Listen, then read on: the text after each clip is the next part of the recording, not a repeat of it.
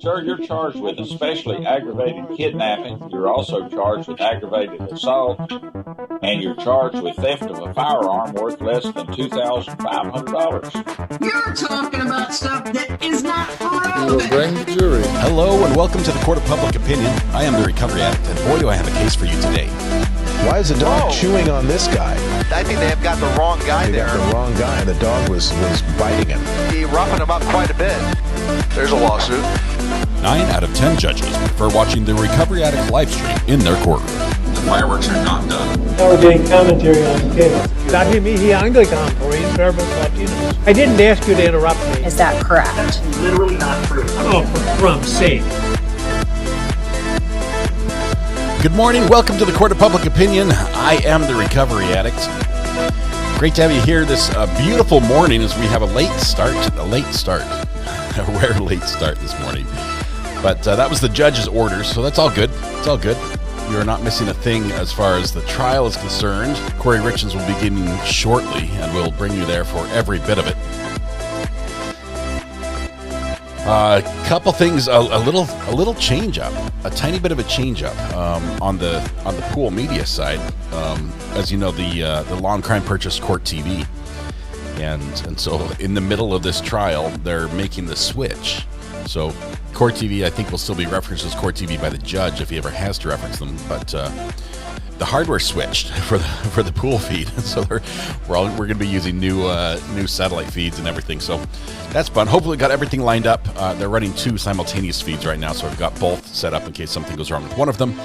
But we're good that way. So fingers crossed, everything's a-okay today. But shout out to them. Love, still same people, purple people, the same people running the show there who are doing a great job. So absolutely fantastic there. I do have, if you're new here, I just have to warn you, unplug your headphones, take your earbuds out, maybe turn the volume down a little bit because... Mike. What day is it, Mike? Guess what today is? It's hump day. Hump day!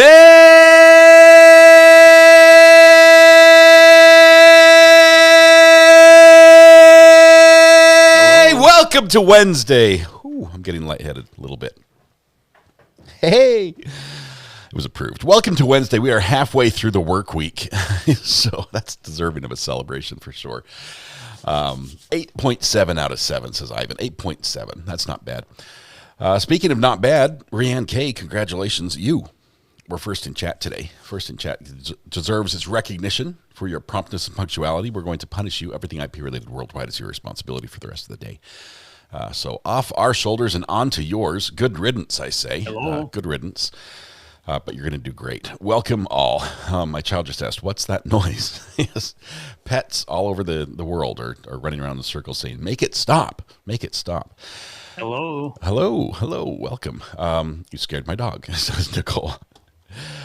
Yes, I'm sorry. It's Wednesday. It's Wednesday. Katrina Bunny forgot to turn the volume down. Well, you're awake now, so that's the good news. It's the good news. But what's that? My camera's fuzzy. My youngest child comes in and says, your camera's fuzzy. There we go. We're in focus. Thank you very much. Appreciate it. That's a man jacked up on Mountain Dew in late mornings. I am not a sponsor. Deer Park water is the beverage of choice. I've been sticking to this because if I don't stick to my diet, at least I can say, well, I'm drinking enough water. So there's that. But let's see. P. Will for real says, all right, can you give me an update of this case for those of us that are back from the Colin Gray trial? Oh, my goodness. We should have a few of you back from that trial. Obviously, that was going on at the same time. It's hard to watch 2 things at once. Some of you tried. I appreciate that. But this is going to be good. This is going to be good. You look good. Unfortunately, if this is your first day watching this trial, you will have homework assigned. There is some must-watch TV related to this case. And by TV, we're talking about previous live streams. Day 1, the openings, you need to watch. You need to watch it. And you need to watch up through the cross of Mr. Ramos. You'll know when Mr. Ramos gets up on cross. He's wearing the glasses, like Where's Waldo style. And He was something else that first time we saw him. He was something else. He has changed. I'll warn you, he has changed. So don't judge him by his first appearance, because they swapped him out for a stunt double or something, or maybe his first guy was a stunt double. He's a different man going forward. But you have to watch that. We've had some incredible witnesses. We've had a couple states witnesses who had deals, drug dealers, the go-betweens, that were very interesting. We've got yesterday was an incredible expert witness who does the forensic financial stuff. Oh my goodness. There's just so much in this case. There's a lot. We'll go over it. We have to celebrate some birthdays before we get too far, though, people, for real. We'll try to recap some of this. There's a lot. Before we do the birthdays, though, I think there's a couple people. You guys got all excited this morning and started gifting people memberships. So Josh Hutchins, thank you very much for starting it off with a gifted membership. Ladybug's mom, thank you as well for your continued support through gifted memberships. Denise Feldman Ersland, gifted a membership this morning. Ruth Ann, gifted a membership. Bite Me, hello, Rebecca, good morning. Unrulia Julia, also both gifted memberships. Scouty159 gifted a membership. Lacey D, member for 18 months, says you're blurry in the corner. Thank you. My kids just told me that. I think you were first. But Jennifer Cockfield, member for 21 months, makes you an OG. Thank you, Jennifer. Selena K says, hey, everyone, I'll be back in court on Monday. All right, Selena, thanks for joining us. You get to read the fine print today. Selena's been our court watcher on several days so far, telling us what happened behind the scenes or outside the view of the camera in court. Appreciate her doing that. It's a bit of a drive for her every time on the way up and back down. We sure appreciate that. Sarah Lawrence, a member for 13 months. I missed my 1-year milestone. Only channel I'll ever pay to subscribe. Best channel ever. Love your work, RA. Absolute legend. Sarah, thanks for the kind words. I'm not sure if I deserve all of those, but muchly appreciated. Thank you very much. With that, we have some birthdays to celebrate. I think Janice is being added to the list right now. I think I saw that. Here's what I have so far. Let's see if there's any updates. Let's see. There it is. Boom. All right. Thank you, Josh, Red Pen, Samantha, all our amazing mods. Amber, I think you might be here this morning as well. And others. But those are just the names that popped up on my screen. We sing happy birthday at the start of every show, because it's somebody's birthday somewhere. And when I say we, I'm not just talking about me. This is not a solo. This is not an audition on America's Got Talent. Definitely, you'll hear it and know that it's not that. But it is a time where you get to join with me and celebrate these wonderful people's birthdays. So wherever you are, as long as it's legal and you're able, stand up, get ready to sing to these wonderful people. Take a deep breath, shoulders back, project your voice to the back of the room, blend your voice with a neighbor, and warm up with me if you will. La la la la la la la. There we go. We're going to sing to Christy, J902, Janice, Joe B, and Veda Worship.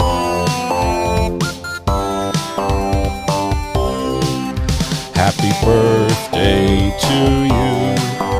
Happy birthday to you. Happy birthday, dear Christy, J902, Janice, Joe B, and Veda Worship. Happy birthday to you. To everyone who celebrated their birthday today, happy birthday. I realize there are many wonderful days, but today is your special day. There are a million places you could have been and a million people you could have been with, but you chose to be here with us. The privilege, the pleasure, the honor, the joy is ours. Hopefully we can turn that joy back to you. Make your day just a little bit more specialer. Begin by helping yourself to free pancakes at Denny's, IHOP, Village Inn, Waffle House, McDonald's, Tammy Dunlop's House, Andy's Grill, Bob Evans, and Cracker Barrel. There we go. Woo! Happy birthday. Ivan says Legends is a little strong. It's a little strong. I sent a tweet this morning in response to Ian. Ian Runkle has been watching this case, and he let me see if I can pull it up here. Just 1 second. He said, replies. There we go. He was talking about the bank accounts, the forensic accounting that happened yesterday. We'll let the birthday song finish out with the dancers doing their thing. I don't want to distract from that. Good job. High kicks are looking good. In sync and everything. It's amazing.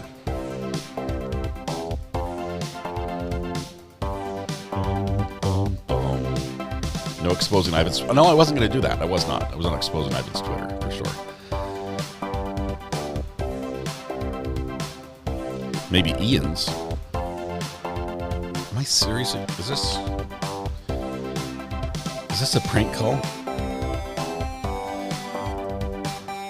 Hello, is it your birthday? Is it your birthday?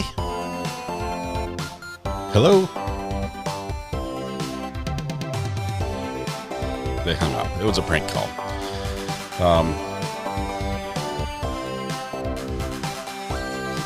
Drum solo for the big finish.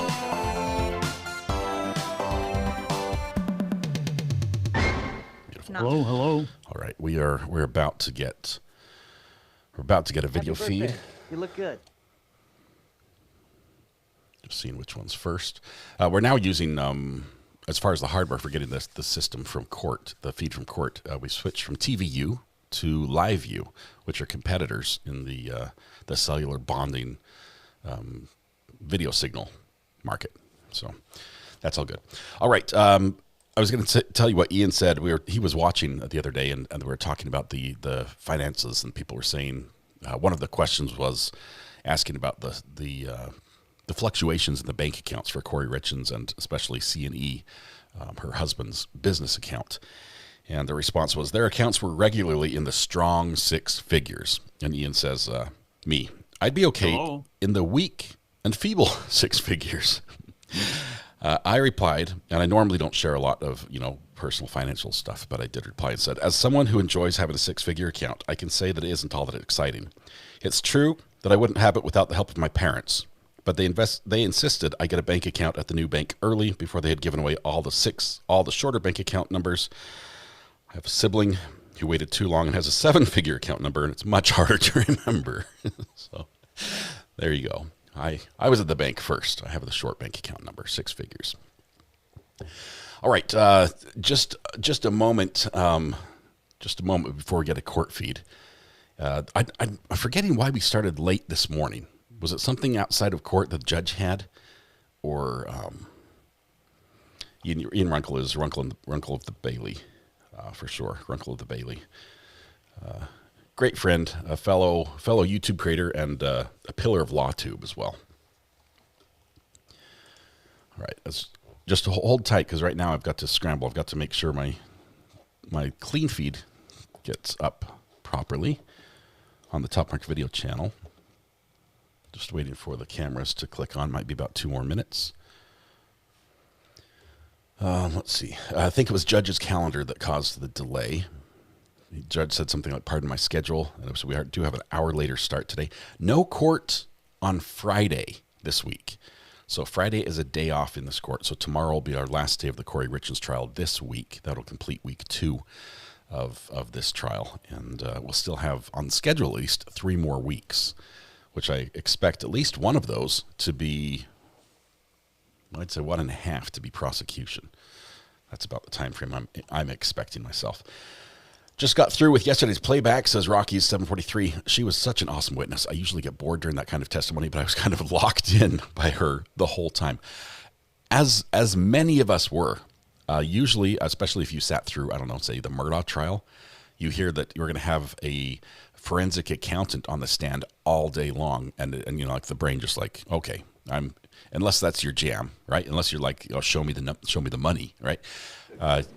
You sort of tune it out. Check 1 2. Near. Okay, we're hearing the mic checks. Camera's not live yet. We just get the court TV feed right now, just that one. So, but you're hearing the mics live from court as they happen. Oh, there we go, and we're up. So we are also going to be live on Top Mark Media with a clean feed for our. Oh, there goes a loud car. For our partners who utilize that.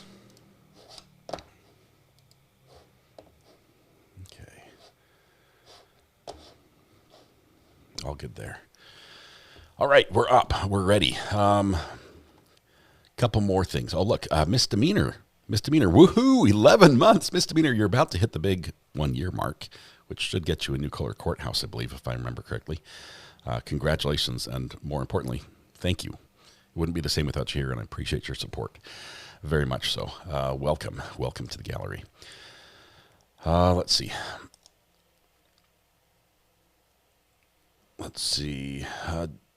Jan, I don't know if it will have any impact on that front. We run things a little bit differently. being in the media pool. It takes a lot of paperwork on the front end, but it saves a lot of hassle on the back end, if that makes sense. Let's see. A couple more people here. Mackenzie Jabs, member for 16 months at the attorney level.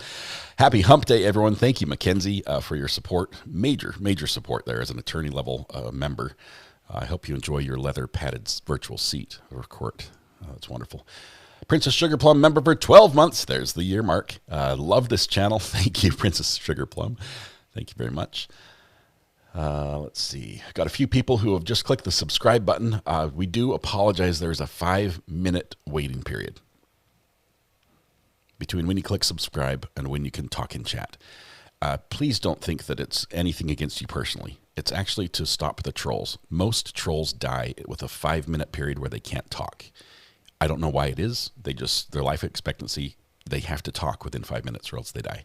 And that saves us a lot of hassle from spammers and other stuff in chat. Saves the mods a little bit of elbow grease as well. So please be patient as you wait through that brief 5-minute delay, and you'll be with us shortly. We can't wait to welcome you here. Let's see. Nikki says, came in late. When is court starting? They're starting officially in 14 minutes. But we have the feed live. Once again, both feeds are going. So both the TVU and the live view. I think that's... And live view is definitely ahead of the TVU. That's an interesting one. Okay, so we might be a little further ahead.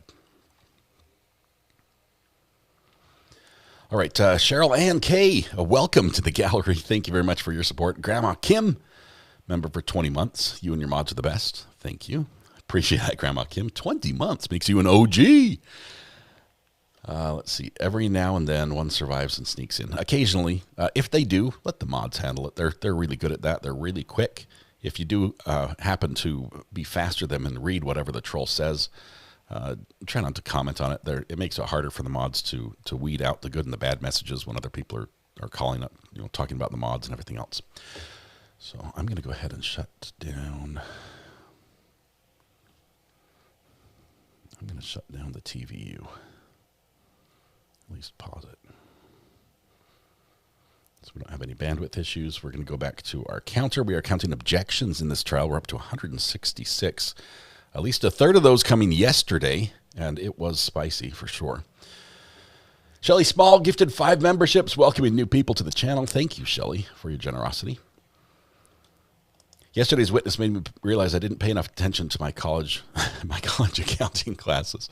Okay, Shirley, I'm pretty sure yesterday's witness made all of us feel bad about whatever we do for our job, because she does her job better than pretty much all of us do our jobs. She was phenomenal.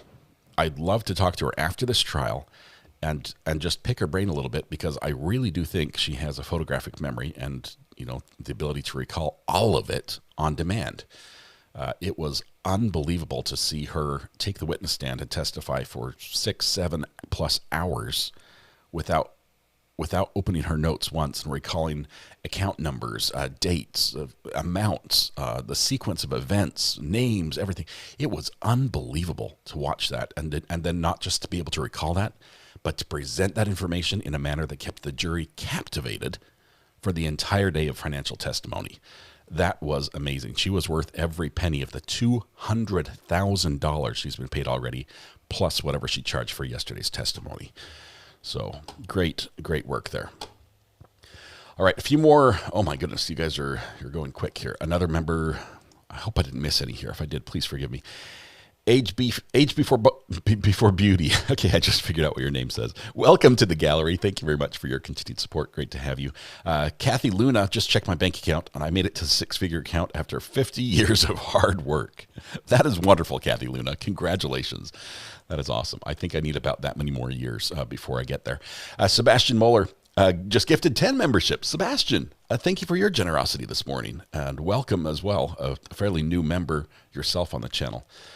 The previous witness might be underpaid. She can write her own check. She basically, going forward, she is the one to get. She is the expert to get. Plus, she's in a field that doesn't require like licensing, like a medical doctor. So you'd have to, get a license to work in whatever states you practice. She's an investigator. She's just show me the data, and I'll just crunch it, put it together, and spit it out and make it make sense. It was beautiful. Behind Rudy's Farron is here, member for 19 months. We know you've been here longer. You are an OG. Thank you very much, Behind Rudy's Farron. Good to talk to you when you call in as well. Let's see, just spreading the love. Sebastian, thank you for that. I do believe that being kind to people who are around us, not just our family, but just people we come in contact with in passing, does make the world a better place. So I appreciate you chiming in a big way that way to do that this morning. How to get a free membership? There's you have to tell YouTube at least once that you want to have free memberships, or you would at least be willing to accept one if one was offered to you from YouTube, who figures out they do all the algorithm on who gets it. You do that by going to this link and just making sure the slider button is moved to the right, so the circle and the little button should be on the right hand side. And then it would tell YouTube that if a membership is given out and you are selected, you would be willing to receive it. And so it puts you in the pool. Other than that, you do have to sort of just wait and hope.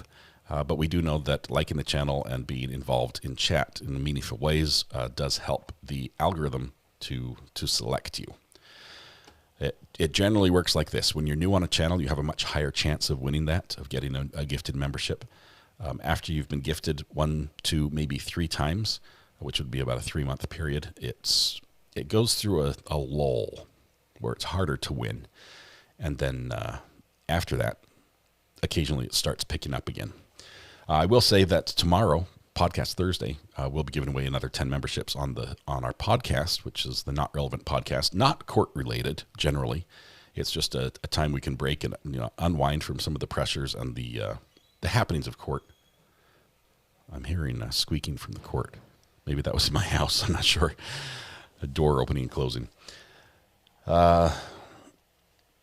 Anyway, do join us for that. I think being present during the podcast, which typically has much lower viewership because it's 8 o'clock at night Eastern, it may increase your odds of winning.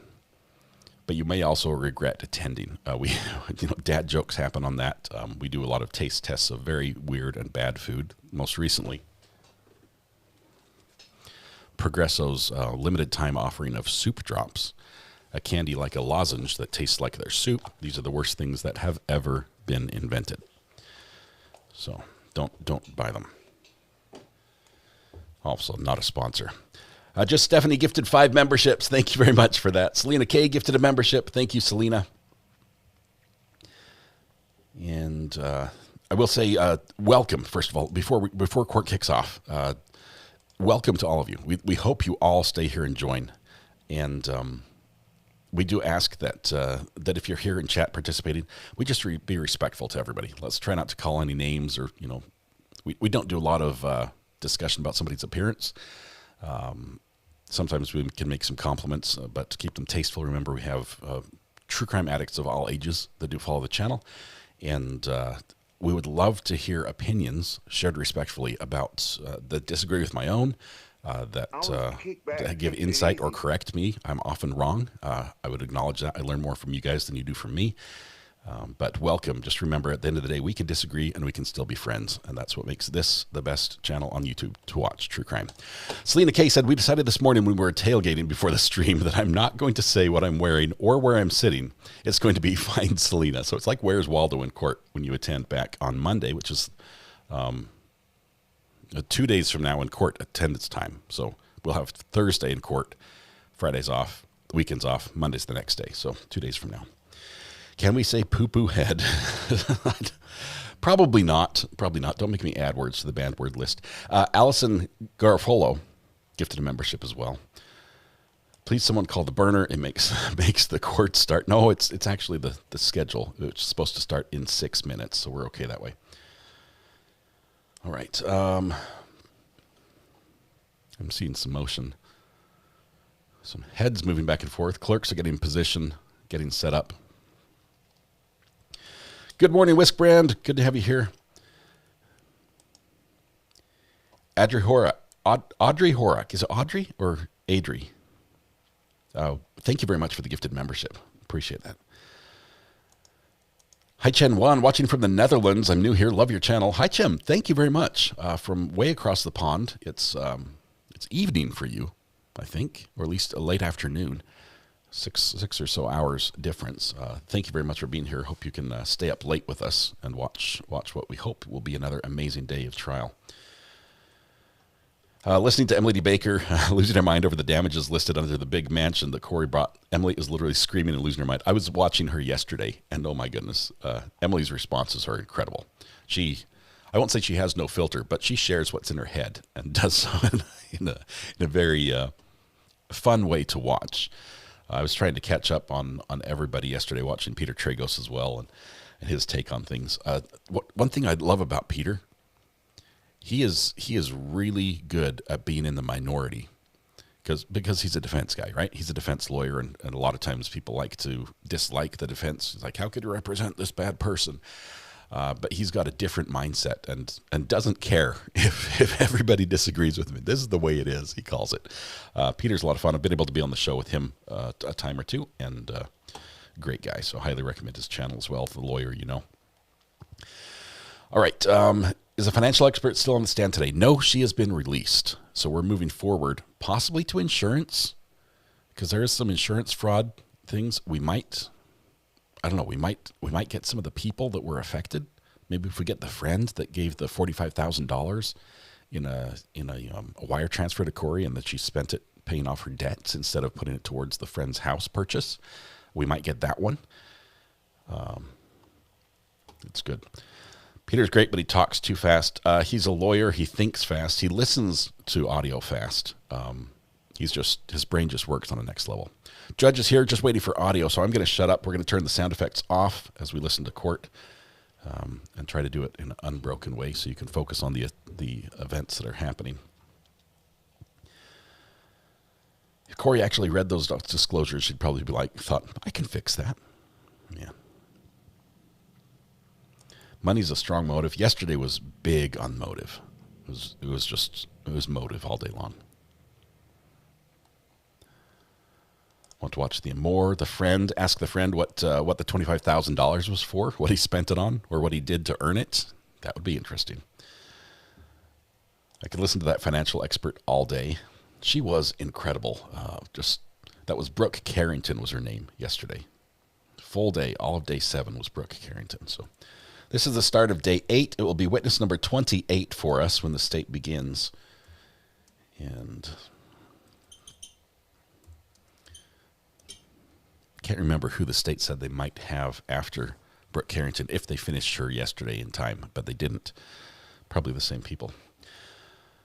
I cannot get over the fine print in the contract. The fine print in that contract was most of the contract, and it was typed up in blue ink. It was like, read me, warning. It was red flags were waving all over that contract, and she's like, sold. She bought it right away. How do you fix wetlands, though? Couple things. Some of the stuff they had to do, one of the witness mentioned, was replanting native plants that were disturbed in some of the areas that could be reclaimed. There might also, because of the amount of wetlands that were disturbed by the house placement on the road and the second house placement, they might have to purchase and dedicate an area of land that would have been developed to wetlands instead.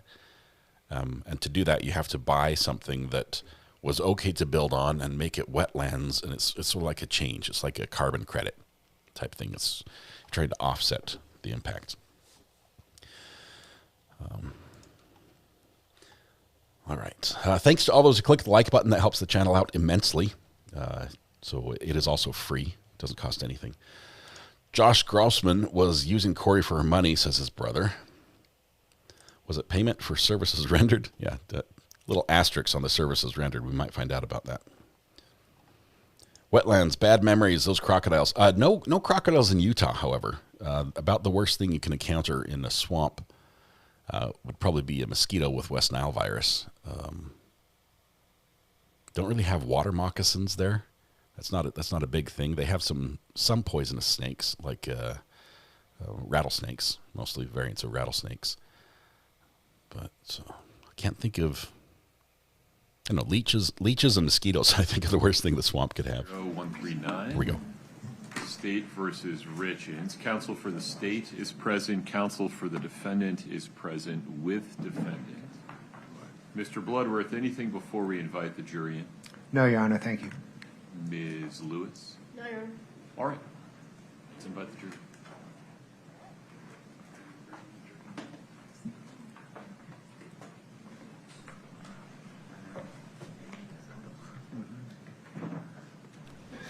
If you will bring the jury.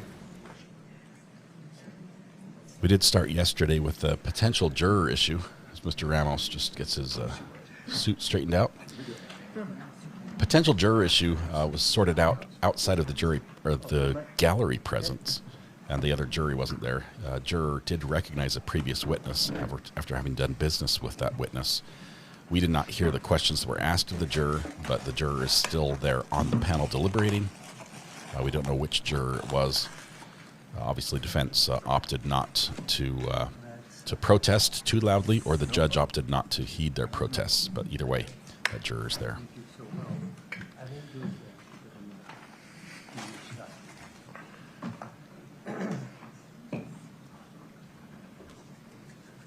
Going to do a couple tweaks to the audio here, as this is a new feed.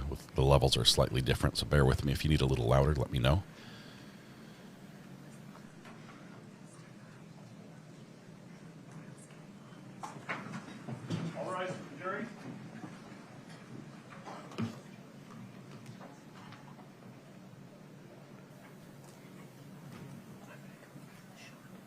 Have a seat. Thank you.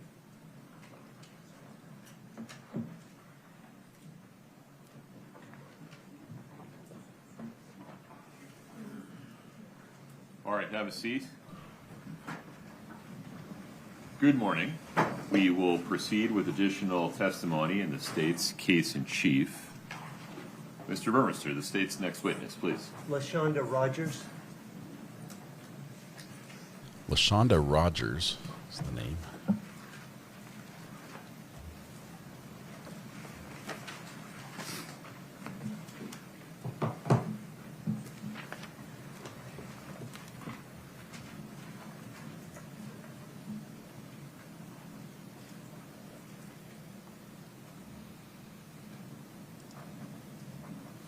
Kaylee, I've reached out to some family and friends to see if I can get a current picture of the house, people that still live in the area. It has been updated and changed, I believe.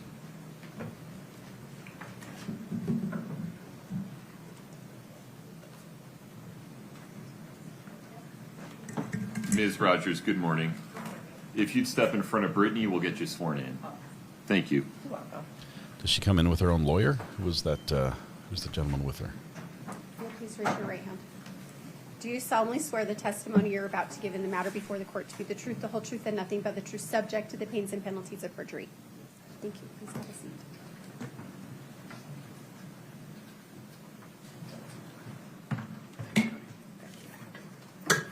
You're going to drag that. There you go. Mr. Burmester, please proceed. Thank you. Ms. Rogers, could you please state your full name and then spell your full name for the court? Yes, LaShonda Rogers, LaShawNda,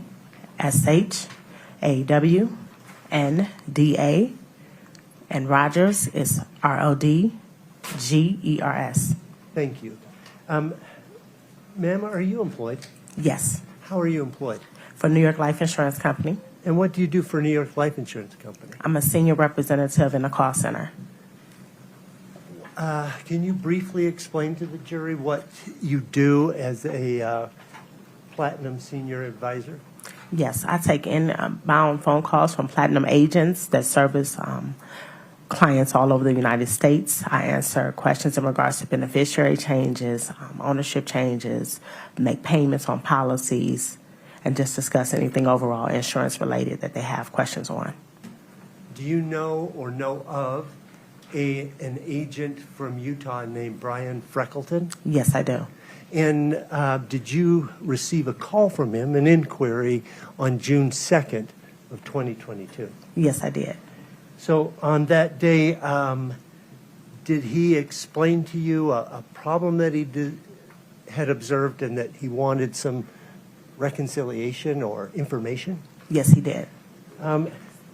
Briefly, just tell us what the conversation was about, not for the purpose of proving any truth, just so we know what you were doing afterwards. So briefly explain.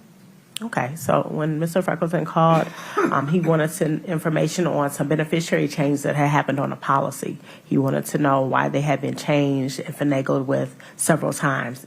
So I explained to him through research what happened. Okay. And so were you able to get that information on that day of the phone call, June 2nd? Not all of it. I had to reach out to another department to get additional information, and then I followed up with him a few days later. I see. By email? Correct. Okay. Can we take a look at, first of all, let's take a brief look at States Exhibit 7-20, please.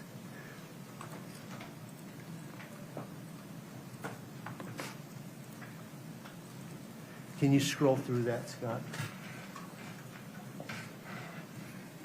They can zoom in for you if you'd like. It's not a touch screen. Oh, okay. Okay. Does If you My- can't see it, they can zoom in for you. my view is kind of fuzzy. Yes, mine is as well. Is there a reason it would be out of focus? It's never been out of focus before. That tablet's a little bit out of focus. Is it? Yeah. Okay. Do you have trouble Do you seeing mind it? if I lean over and just No, make sure you're seeing? Your Honor, please. She has as clear a view as I do. Scott, I think it'd be helpful for the witness if you could zoom in. The type is pretty small. Thank you, Your Honor. I appreciate it. You're There we go. Thank you so much. Okay, so does this look familiar to you? Yes. Okay, can you explain to the jury what this is, or for the court, I guess, really? Well, this page is what the agent had sent to the client. That's not something that I sent. Okay, let's scroll to the very beginning, or that would be the end of the document. The very last page, if you will. Okay, so does that look familiar to you? Yes. Okay. Is this the email exchange that you had with Mr. Freckleton? That is correct. Okay, so let's go, we can set that aside for now. Let's take a look at States Exhibit 7-19, please.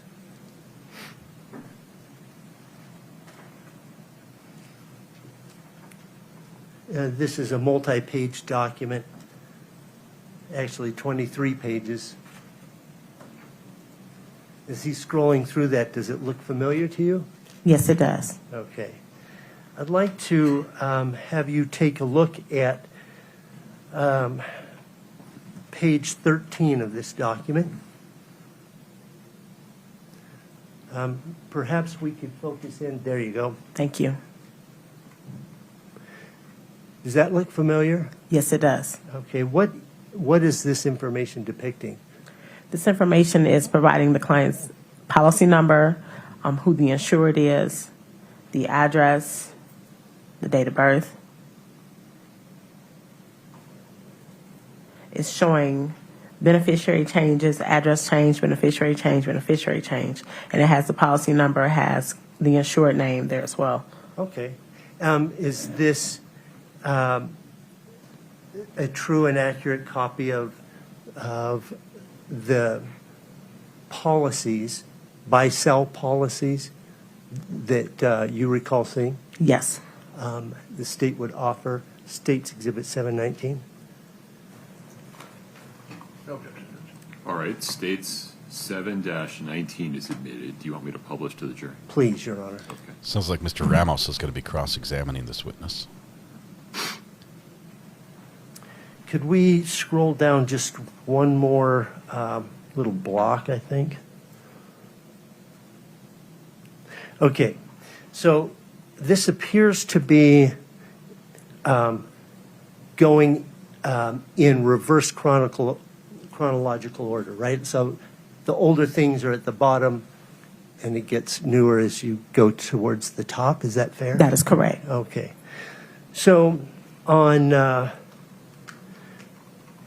January 1st, at the very bottom of this document, is there a change from one to another on that date with one policy? There is. It's not showing on this specific page, but yes, there is. It's not showing specifically like Okay. on this page. So, do you see the highlighted portion where it says one? Yes. Two. So, what is the policy number here? 167-35141. Okay. And in this particular case, who is the owner of that policy? Do you know? Does it show here? It does not. Okay. Does it show who the insured is and who, in other words, the person whose life is being insured? Yes, it does. And who is that? Cody M. Wright. Okay. Then does it show who the beneficiary is in this little block here? It does not. No, I'm sorry, excuse me. Yes, it does. Eric Richardson, partner 100%. I apologize. Okay. Then in the She next meant block, Richins. up from that, is that the same policy? Yes, it is. Okay, the 141? Yes. Okay, and effective date of this entry is January 1st? January 2nd. I'm sorry, effective date, excuse me. Yes, January 1st. Yes. Okay. And again, this is the policy on the life of Cody, right? Yes. Okay. And has the beneficiary changed? Yes. Okay. Who is it changed to? Kouri Richins, spouse 100%. Okay. So where before it said partner, Eric Richins, partner 100%, now it says Kouri Richins, spouse 100%. That is correct. Okay. Can we scroll up just a little bit, please, Scott? Okay. We see another beneficiary change here in the center of the of this page. Again, it's entered on January 2nd, but the effective date is January 1st? That is correct. Okay. And again, we're talking about that same policy, 141? Yes. Cody Wright is the life that's being insured, Yes. and beneficiary. Eric Richins, business partner 100%. Okay, so it's changed back. That is correct. Okay. She changed the wrong policy. Is this the question that Freckleton was asking you about, this whole issue changing from one to the other? Yes. Okay.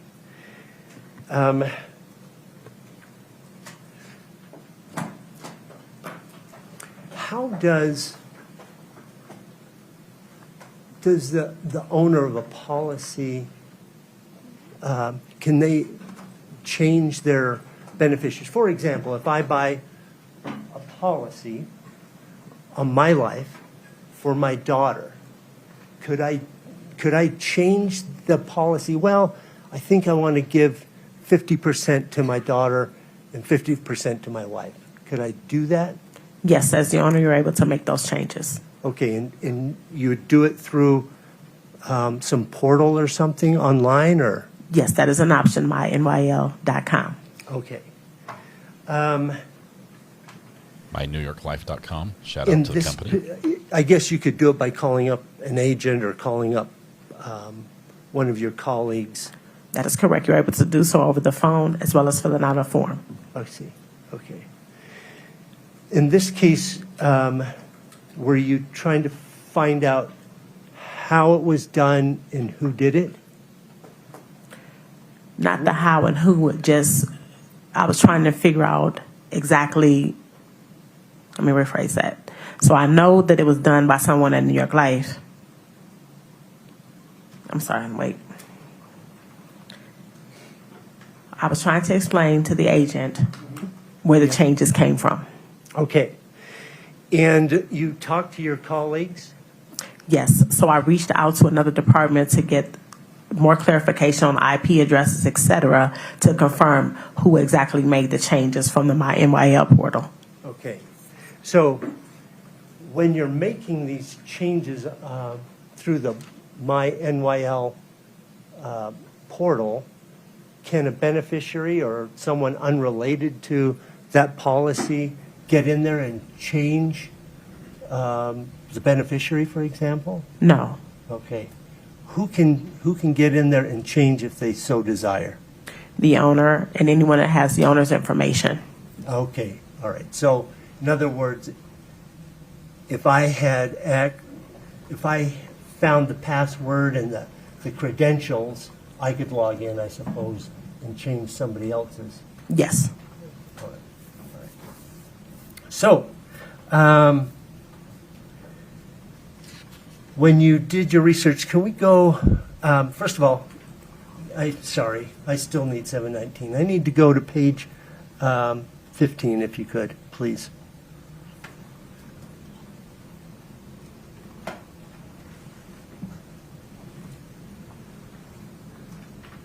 So she had Is Cody's that page 15? social security number to change Okay. it. Does this tell you, I think we need to scroll up just one more so we have the policy ending in 141? Okay. Does this page tell you who the owner is? Yes, it does. Okay, policy 141 is owned by who? Eric E. Richins. Okay. Now I'm through with this one. Can we go to 720, please?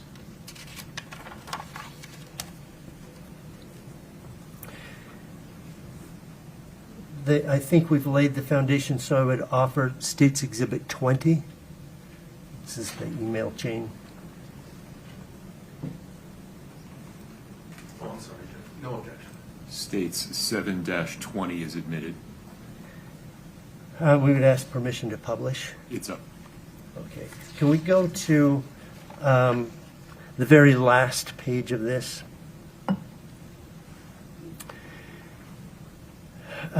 So is this your very first email to Brian Freckleton? That is correct. Okay. And in this, you're saying, hey, this is in response to your question last week? Yes. Okay. Then can we scroll down to the next portion? On this, is this the information that you acquired from looking at talking to your colleagues and looking at the rest of the data? That is correct. Okay, so can you explain to the jury what it is that you found out? So I found out that on January 1st, 2022, the beneficiary was changed from Kouri to Eric, back to Kouri, and then to Eric again. Okay. Within a few minutes of each other. Okay, all on that same day? All on that same day. I see. And were you able to, at that moment, provide some of the details of how that transaction occurred? Yes. What was This is it? bad. So after speaking with the representatives in our IT department, they stated that all were from Eric Richins' login and all from the same IP address. Okay. Then,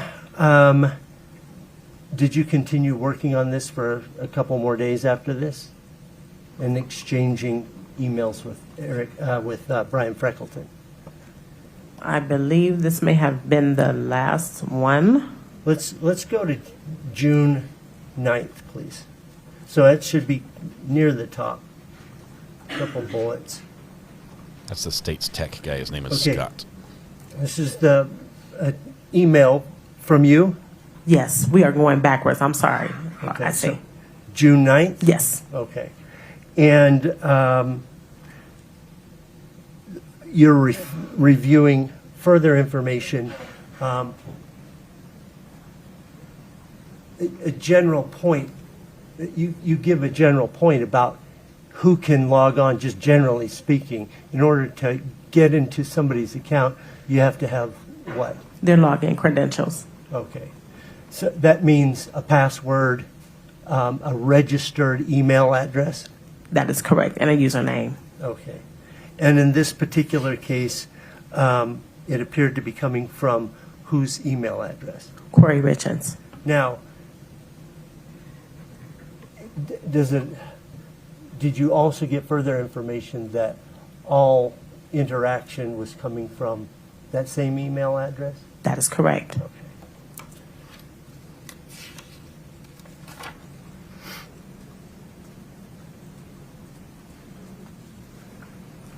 I feel like Corey's staring at me. Okay. That's all I have for this witness. Quick witness, I'm not sure what they'll have on cross. You don't know who the user was, right, on the computer? Could have been anyone. Good morning, Alex. How are you? I'm doing fine, sir. How are you? I'm doing great. Good seeing you again. Good to see you as well. Alex. I wanted to make some clarifications. Richins, not Richins. I'd like to talk to you about client IDs. Okay. Is that all right? Yes. Okay. From the documents that we've seen, what I'll do is I will pull up let's go with 720, I believe it was state 720. No, I'm sorry. 719. Thank you. One moment.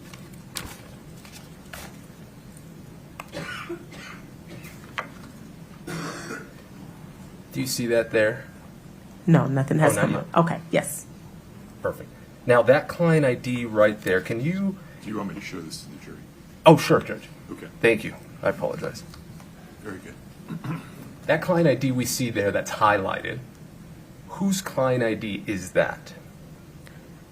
Eric's, That one's Eric's? I believe. Just by first glance at this is Eric's, yes. Okay. And then if we can, actually, you know what I'll do? If we could pull up, let's do this one. 1 second.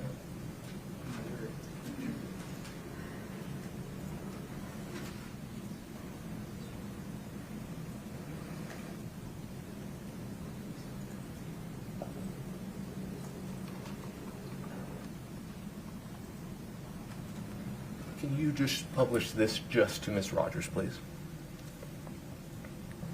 And let me know if you recognize this. Yes. And what is this? This is, and would you please make it a little bit bigger, zoom in? And you know what I can Thank do? you. Is if this is helpful, this is just a hard copy of it. It may probably make it easier to. It's the same one, is that right? There you go. Thank you.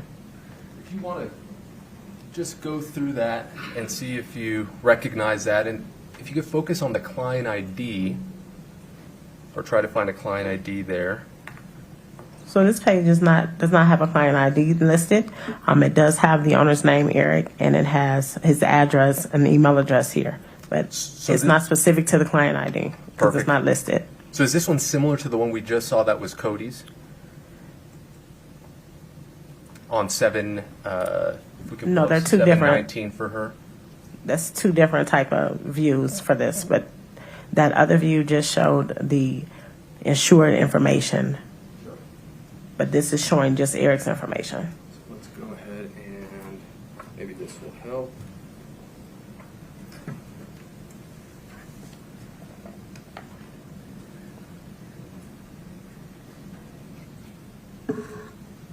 So that client ID that's listed here is for Cody. For Cody. Correct. That's the one that's circled. Maybe we go to page 14. Of what document?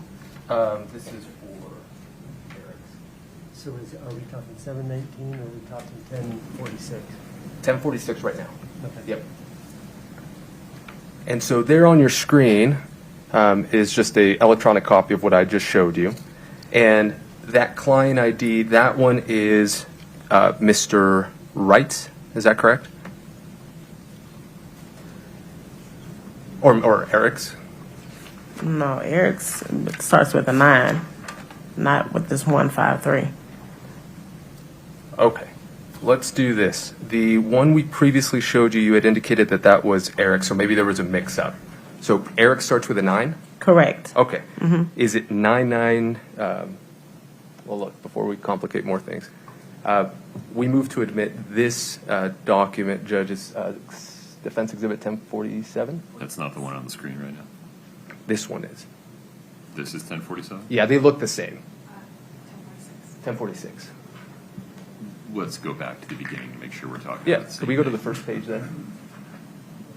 Judge says, slow your roll. Let's make sure this gets done right. So they look. This is defendants 1046. Correct. Mr. Burmester, any objection? Well, I think we need foundation to establish exactly which one we're looking at.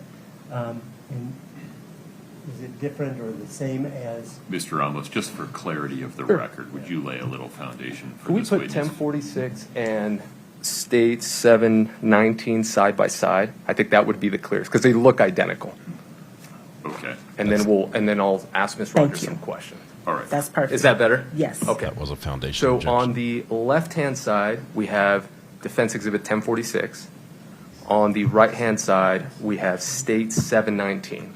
They appear to be the exact same format, correct? Correct. Except that one's for Eric and one is for Cody, correct? Correct. All right.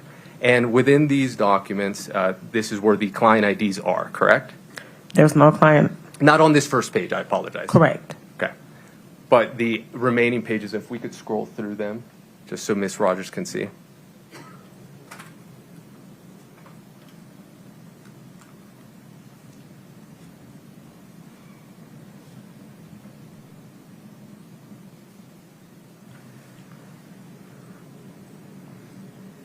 Mr. Ramos eats Mentos. Interesting. I think we saw him eating one earlier in the trial. After the kombucha, whatever. And so that does that kind of tell you all of the different policies or client IDs related to Mr. Wright as well as Mr. Richins? It does. Okay. At this point, Judge, we would move to admit 1046. I believe that's in a foundation. Mr. Burmester? Yes. Defendants 1046 is admitted. Perfect. Okay. So with this information now, as you can see on the right-hand side, on the very top, and we could zoom it in if you'd like, it indicates Cody Wright. Could you go a little bit higher to show Cody Wright's name there? Okay.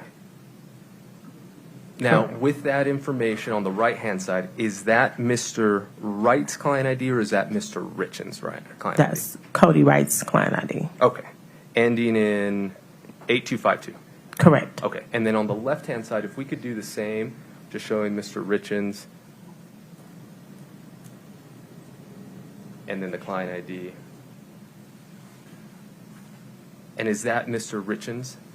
No, that's Cody's. That's Cody's. Mm-hmm. And if we go to on the, if you could highlight on the right-hand side, it is 1, 2, 3, 4. January 24th, there indicates a client ID there. That is Eric's. That is Eric's. Okay. Yes. So with that information, it appears that client ID 992141444 is Eric's. Eric's. Mm-hmm. And if we could go back to the very top, the client ID, if you could highlight or call that out on the right-hand side, starts with 0. 015328252. Correct. That is Cody's. Mm-hmm. Okay. Now, with that information, that is how we could, or your office could determine where the changes were made, correct? No. How did we determine the changes were made? Oh, I'm sorry. That's not correct. Correct. I apologize. That's okay. Those are the client IDs that were used to figure out when changes were made, who made the changes, correct? It wasn't the client ID that was used. It was the actual owner's information, but Okay. not the client ID. That comes into play in a different way, but not in regards to logging in. because there's different ways to log into my MYL. You can log in with your name, social security number, and then you have to have an email address. And then the other way is to use a client ID, but you still have to have an email address associated with it. Correct. Let's go there. Maybe this will be helpful. If we could pull up the state's exhibit.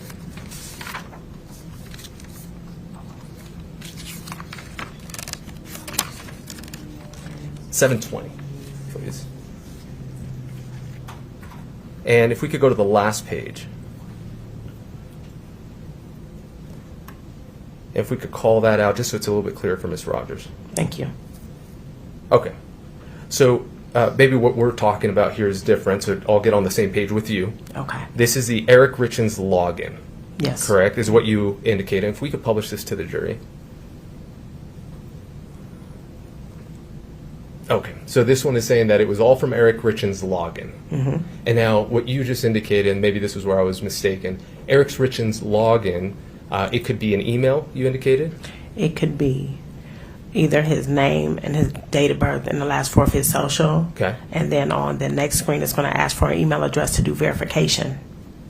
Okay. Or they can put in the client ID, and then on the next page, it's going to ask for clarification. Okay. I'm sorry, for an email for verification. Understand. So that's kind of the login process. That is correct. For my NYL. Yes. Okay. And then if we could go to page 2 of that same document at the bottom, that second bullet point there, if we could call that out for Ms. Rogers so it's clear. Thank you. Yes. And this is what you're referring to, that they cannot log in with any other credentials besides what we have on record, correct? That is correct. Okay. And in this case, what did you have on record? The credentials that we had on record were Eric's name, but a different email address. It wasn't an email address that, so two clients would never have the same email address associated with one policy. So in looking at Eric's policy and the email address versus another policy that had the same email address is where we came up with that information. So then the login information, or the login email, when you're referring here to Kouri, it's Correct. the email that's associated with it. Yes. Okay, and that's where I wanted to get to. So on that second bullet point where it indicates it does appear that Kouri is the one that has been managing the online activity, it's based on the fact that her email is being used. The email is being used, correct. Okay, and her email, do you recall what that one was? Kouri Richins, I'm not quite sure what that, it may have been at gmail.com or AOL, I'm not Yeah. sure.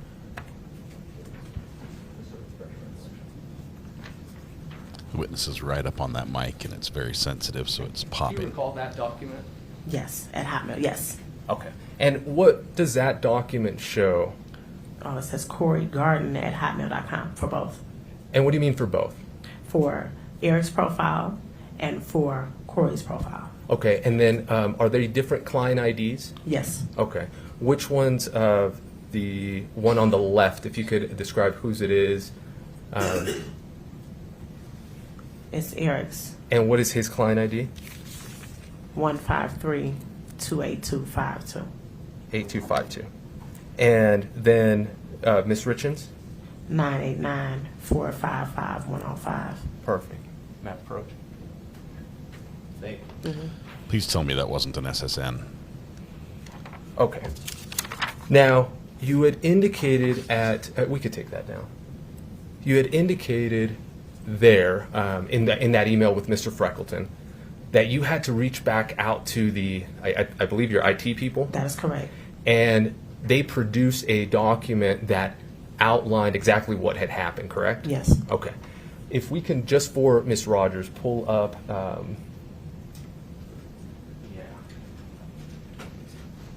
Yes.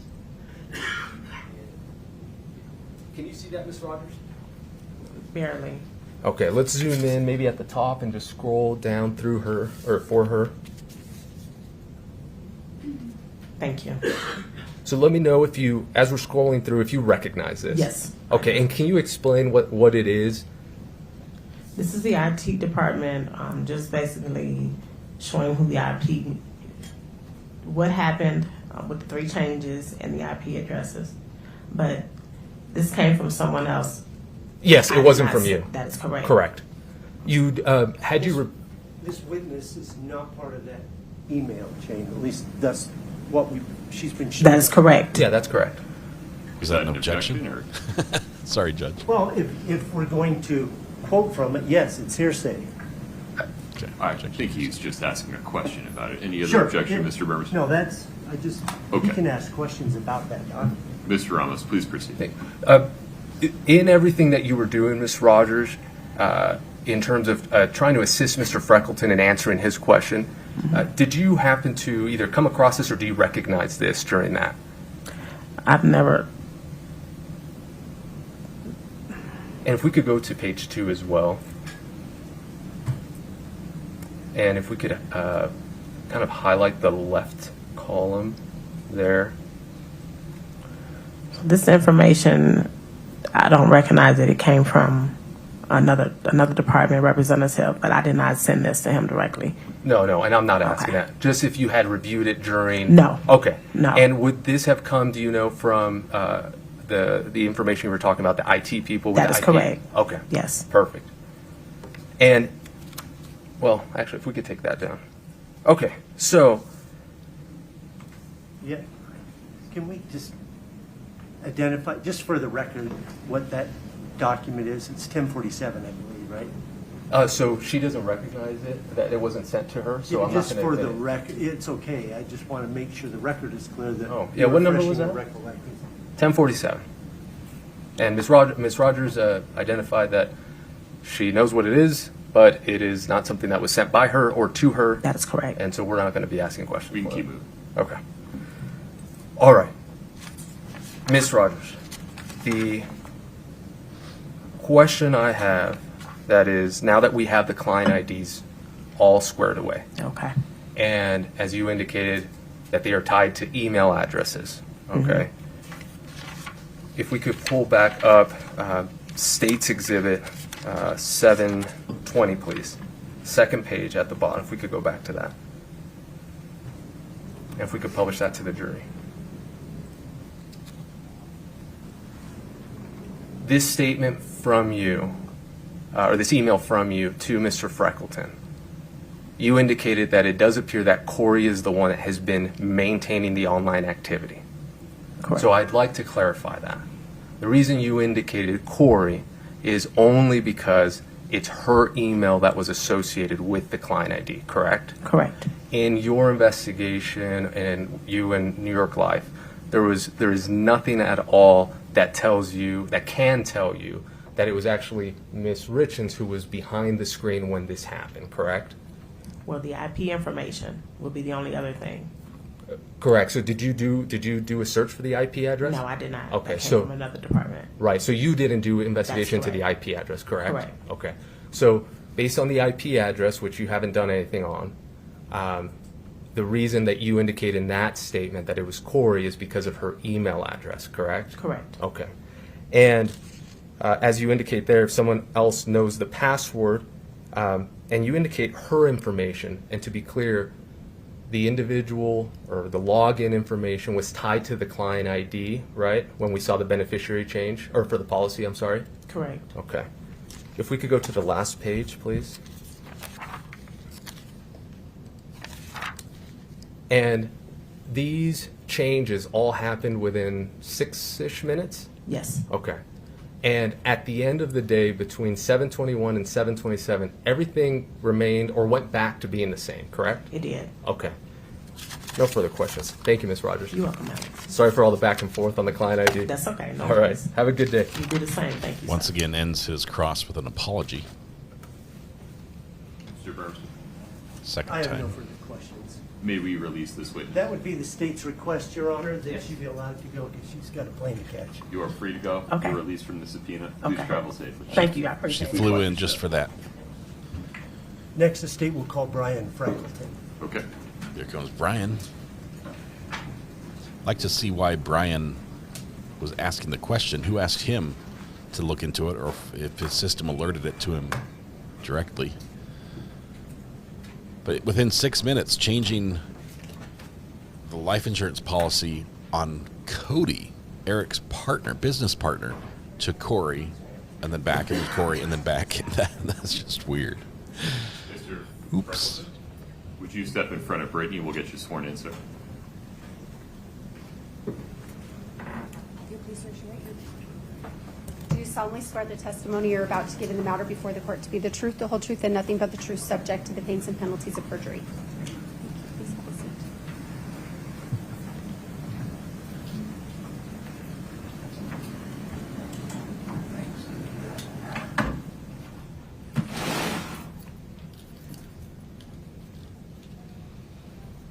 Please proceed. Thank you. Mr. Freckleton, could you please state your full name and then spell your last name for the record? It's Brian, B-R-I-A-N, Freckleton, F-R-E-C-K-L-E-T-O-N. He's Sir, talking to the are you microphone. employed? I am. How? I own a little firm called Freckleton Financial Group, and we are involved in insurance and investments. Mr. Freckleton, I'm sorry to ask you. Will you pull that microphone a little closer to you? Sure. Thank you, sir. It's the first time somebody's told me I was talking too low. You do have a low voice, so we got to project out to the very reaches of this room. Okay. Thank you, sir. Do you know a person by the name of Eric Richins? I do. And Cody Wright? I do. How do you know them? They were introduced to me through Linda and Jean Richins. They were very early clients of mine in the early years, and then Eric reached out to me. I think it was 2007. He had just recently got married and asked me if I could do some life insurance for him and his first wife. Okay. Now you mentioned that situation. Did he buy some insurance from you at that time? Yes. On himself? And his wife. Okay. And that was in 2007? Right. Okay. Did you subsequently come to know Kouri Richins? Yes. Have you met her before? Yes. On more than one occasion? Yes. Okay. Now, are you familiar with C&E Masonry? I am. And did you do work for C&E Masonry? I did. Okay. Are you familiar with the term buy-sell agreement? I am. Could you briefly explain to the jury what a buy-sell agreement is? We don't have to go into great detail, but we're dealing here with a partnership, is that right? Yes. C&E is a partnership, Eric and Cody? Yes. And so what is a buy-sell agreement? A buy-sell agreement is an agreement that one or two or more partners will put together to protect from the partners dying, retiring, becoming disabled. It's a document that allows them to be bought out, usually of that partnership. In the case of this one, it was called a cross-purchase agreement, and the way it's set up is that we take. So Oh, now you go ahead. I'm sorry. transitioned into, in this case, so did you help put together parts of a buy-sell agreement that involved Cody, Wright, and Eric? Yes. Okay. So, in this situation, go ahead and explain what that buy-sell agreement did for Eric and Cody. In context with those two? Yes. Yeah. So the agreement is usually funded, and life insurance is usually the least expensive way to fund large amounts of money. In this case, it was $2 million. They felt the company was worth about $4 million at the time, and so we put $2 million of life insurance on each of them. Eric would own the policy on Cody, and Cody would own a policy on Eric. In the event of one of their deaths, The owner of the contract would also be the beneficiary, and that money would go to Kouri in this case. So Kouri receives $2 million. He receives it tax-free based on life insurance. And then he turns around. He's obligated, as is the estate, to buy that stock. And so he has to come in with that $2 million and buy the stock from the estate of Eric, or the trust of Eric in this case. Okay. And all right. You said that there's $2 million on each man for the Yes. total value of the company being $4 million at the time this That is agreement correct. was entered? Yes. And so was there more than one policy to come up with the $2 million? Yes, we started out with $1 million of term insurance and $1 million of what they call traditional whole life insurance. Okay. Initially, was there 2 terms, $1 million each on each guy, and then one was converted to a whole life product? Well, the initial policies were $1 million of the permanent insurance and then $1 million of term insurance. And then later down the line, we converted the term insurance over to permanent. I see. Okay. Could we have that one aid, the demonstrative exhibit? Okay.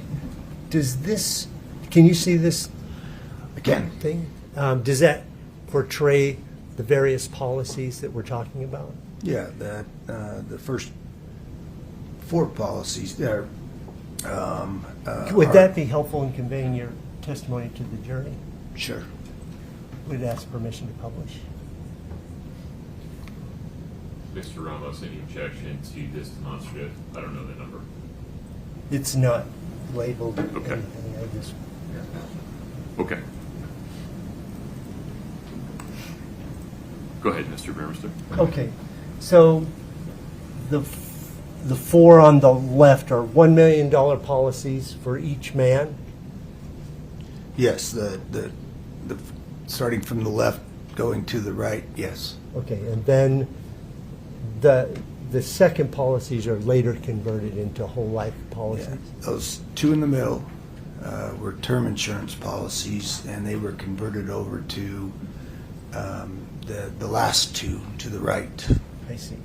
And so these policy numbers, the first 2 digits, 1-4, represent one type of product, and then the 1-6 in the whole life represents that they were whole life products? The policy numbers don't necessarily reflect the type of I life see. insurance policy, but the policy numbers that you have there are correct. Okay. All right. So there's one policy I would like to focus in on. Just went away. Could we have that back again? I'm not sure what happened. Okay. On the lower right-hand corner, there's 16735-141? Yes. Okay.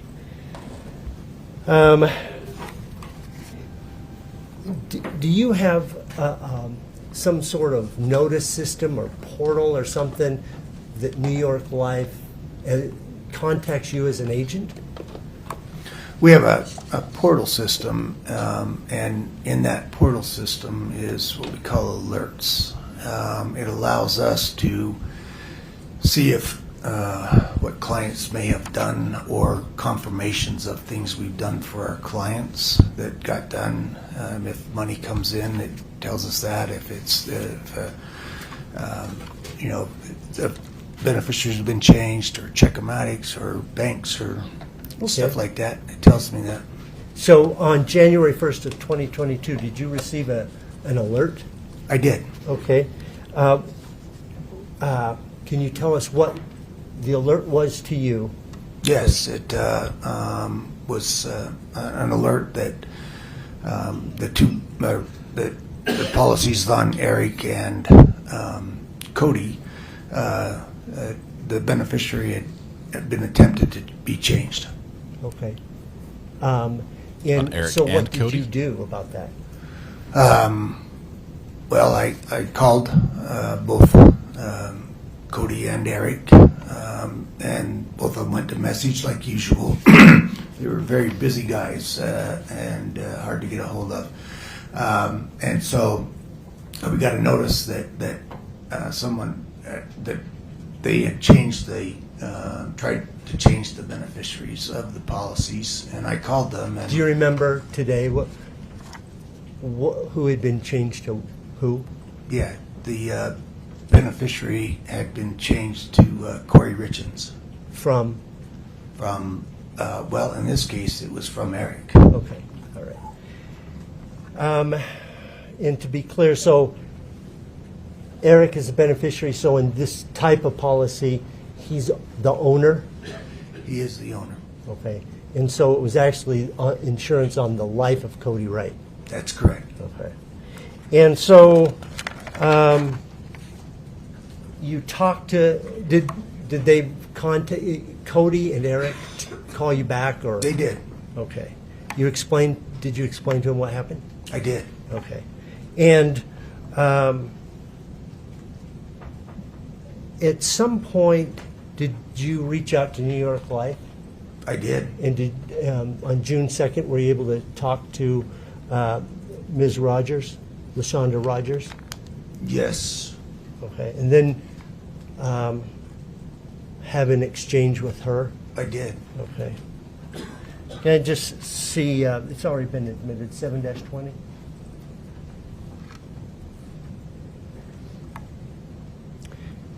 Is this the email chain that you had with LaShonda Rogers? Lower the. Yeah. Okay. If I haven't done this, I would offer States Exhibit 719 and 720. Are those in? They're already in. All right. They better already be in. questions for We're this. showing everybody. Mr. Ramos, please. Morning, Mr. President. Good morning. How are you? I'm well, thank you. You indicated that you had set up these life insurance policies for Mr. Wright and Mr. Richins, correct? Correct. Do you recall when you had set up the one for Eric, approximately? The year? Which one? This one. That's Having to do with the buy-sell? Yeah, correct. Yeah, I think it was. Or how about this? Yes. Anything with New York Life? Maybe we'll just start there. Well, there was a policy put on Eric in 2007. Okay. It was $500,000 of term insurance. And when would this one have been started, this buy-sell? I believe the buy-sell was started in 2020. I'm going to show you. I guess. Okay. I'm going to show you a document. Maybe that'll refresh your recollection. Please. All right. If we could pull up, just for the witness, Your Honor, 1048. Yep. Yeah, we'll just see if he recognizes it. If we could, yeah, it's perfect. Thank you so much. These on.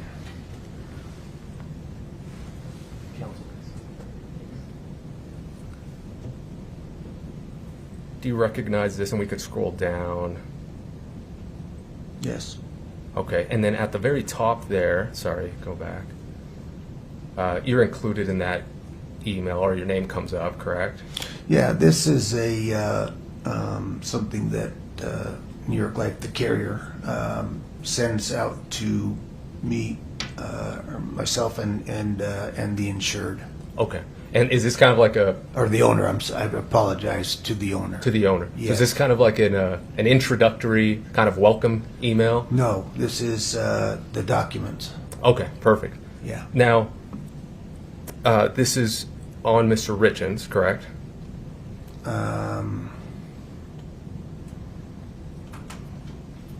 I would assume so. I really can't tell, but I would assume that it is, because it says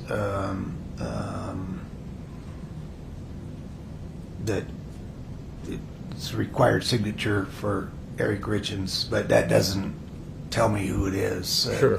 Because the insured and the owner has to sign these applications. Sure. And then when you set this up, did you also assist with the email process or the login process to, we could take it down, MyNYL?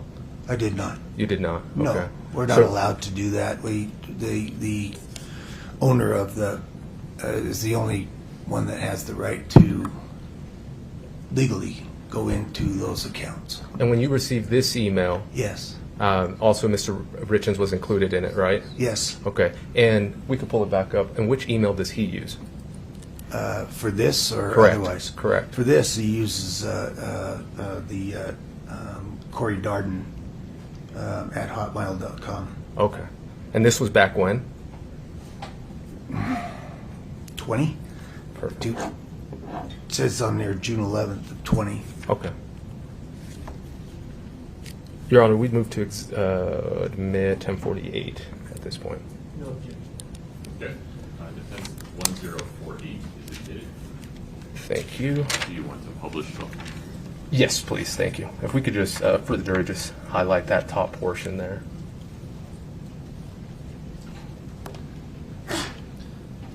Testimony is that Eric used All Kouri's right, email for and this. My only other question, I'm not sure if you know the answer to this. Are you familiar with the client IDs for Mr. Richins as well as Mr. Wright? I know they have them, but I couldn't even come close. Understood. Yes. In your conversations with Yes. Ms. Rogers, we saw some email communication, correct? Yes. Did you receive anything at all related to the IP address or the client IDs used? Yes. Do you recall, if I show you, I'm going to show you an image, let me know if you recall it, okay? Okay. Sounds good. Can you pull that one up, please? Just for the witness, Judge, and counsel. 1046. Yes, thank you. If we could call it out, and we'll scroll through it. Yeah. if you Just could- let me know if you end up, I'm sure it's in a different format with all these, but just let me know if you recall seeing this. It's about 3 pages long. This was, yeah. I mean, this is the email that I literally requested. Perfect. Yeah. And so if we could go to page 2, and if we could just kind of call out that left column that doesn't look like the matrix. And do you see that right there? I do. And do you recognize that policy number? Where do you have? Oh, there. I don't recognize it, but I will assume that it's the one on one of the two. Right, and that's the reason you were calling, as you indicated. The document you were requesting, correct? Yeah. Okay. And Yes. to the left of that, it says policy owner, and to the left of that, it has a client ID. Seeing that, do you recall whose client ID that is? I don't know. That's fine. I Good. I apologize. I see a lot of client ID. I would numbers. imagine. Yeah. No problem. Judge, at this point, we'd move to admit 1047.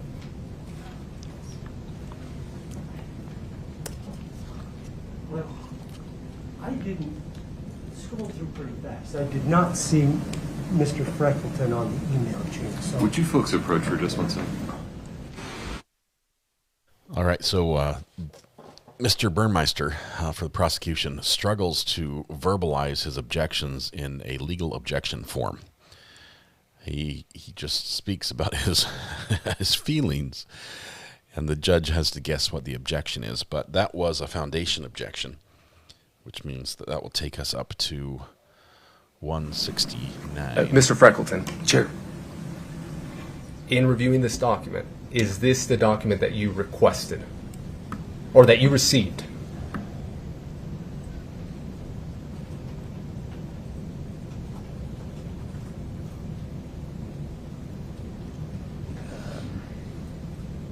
It's a long pause. I don't remember the exact document, but it was similar to this. Okay. I mean, it just told me who where the policy changes in the beneficiary had been done, and then changed back. Okay. Renew my request to admit. Renew the objection. Foundation has been made. He hasn't identified this Stop document. there. Foundation objection is sustained. Okay, no problem. Mr. Freckleton. Yes. You could take that down, thanks. At one point, you requested information about the changes, correct? Yes. From Ms. Rogers, correct? Yes. Or from New York Life? Yes. Okay. And at one point, you were told that changes were made? Oh, I knew they had been changed because I had gotten an alert, and then that made me confirm with them that it had been changed. And you received that information back? I did. Okay. No further questions. Thank you, Judge. Okay. Thank you, Mr. President. Betcha. You betcha. And did LaShonda sent you the email? That was Yes. 7:20, please.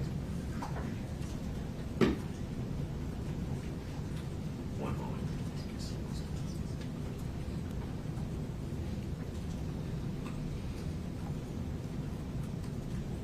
Isn't this here the That's more like what I you got? received. Okay. Yeah. And I'm sorry, did you want to show that to the jury? yes, please. Okay.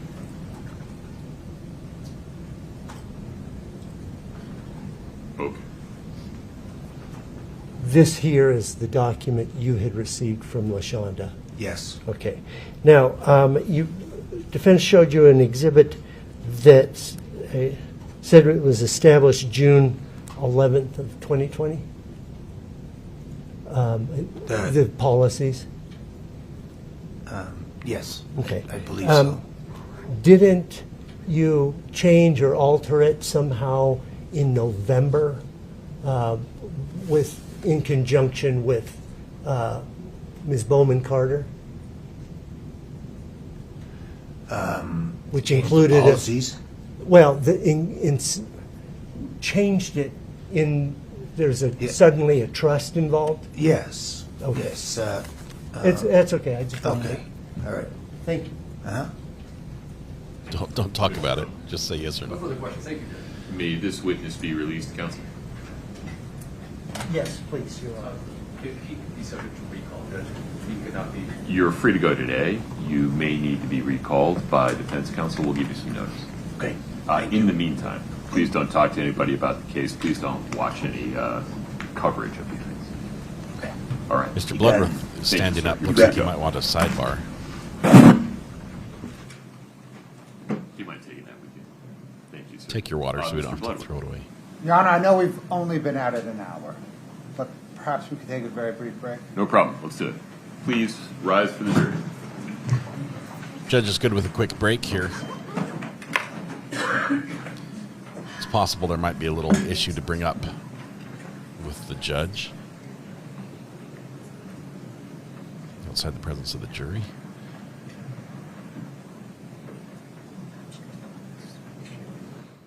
It's 12:30 Eastern Time, only 10:30 in the mountain state of Utah.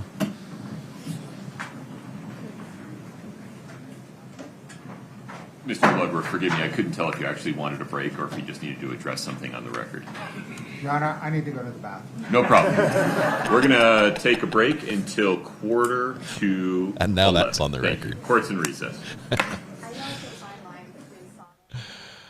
Mr. Bloodworth, he's like, can you point the way to the little lawyer's room, please? Yes. Kouri Richins wearing the striped shirt today. It's just I don't know, it's just my OCD. I've been watching to see if she wears anything from the closet. And by the closet, I mean this closet, right? The striped shirt she's wearing today is black and white striped. There is one there, but it's different.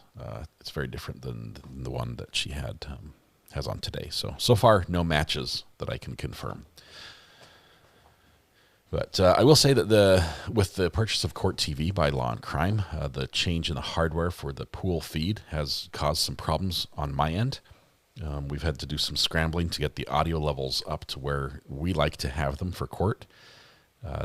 Law and Crime hardware currently, as it's configured, is coming through about 10 decibels lower than we normally like to enjoy it, which is great and safe for speakers and everything, but I've had to crank things up. And in doing that, when it does peak, because Law and Crime has so much headroom for the sound, when someone does have a plosive word or something right into the microphone, we're getting a little bit of popping, so I've had to put some limiters on there as well. So hopefully it's better. If you have any problems with it, let me know. I'll try to tweak it as much as I can to make it as best we possibly can. We've also done some tweaks over on the on the Top Mark Media channel to make that feed as enjoyable to listen to as possible. So we'll go with that for right now. All right, we'll tell you a little bit about the microphones. Let me nerd out just for a minute, if you would. This court's using Shure brand, S-H-U-R-E brand microphones, both the wireless lapels, I guess all three, the wireless lapels, the handheld, and the gooseneck microphones. I have the exact same model. It's a great model for what they're doing. The microphone is a super cardioid pickup. Now, that means probably nothing to most of you, and that's okay. It just means that the microphone is designed to pick things up in a very narrow cone projecting from the microphone towards the speaker. It rejects what they call off-axis input. So if the microphone were sideways off to the side of your face or pointed somewhere else, it would have a difficult time picking that up. That's great for noisy environments, to eliminate feedback, things like that. But where you have a situation like this where witnesses are wandering all over with their head and lawyers are pacing back and forth in front of the lectern, it causes a lot of dips and dropouts in the audio. It really is designed to be like pointed right at their mouth, not picking up the nose breath sound, which we got from the last witness, but sort of pointed directly at them at a good distance, and that would work. So when the witness nails it and gets it right, we have amazing audio. Until then, I have to fight it to make it good. But that's the nerd moment. Excellent microphones, though. Excellent mics. The reason why the lawyers don't take issue with that or respond is because the microphones are not for them. It doesn't change what happens in the courtroom. A lot of times the court themselves don't broadcast the microphone sound inside the courtroom. It's just for the clerk. And so they tell them to speak up, and they're like, is that better? And they say yes, and then they drop their voice down again, and the clerk makes do as best they can, trying to or the recorder makes do as best they can. But people in the room themselves are just hearing the direct voice straight to their ears throughout, without having an electronic circuit. So the lawyers don't know that they can't be heard. I'm sure if a lawyer thought they couldn't be heard by the jurors, especially, they would definitely speak up. But the jurors probably can hear them directly. It's just us that struggles when they walk away from the mics. All right. That being said, I'm sorry, this is why we love you. I'm sorry, I'm a nerd when it comes to sound. I love it. We still need the geek sound effect to happen. We've been asked to add a soundbite of "I Don't Talk That Way" from our favorite forensic accountant 2 from yesterday. Oh, that would be after. I can see why somebody would want to play that. Red Pen, if somebody's able to clip that, a clean feed copy, either like from the Top Mark Media channel from yesterday, and send it to me, just make sure there's a little bit of audio gap on both sides, or I can even trim it down. Just make sure I have some before and some after the "I Don't Talk That Way," and I can make a sound effect. Okay. A cardioid mic, I don't exercise that much. A cardioid would be a little bit better for what we have in court, but these I can tell are super cardioid, which is what I have as well.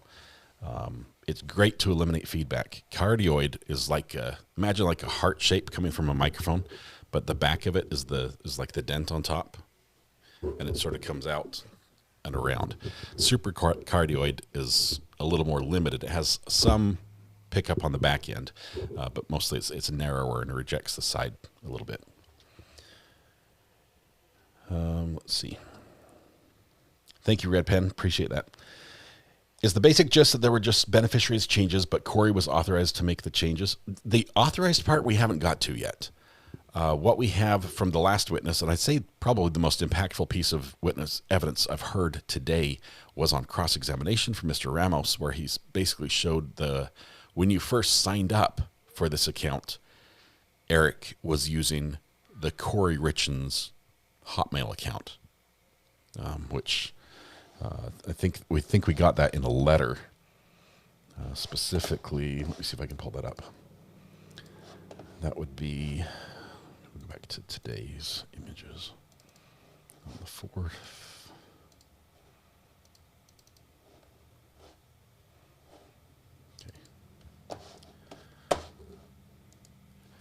That would be this email right here that we saw.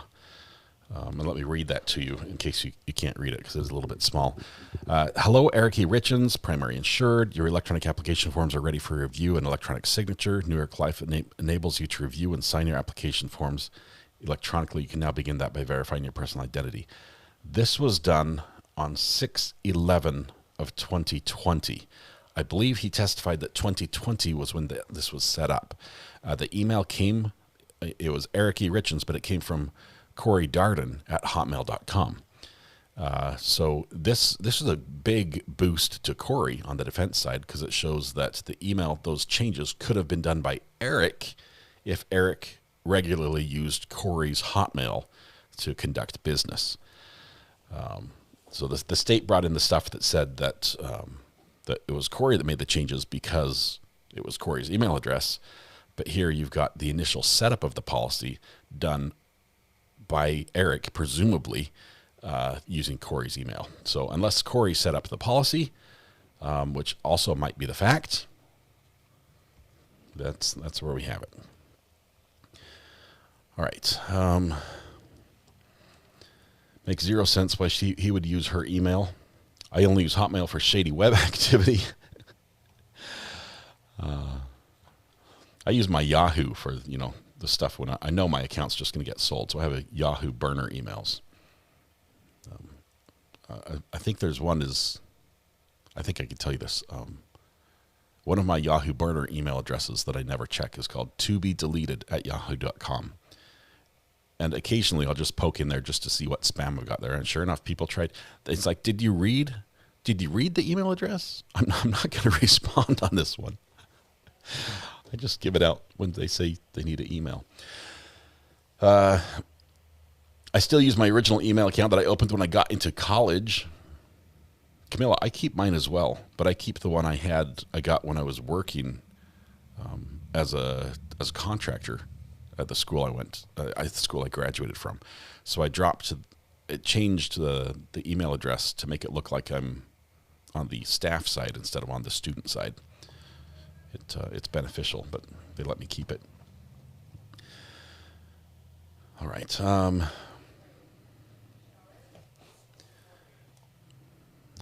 right.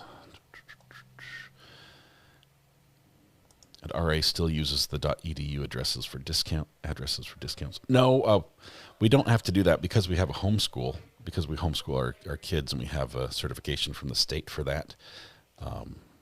Mrs. RA gets all her educational discounts directly. I don't need to do that. Plus, at this point, they'd be like, "You're still in school? What are you, an expert witness in a trial?" All right.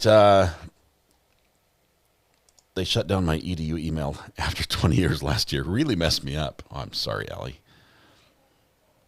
Are we on lunch break? I was just joining. Jennifer, no. Mr. Bloodworth needed to run to the little boy's room briefly. He asked for a break. Even though they'd only been going for an hour, I guess the morning beverages caught up with him. So we're on a potty break.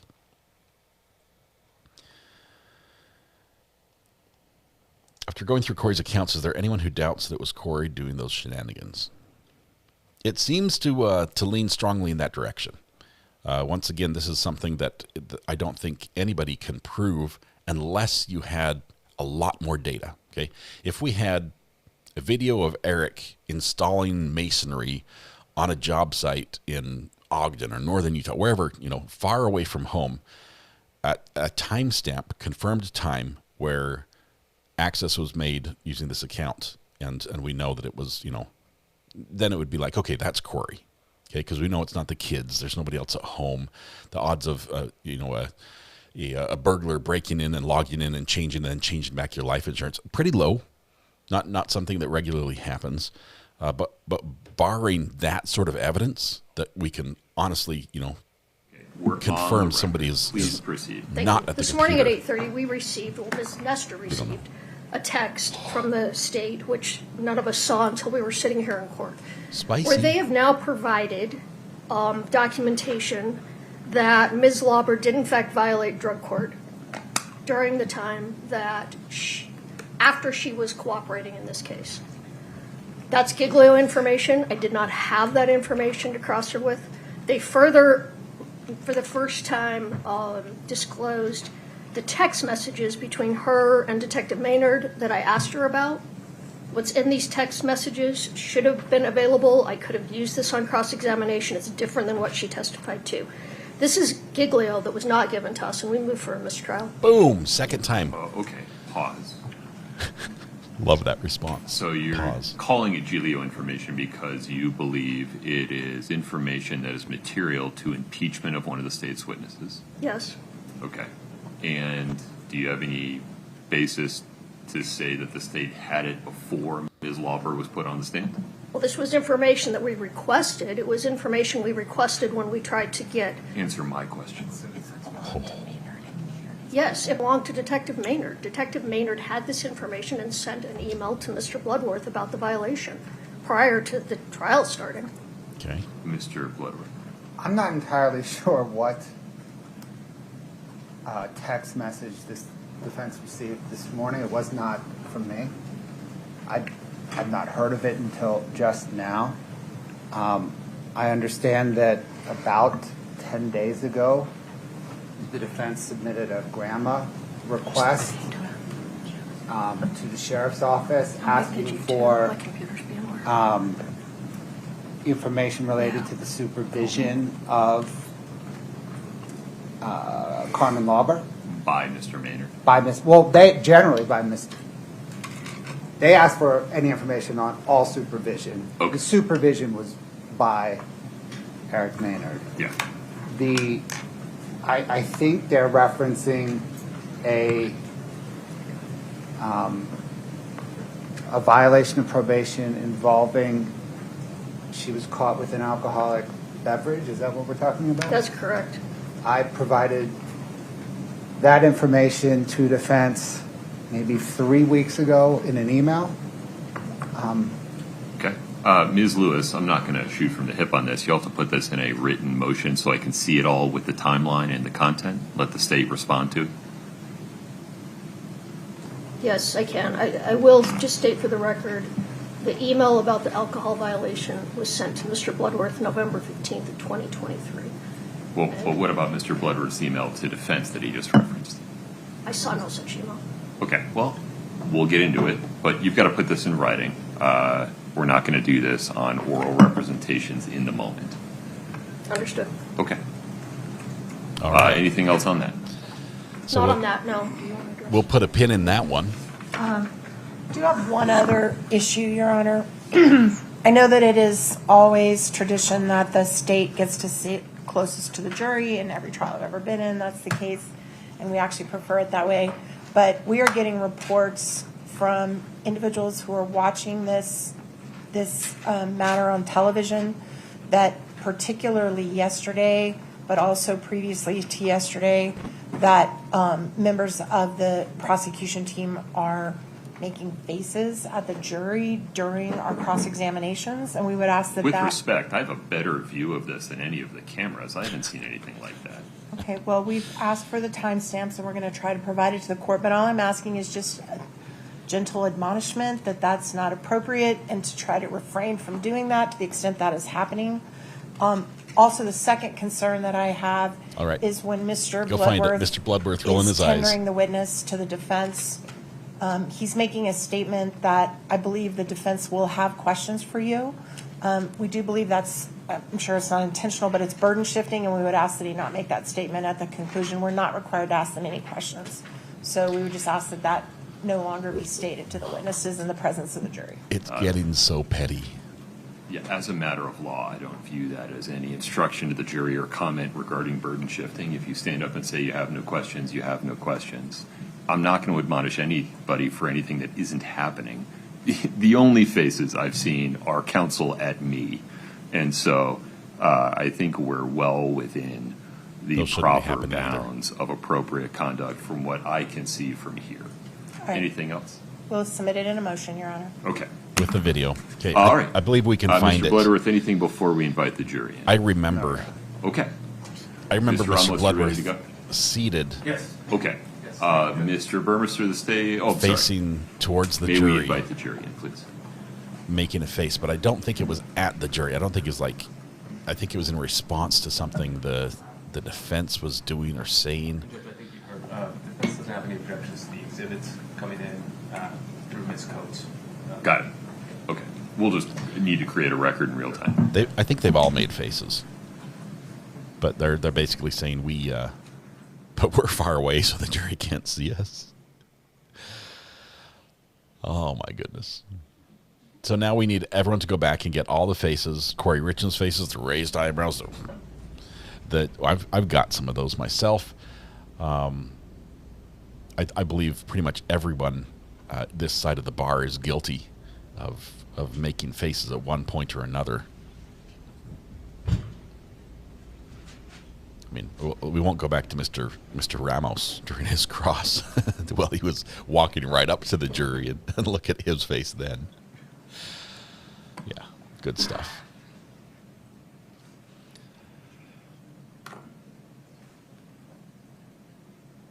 The Richins family yesterday was making faces, making faces, and the jury was watching them during the cross. They were noted that the jury was noticing them. We saw a lot of faces. We've seen a lot of surprise faces. Kouri. Please have a seat as you come in. Who the jury has a great shot of. Gallery, not so much, but.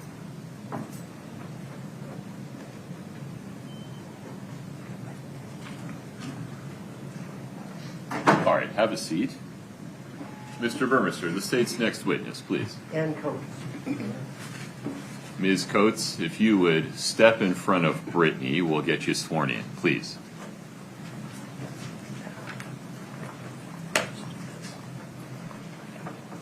You'll raise your right hand. Do you solemnly swear the testimony you're about to give in the matter before the court to be the truth, the whole truth, and nothing but the truth, subject to the pains and penalties of perjury? Thank you. Please have a seat.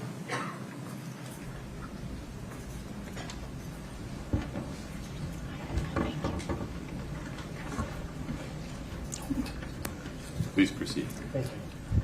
Can you please state your name and spell your last name for the record? Ann Coates, Coates.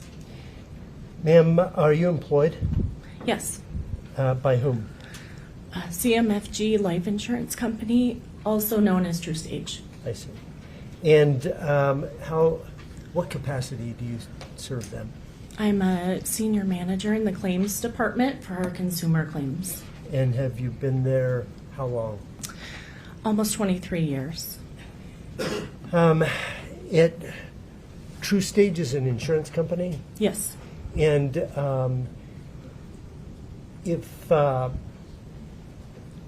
is True Stage associated with a particular business? Yes.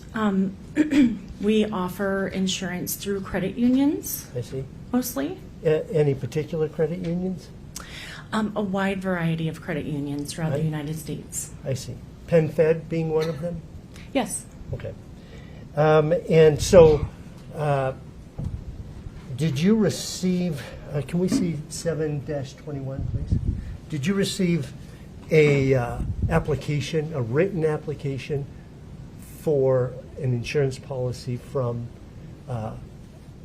allegedly Kouri and Eric Richins? Yes. Okay. Do you see State's Exhibit 721? I do. State would offer State's Exhibit 721. Okay. State 7-21 is admitted. Okay. In here, the author or authors have listed a mailing address? Yes. Can you, is that the P.O. Box 759? It is. Okay. And is there a phone number for Eric Richins? Yes. Could you state that phone number, please? It is 801-892-9317. I see. Okay, was there any email address given for Eric Richins? No. Okay. Now, can we scroll down just a little bit? At some point, does this application connect to a method of payment?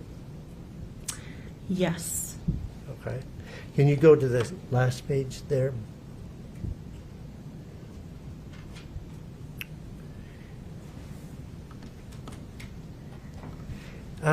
So this application gives, is this for an automatic withdrawal? It is. Okay. And the account number given? It's ending 6577. 6577. Yes. Okay.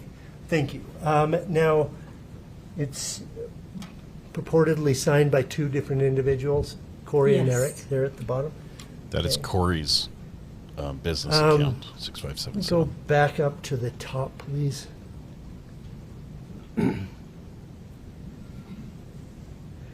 Is there a place on this form for a social security number? Yes. Where?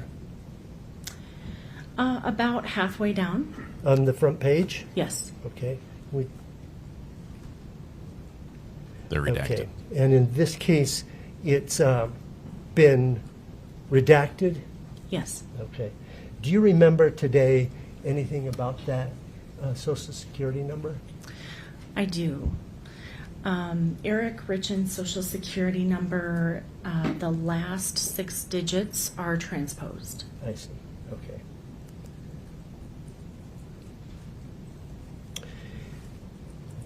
Once this, do you know when this application came in?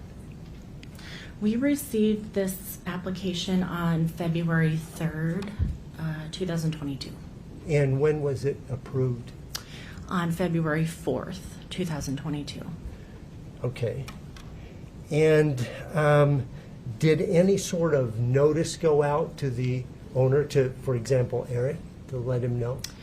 Yes, we sent a billing statement confirming that there would be an automatic withdrawal for the premiums. Can we see States Exhibit 722, please? And then also a welcome letter with the contract. I see. Is this the welcome letter you're talking about? Yes. Okay. And in this, does it indicate where it was mailed to? It does. Was it the P.O. Box? P.O. Box 759 in Camas, Utah, 84036-0759. Not 282 Willow Court. No. All the jury just said Camas. And on their heads. this is an automatic withdrawal? Yes. And that's what this, Eric is being notified it's going to be an automatic withdrawal? Yes. And out of this account, 6577? Yes. And when will that initial deduction come? The first deduction we were notifying him would come on February 14th, 2022. Okay. Now, did Eric Richins have other policies, any other policies besides this one we've just been talking about? Yes. Okay. Wasn't there a policy of accidental death and dismemberment policy? Yes. Ultimately valued at $300,000? That's correct. Okay. And there was another policy issued June 9th of 2017? It was actually issued May 12th of 2017. backdated to that day? Yes, backdated. Why that day? I believe that was the day before his birthday.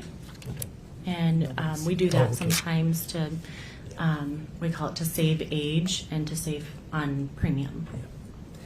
I'm sorry, Your Honor. Can we publish 722, please? Any objection, Mr. Ramos? No, Judge. Thank you. 722 is admitted and published. These two are very quiet. We've highlighted the mailing address, the account, and the first date of withdrawal? Yes. Okay. All right. So going back to this second policy, it was a $250,000 policy, life insurance? Yes. On Eric Richins' life? That's right. And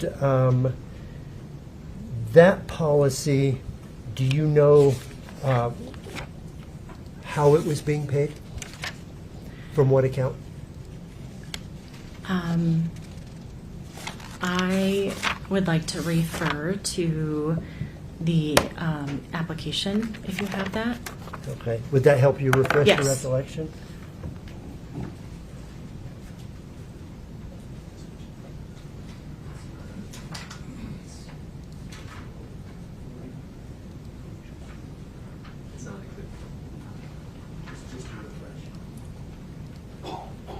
May I approach the witness, Your Honor? Yes, sir. Do you recognize that? I do. What is that? Just for the record. Is an application for insurance. Okay. You can just examine it for a moment. Does that help refresh your recollection? It does. By what account was this taken? The payment's taken, I guess.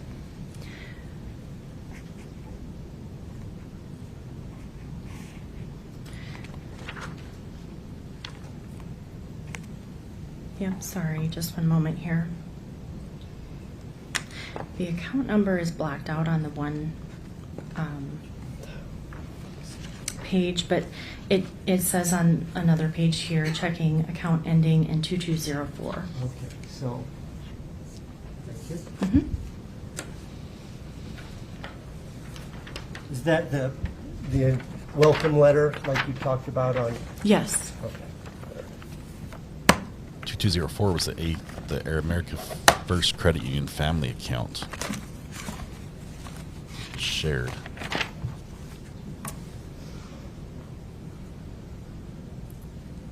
Then there's this policy. Now, how does one make a claim? Or how is it initiated, I guess? Yeah, there are several ways that we can accept a claim.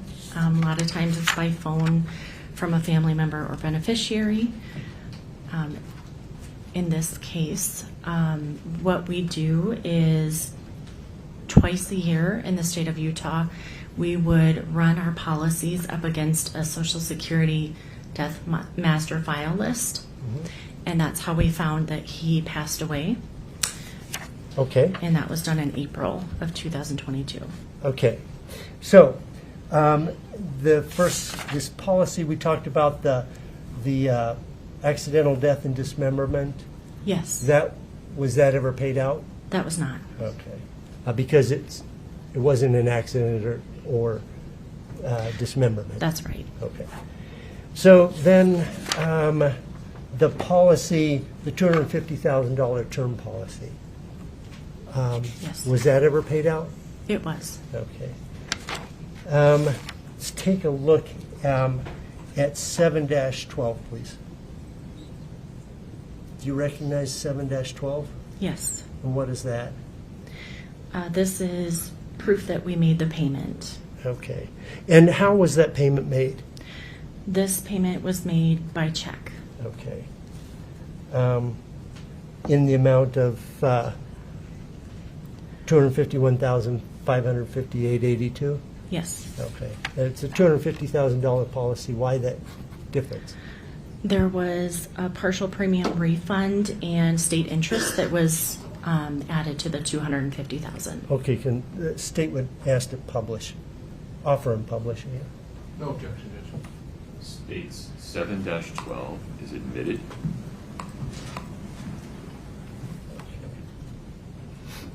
That was sent out, when did you say? This was sent out June 17th, 2022. I see. Okay. Now let's talk about the. Is there a way in which a policy owner or a beneficiary can communicate with TruStage, and a record is kept of that communication? Yes, they can call us or email us at any time, and we keep a claim log for every call or every transaction that's made. Okay. Those things are called claim notes, right? Yes. Okay. Can we take a look at 7-11, please? Do you recognize that? Yes. Is that one of the claim notes? It is. Okay, and it looks like 220, state would offer State's Exhibit 7-11. Okay. Permission to States publish. 7-11 is admitted. There's a number at the top. In this case, 2204 22032. Yes, that's the claim number. Okay, and that represents the year 22. 04 is the month. Yes. And then 22 is the 22nd day of that month. Yes. And this happens to be the 32nd claim made that day. Yes. Okay. So this one occurs, the claim is initiated on April 22nd of 2022. Yes. Okay. Then let's take a look at also 7-23, please.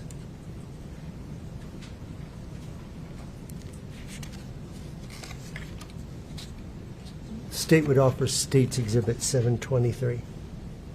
No objection, Judge. State 723 is admitted. Ask for permission to publish. Phil, In this case, I was looking at the judge, though. Claim is initiated on April 28th of 2022. Yes. Okay.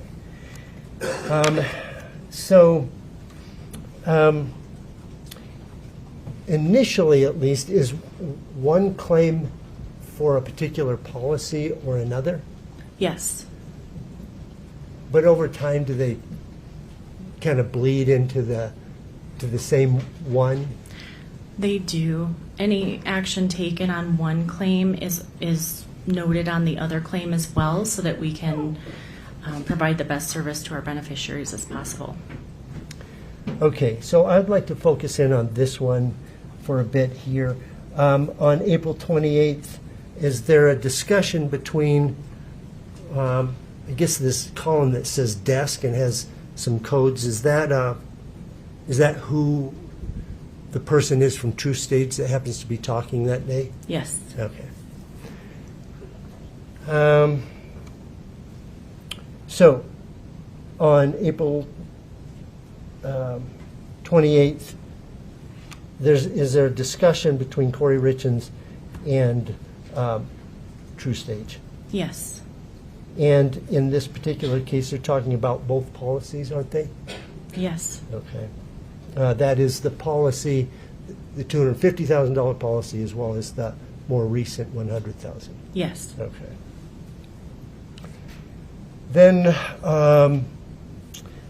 on May 4th, is there another communication in this notes with Kouri Richins? Yes. What's happening in that communication? We received a call from Ms. Richins, and she wanted the status of the claims. Mm-hmm. And so we provided the status and informed her that we received a pending death certificate, but we would also need the final death certificate. I see. And in this case, the person taking these notes is saying DC, meaning death certificate. Yes. Okay. So it's still pending. So on June 7th, another communication Yes. Involving Kouri Richins? Yes. So in June 7th, does True Stage receive the death certificate?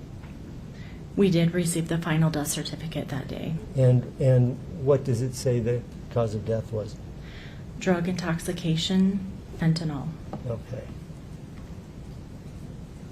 So on June 14th, does True Stage talk to Kouri Richins about they now have a death certificate?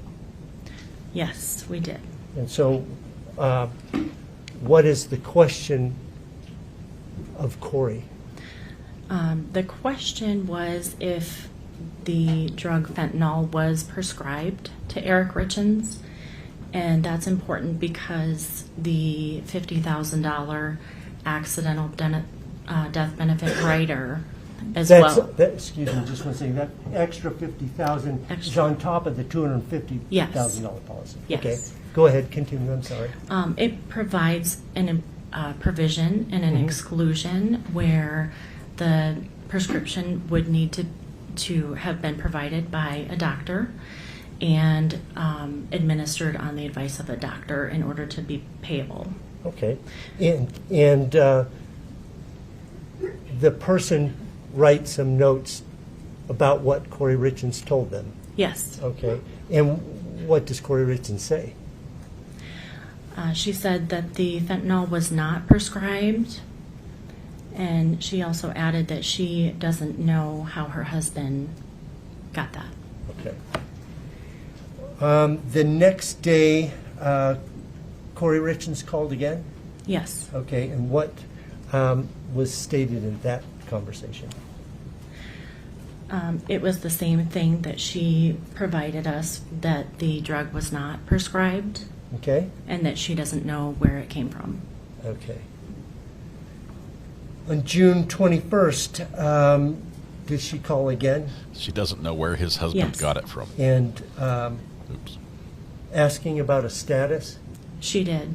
And what did you guys tell her? We told her that the $250,000 claim was paid, but the most recent claim, the $100,000 claim, was still being reviewed. Okay. And why was it still being reviewed? That was a brand new policy, and so whenever we have a death that occurs within 2 years of the effective date of coverage, it becomes a contestable claim, which just means that we will review the application questions and the insured's medical history to be sure that the answers were accurately answered. Okay, so all you're looking at is, once again, medications and answers to medical questions on the application? Yes. Okay. And because this was 1 month? Right. Okay. Did ultimately True Stage pay on this claim? Yes. Do you know when and how that went out? Yes, it was August 31st, 2022, and we paid that by electronic funds transfer into an account of hers. Can we see 725, please?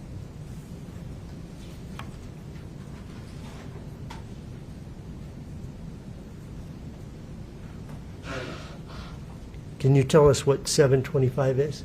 This is confirmation of the payment. Okay. State would offer State's Exhibit 7-25. Okay. 725 is admitted. Okay. So you said this one was an electronic funds transfer? Yes. As opposed to a check? That's right. Okay. Now, in this document here, is there a second page? Yes. Okay. It's a tax document at 1099 INT.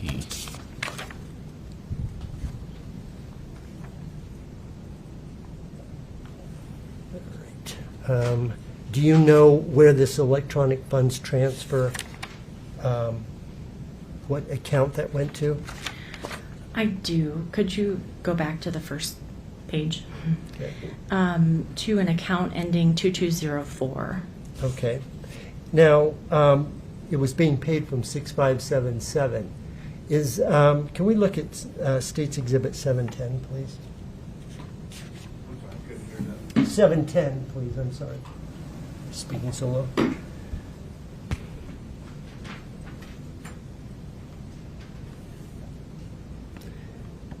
This is a communication from Kouri on that $100,000 claim. Yes, this is her claimant statement that we have our beneficiaries complete on all contestable claims. Okay. And so the state would offer States Exhibit 7-10. No objection, Judge. State 7-10 is admitted.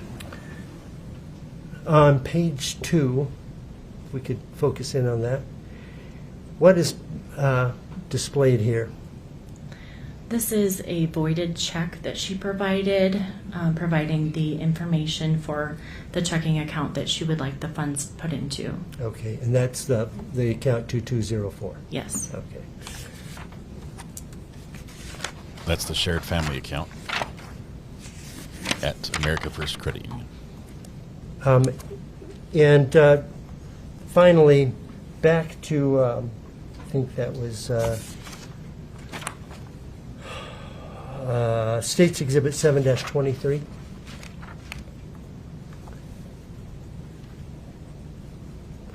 On September 8th, was there another communication, either email or phone or something, from Kouri Richins? Yes. She emailed us and asked if there were any other policies, and we replied that there were the 2 policies that we paid. Okay. I have nothing further for this witness. Are there any other policies I can claim on? Whoa. Good morning, Ms. Coates. Good morning. How you doing? Good. Could you kind of walk through, when we were on the phone, you kind of explained to me how your company sends out insurance, I don't know what to call them, applications throughout the year. Could you explain that to the jury, please? Yeah, we send out insurance applications in the mail to credit union members as well as other individuals now. We send it to everyone. And if they get one in the mail, they can fill it out and send it back in. How often does that, do you guys have a schedule for those to go out every year? I'm not sure of the schedule. Do they go out more than once? Or if you don't know, that's fine. No problem. Now, could you explain a couple of things with regards to the different life insurance policies or term life insurance that happen and that are at issue today? Could you kind of just walk me through those one more time from the earliest to the most recent? You had mentioned like a 2017 one, I believe. Yes. So there was a policy taken out effective May 12th, 2017 for Eric Richins. And who took that out? We received an application with the assumption that he took that out. Okay, perfect. And then which one was the next one? The next one is the most recent, which became effective February 4th, 2022. And was that, the February 4th one, was that one a part of Miss Richins calling out and saying, hey, can I get life insurance? Or was this in response to that mailer? This was in response to the mailer. Okay. And the address that you receive, the P.O. box that Mr. Burmester asked you of, if we could go back to, or if you recall it, the P.O. box, you recall that one? Yeah, I don't remember the exact no number problem. of We'll, it. we'll pull it up. I believe it was.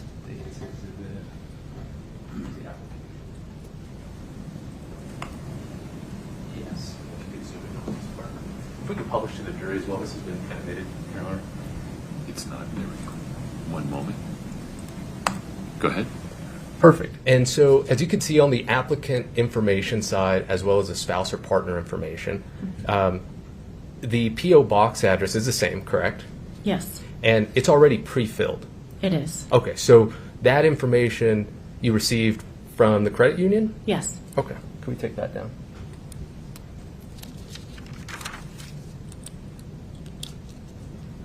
Now, in this case, you received a, would you do a script check score? Yes. And did you do that in this case? We did. Okay. And when would that have been done? That is done before the application is approved or declined. Okay. And then also we do that at the time of claim. Perfect. And so when you approved it, you indicated that you received it, I think, the 3rd, and then it was approved the next day or within the next day. Is that correct? Yes, we received it on February 3rd, 2022, and then the script check would have been done and approved on the 4th. Okay. And is there anything in the script check that would have resulted in it not being approved? No. Okay. Now, if we can go to States 723, and just on the 27th of April, which would be, I think, the 2nd page.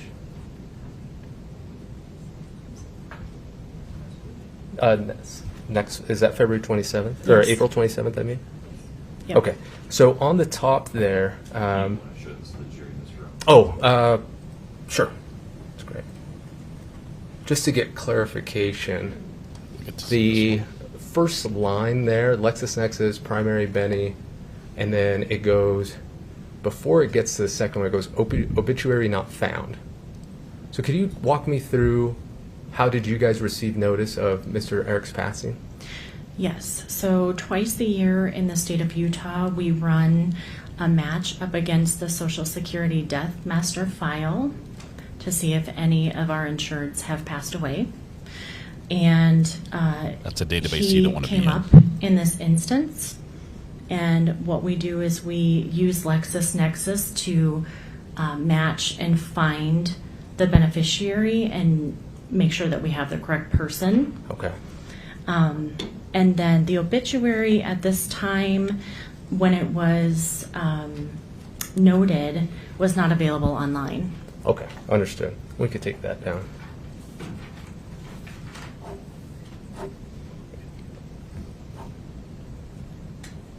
I believe Eric's death was 4 years ago today. Now, the P.O. boxes that we saw, you just received those from the credit union.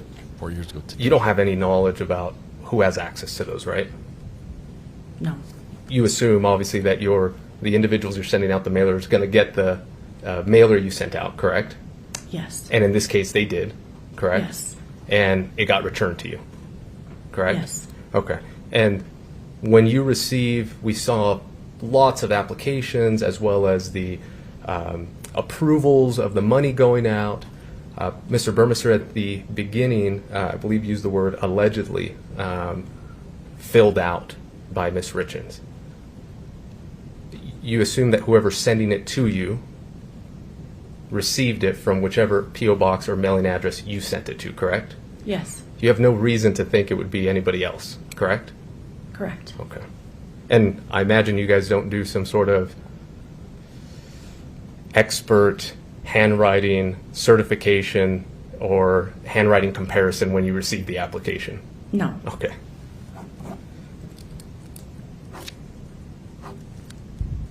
When you receive the application, in this case on February 3rd, do you call the individual who submitted the application, or does it automatically just go into the process of being screened? We don't call them. It just goes into the process of being screened. And is that an individual doing that, or is that automated?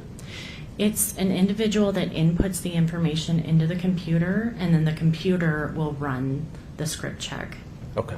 And then I imagine some sort of AI or something checks if anything pops up and then spits out, yes, we're good to go? Yes. Okay.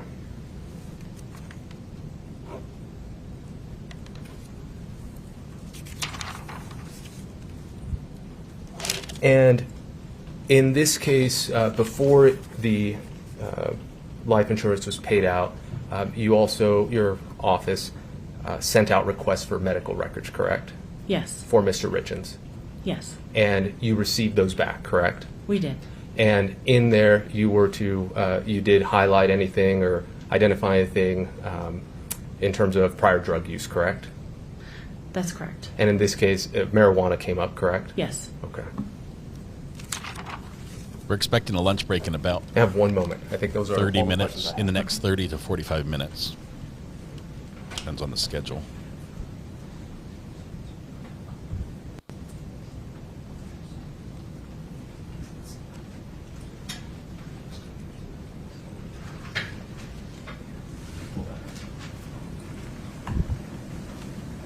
Now, this application that we have here, and if we could publish this to the jury, it's been admitted, Your Honor.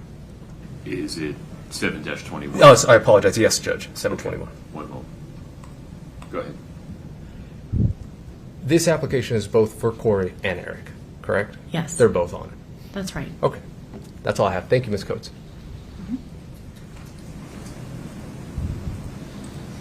Couple questions. Do you recall in those medical records the stated frequency of use of marijuana?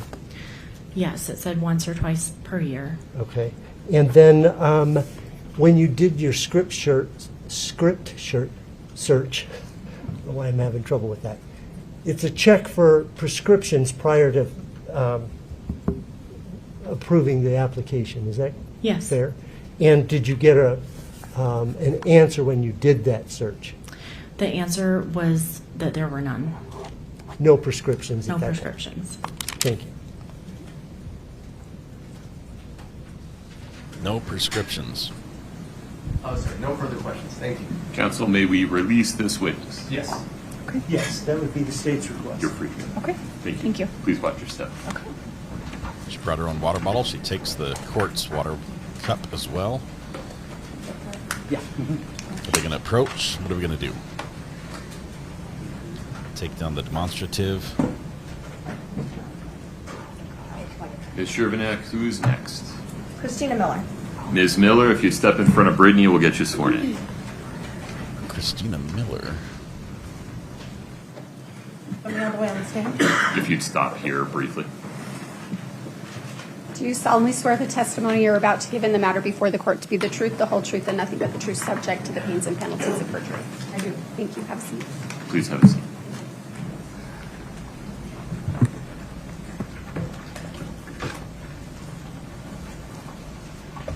Ms. Shervanek, please proceed. Yes, Your Honor. Good morning, ma'am. Morning. If you could state your name and spell your last name, please. Christina Miller, Miller. Ma'am, what do you do for work? I am a divorce attorney, special master, private guardian ad litem, and just started doing divorce mediations as well. How long have you been a divorce attorney? Almost 30 years. And in that practice, do you do exclusively divorces? I do. And do you She's have seen it all. experience with custody arrangements? Extensive. In your practice, how many divorce actions would you say you've been a part of? Over 2,000. How do you get new clients in your practice? They get married. In this town, word of mouth, typically. I haven't really ever advertised. We've done some hometown parades back in the day, but was really more for team building, office building. I find my lawyers at a parade. I don't advertise on newspaper or radio or anything like that. And I didn't ask you this, and I should have, but what geographic area do you typically practice in? Typically Park City, Wasatch County area. On occasion, I'll have cases out in the basin.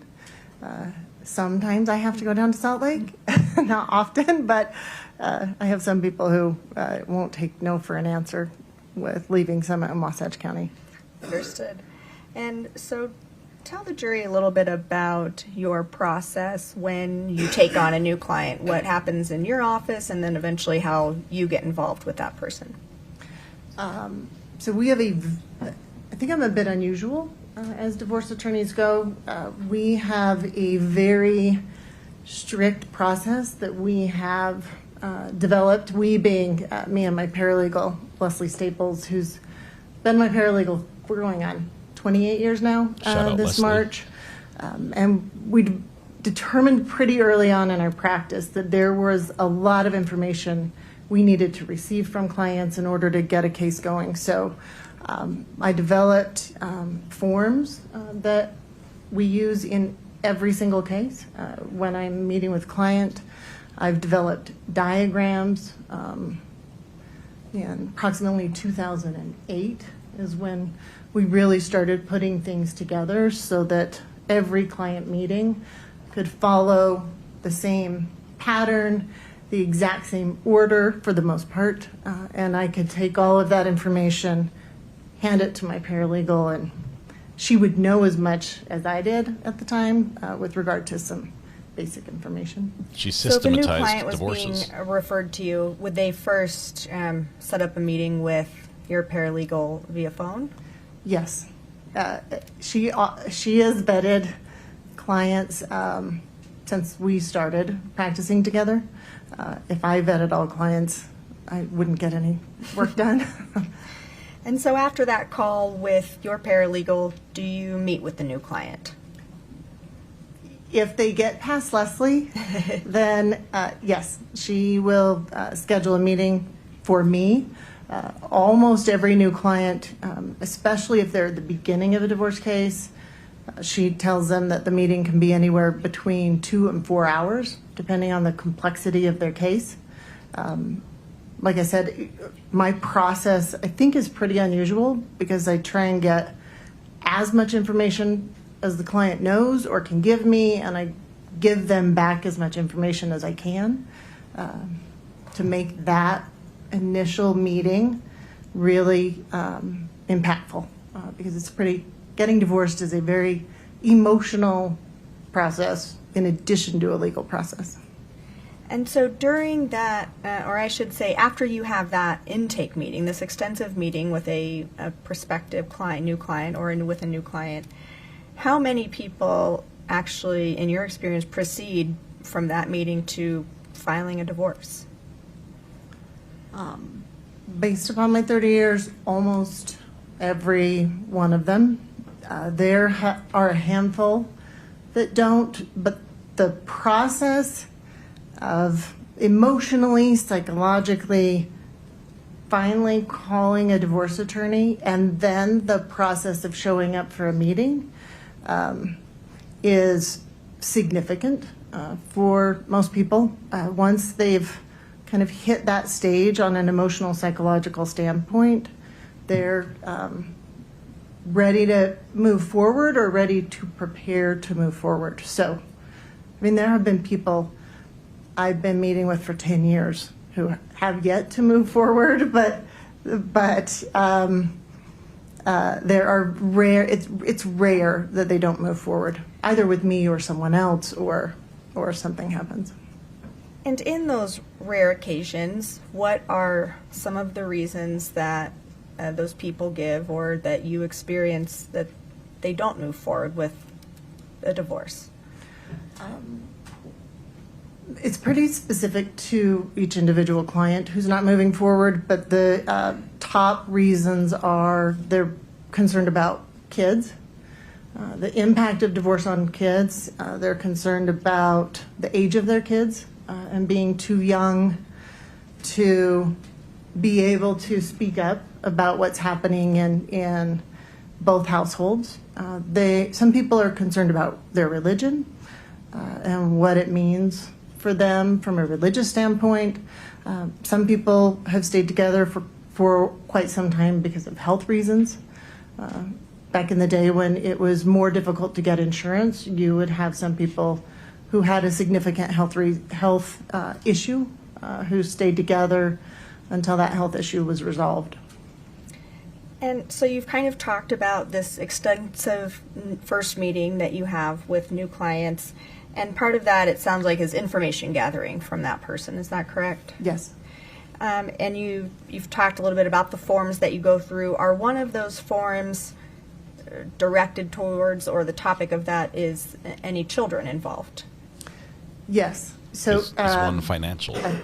How much my are you office worth? staff, I'm sure, gets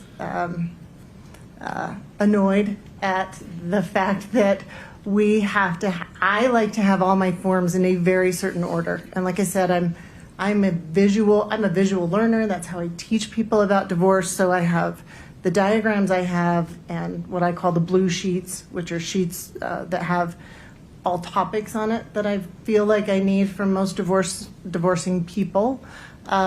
They go in a certain order. So my packet, when somebody comes in to meet with me, it's thick, and it goes in order. So it's first, what is divorce, and what does this path look like? Then it's kids, and I have forms and booklets and reading material and the Children's Bill of Rights that we go over. And then there's assets and debts, and then it's ongoing issues. So if alimony may be a concern, we go over a diagram for alimony and hit a lot of topics on income, expenses. Then there's miscellaneous, and then we go over what does this path look like if you went this way? How do you tell your spouse? How do you prepare for ultimately filing or defending? I want to turn your attention to Eric Richins. Did you know him? I knew him in the sense that I met with him. And how did you come to meet with him? Who referred him to you? That means he passed Leslie. Several people, but the person that reached out to me was his brother-in-law, Clint Benson. He texted me in early October 2020, asked if I could meet with his brother-in-law, Eric, and told me it was urgent. So I explained the process that you have to get through Leslie. And I believe he contacted the office early October 2020. And I ultimately met with him October 23rd, 2020. Okay, so Eric went through the process that you've described and ultimately ended up with you in that extensive new client meeting that we've been discussing. Yes, we met for 2.5 hours.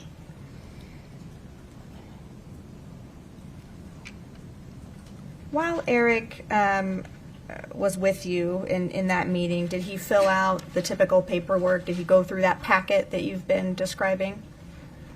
Yes. Okay. He left the packet at my office. He didn't take it with him. We have a bound binder, for lack of a better word, that people take this packet of information home with them and read it. Eric did not. Okay. Give me just a moment.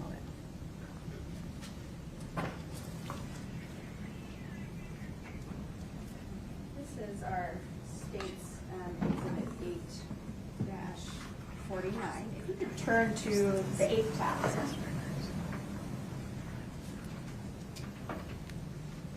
Okay. Do you recognize that? I do. And we've been talking about paperwork that Eric filled out. Is that some of the paperwork that he filled out in your office? Yes.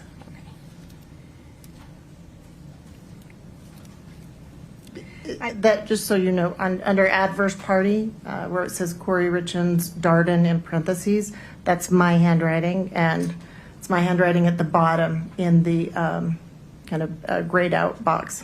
Okay. And the rest of that is paperwork that Eric filled out? Yes. Okay. That's all we need from that one for now.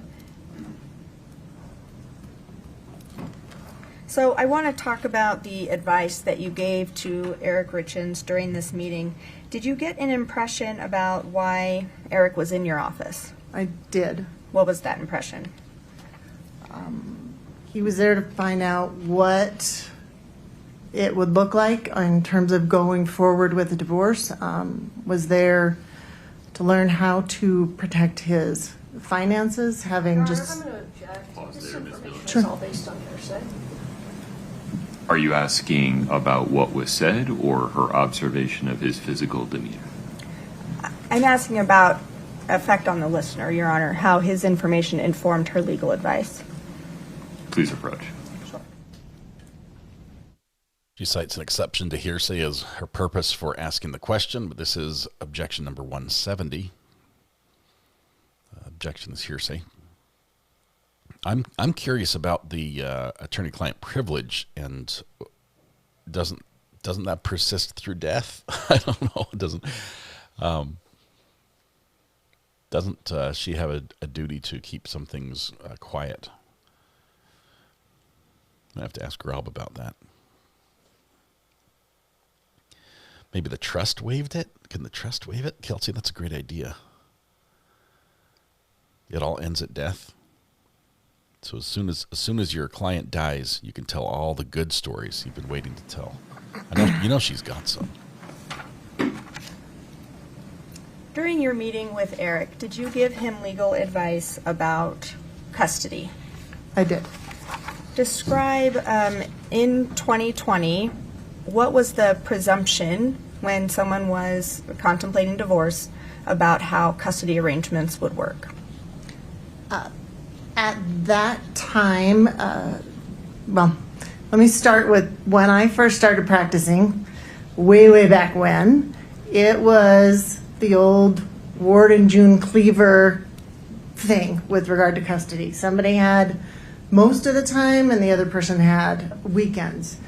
There has been a wave through the legislature, through child psychologists, with regard to child psychologists focusing on what's in the best interest of kids, and the legislature listening to lobbyists. I was on the executive committee for the family law section of the Utah Bar at the time, so we closely watched what was going on in the legislature. So at that time in 2020, there had been a statute passed about 5 years previous that finally had an alternative parent time schedule that was more of a 60-40 type schedule. We called it fat weekends, but that is where courts were going. Courts, judges, custody evaluators were all trending towards equal parent time, 60-40 parent time, and so forth. So by 2020, this was October, there were already rumblings of a new statute being passed that would be an alternative statute for 50-50 parent time. That all these statutes have been renumbered in 22, but at that time that was 35.2 or going to be 35.2.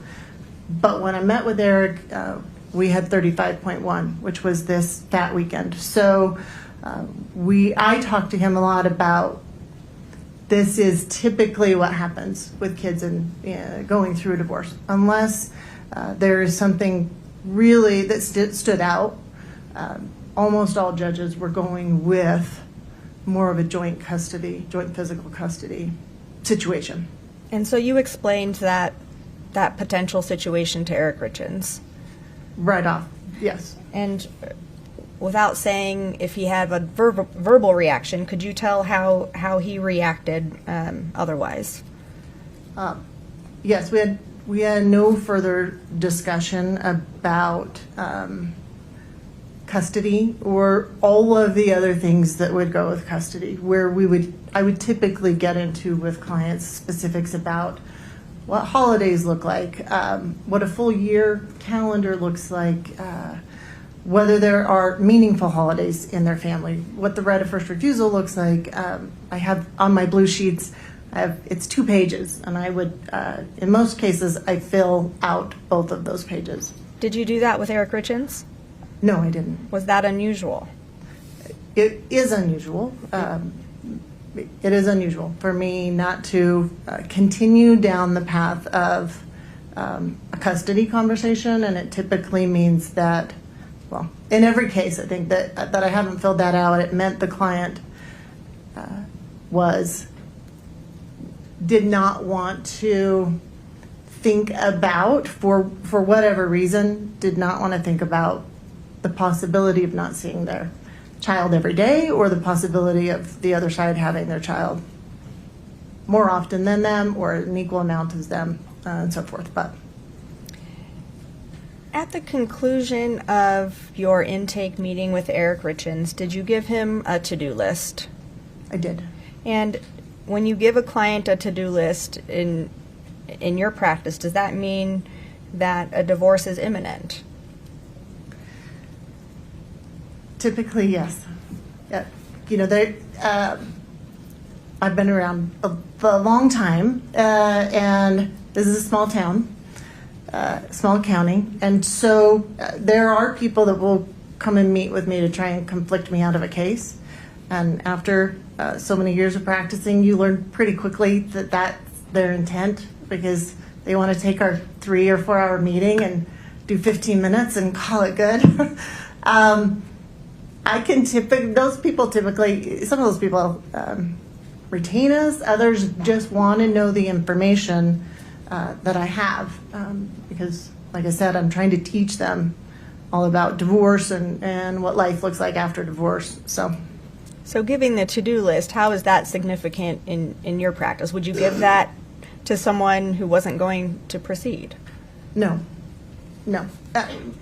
If I have somebody that comes in and they're either trying to conflict me out, or they just really want to talk about what this might look like in 30 years down the road, there's no to-do list.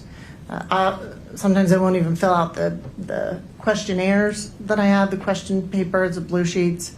But if they have a to-do list, people are, in my experience, it is anticipated that they are going to file for a divorce at some point in the future. And Eric walked out of this meeting with a to-do list from you. He did not want to take it with him. Oh, that's right. He didn't leave it, but you gave him a to-do list. Is that right? He wanted me to correspond through his brother-in-law, Clint. So I emailed the to-do list to Clint. Did you refer Eric Richins to anyone after or during your meeting with him? I did. Who did you refer him to? He had worked in the past with Crystal Bowman Carter to do his business planning documents, and he needed to revoke a power of attorney. So he was going back to Crystal for that, or I told him to go back to Crystal for that, and also to redo an estate plan. Okay. Was it unusual in your practice to refer someone in Eric Richins' position to a lawyer like Crystal Bowman Carter? Yes. Why is that unusual? Because most people going through a divorce, in my experience, aren't thinking beyond what that divorce might look like. They're not thinking about death or estate planning and so forth. And most people, once you file for divorce, you cannot change any beneficiary and so forth. And so that was not a rule at that time in 2020. It's a rule now, but it was unusual. I've only referred one other person in my memory to change their estate plan while a divorce was either pending or before they filed for divorce. So Eric went through this initial meeting with you. Did he ever file for divorce with you? He didn't. Or through you, I suppose? No. And did you discuss a timeline with him about filing for divorce? I did not discuss a timeline with him. As I said, well, I didn't say this, but because divorce is so emotional, and there are so many things to unravel, kids and finances and debts and family and external family and extended family, and everybody really is on their own timeline. Like I said, I have a couple clients currently that I've been meeting with them for 10 years off and on, so they're not ready to pull the trigger, and everybody has a different timeline. Thank you. Those are all my questions for you. That 10 years seems wild.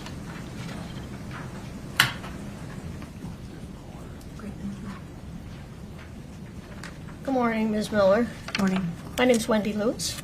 I am one of Ms. Richins' attorneys. So, I think you stated on direct already, but it wasn't Eric Richins that reached out to set up an initial appointment with your office, correct? That's correct. It was his brother-in-law reached out And not just to say, hey, I'm referring someone to you, but he reached out to set up the appointment, correct? I don't recall whether, I wouldn't have been part of that conversation. That would have been with Leslie, my paralegal. Can we take a look at CM1, just for the witness? Let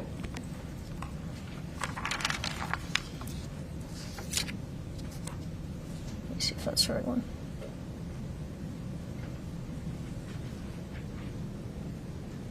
Okay. Let me just ask another question before we talk about that document. Sure. 2 more questions. So you do remember that it was Mr. Benson that reached out, and then you set up a meeting with Eric. Did anyone attend that meeting with Eric, or was it just yourself and Mr. Richins? It's my understanding Eric contacted my paralegal to give her a lot of specifics about his situation, and then the meeting that I had with him was just the two of us. All right. And after that meeting, it was Mr. Benson that reached out and thanked you for a meeting with Eric, correct? Yes, Eric did not want me to have any contact with him via phone or email directly. He wanted everything to go through a third party, his brother-in-law. Okay, that's what I was getting to. So when you gave Eric the list of documents, you actually sent that to Mr. Benson.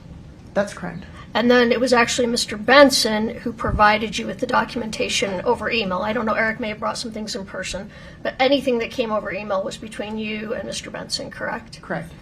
And would one reason that a client would ask for that, would it be because they weren't ready to let the spouse know that they were considering divorce? Is that fair to say? Yes. All right.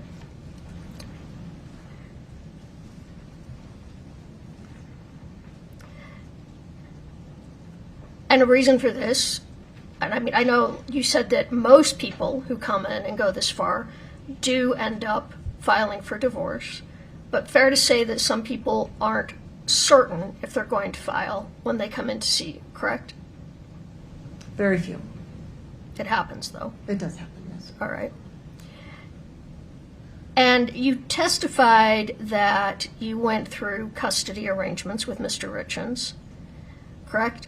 Yes. And you went through the forms you went through regarding children involvement in divorce, correct? I might be naming that form wrong, but you said you went through forms about children. Children's Bill of Rights. The Children's Bill of Rights. Yeah, it is not an official thing in Utah, but I have it, and I give it out on it. I'm very color coordinated, so I've colored pens for various things, colored paper for the initial client consultation. That happens to be on purple paper, and it's taped up all over our office as well, so I can remind clients, this is the son, your kids are the son, and we are all rotating around them, so let's keep our eye on the prize. So it's just, it isn't anything you could enforce in court, but it's something that I like to share with clients. Sure, because clients with small children, that's a huge consideration, is what will happen with the children, both financially and emotionally, and who the children will be living with, fair? Typically not financially, but emotionally, and who they will be living with and what the possibilities are, for sure, is a big concern for most people. Okay. Finances are a concern, which is why you fill out a child support form with clients, correct? Yes. And can you pull up CM5? And you filled out a form with Mr. Richins about child support, correct? I did, yes. And he reported to you at that time his monthly income was $33,333, correct? It's a lot of threes. That based upon what? Yes. Okay. Sorry, I was going to say I didn't have documents at the time, so we were just. This is more for kicks and giggles of this is what child support would look like if this were the number. Fair. Yes. And his child support was going to be high, correct? Based on his income. Yeah. Well, I mean, it depends on who you're thinking about. In Park City, probably not so much, but correct. for most people, that's yes. true. In my very small dalliance with divorce law. Yes. We were frequently, you see people Objection. whose income it's quite low. I'm going to say frequently. Some people it's quite low and child support's not very much. You can have that for sure. And for some people, this is a lot of people. $33,000 a month is a high income, correct? Not for a lot of people that I deal with, but I think on the fair. whole, yes. All right, you're dealing with some more, maybe Affluent. fair to say more high, that didn't come out very well, high-end clients, high-end divorces with more assets. I would say Affluent. the longer you're in practice, the more difficult your cases become, and the higher the wage tends to be with regard to divorces. Okay. Now, other things you discussed with Eric were assets. Yes. Fair. And you were made aware that he was a partner in... Objection, Your Honor. I'm just asking if she's aware. She's just objecting. Forgive me, what's the basis of the objection? Sure. It's hearsay. Okay. Hearsay's the objection.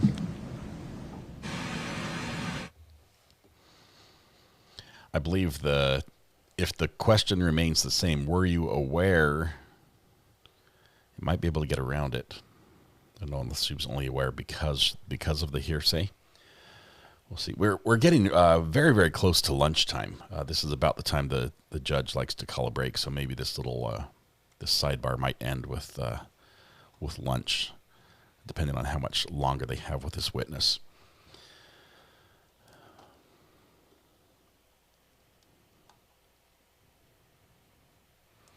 $33,000 high income, ma'am. Why are you pushing back on this? Because Park City, the area she works in, is imagine Vail, Colorado, but in Utah. It is a very affluent area. It's elite.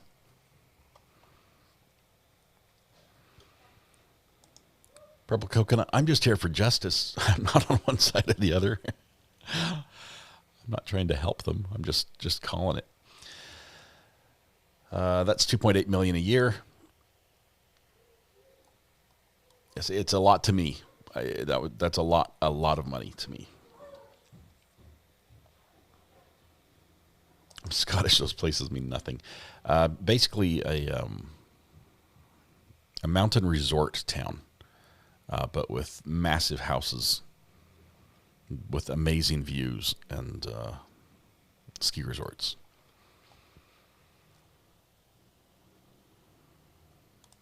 Just browse Zillow and it's money. Yeah, there's a lot. There's a lot there.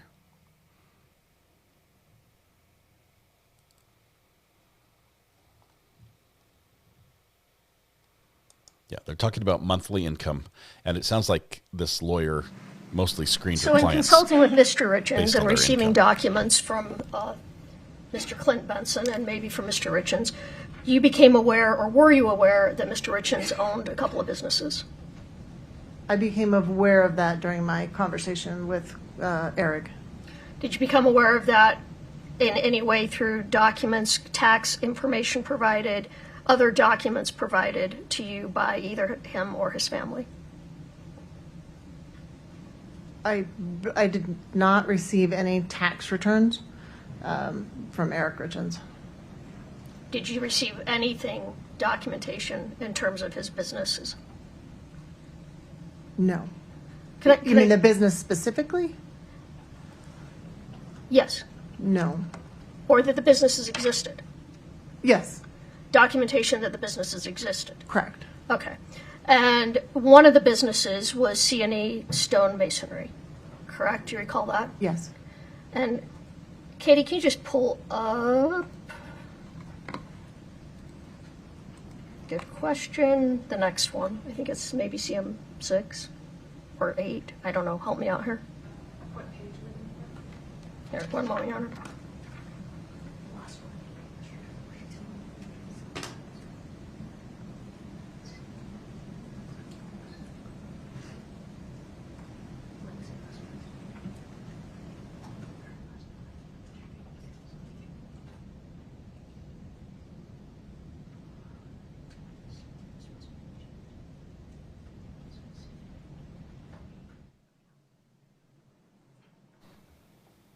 huddle here while they get things sorted out.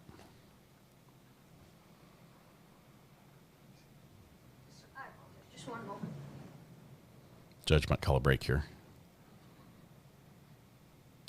If you need a minute to get your ducks in a row or your poop in a pile, let's go to lunch. Poop in a group. That's what it was, not poop in a pile. That's who says that? No, don't clip that. 7. So you became aware that he owned partner in C and E stonemasonry, correct? Yes, so this document. Well, that's just to refresh your Oh, recollection. got it. Okay. Okay. Yes. And you also became aware through. I need you to ask the question to lay foundation for the how about the other businesses as we discussed. You can't ask it as a leading question. All right. All right. Let me back up a little bit. You said through documentation you became aware of Mr. Richins' businesses, just that they existed. The masonry business. Did you receive documentation that he and Kouri, right, were also partners in another business? No. You did not receive any documentation about any businesses existing, just the existence of the businesses? Asked and answered, No. Judge. Okay, well. Overruled. Now we have the answer. It's no. Please go from there, Ms. Lewis. Okay. Did everybody hear the whole? I think it was 2 no's in a row. Okay. But all right.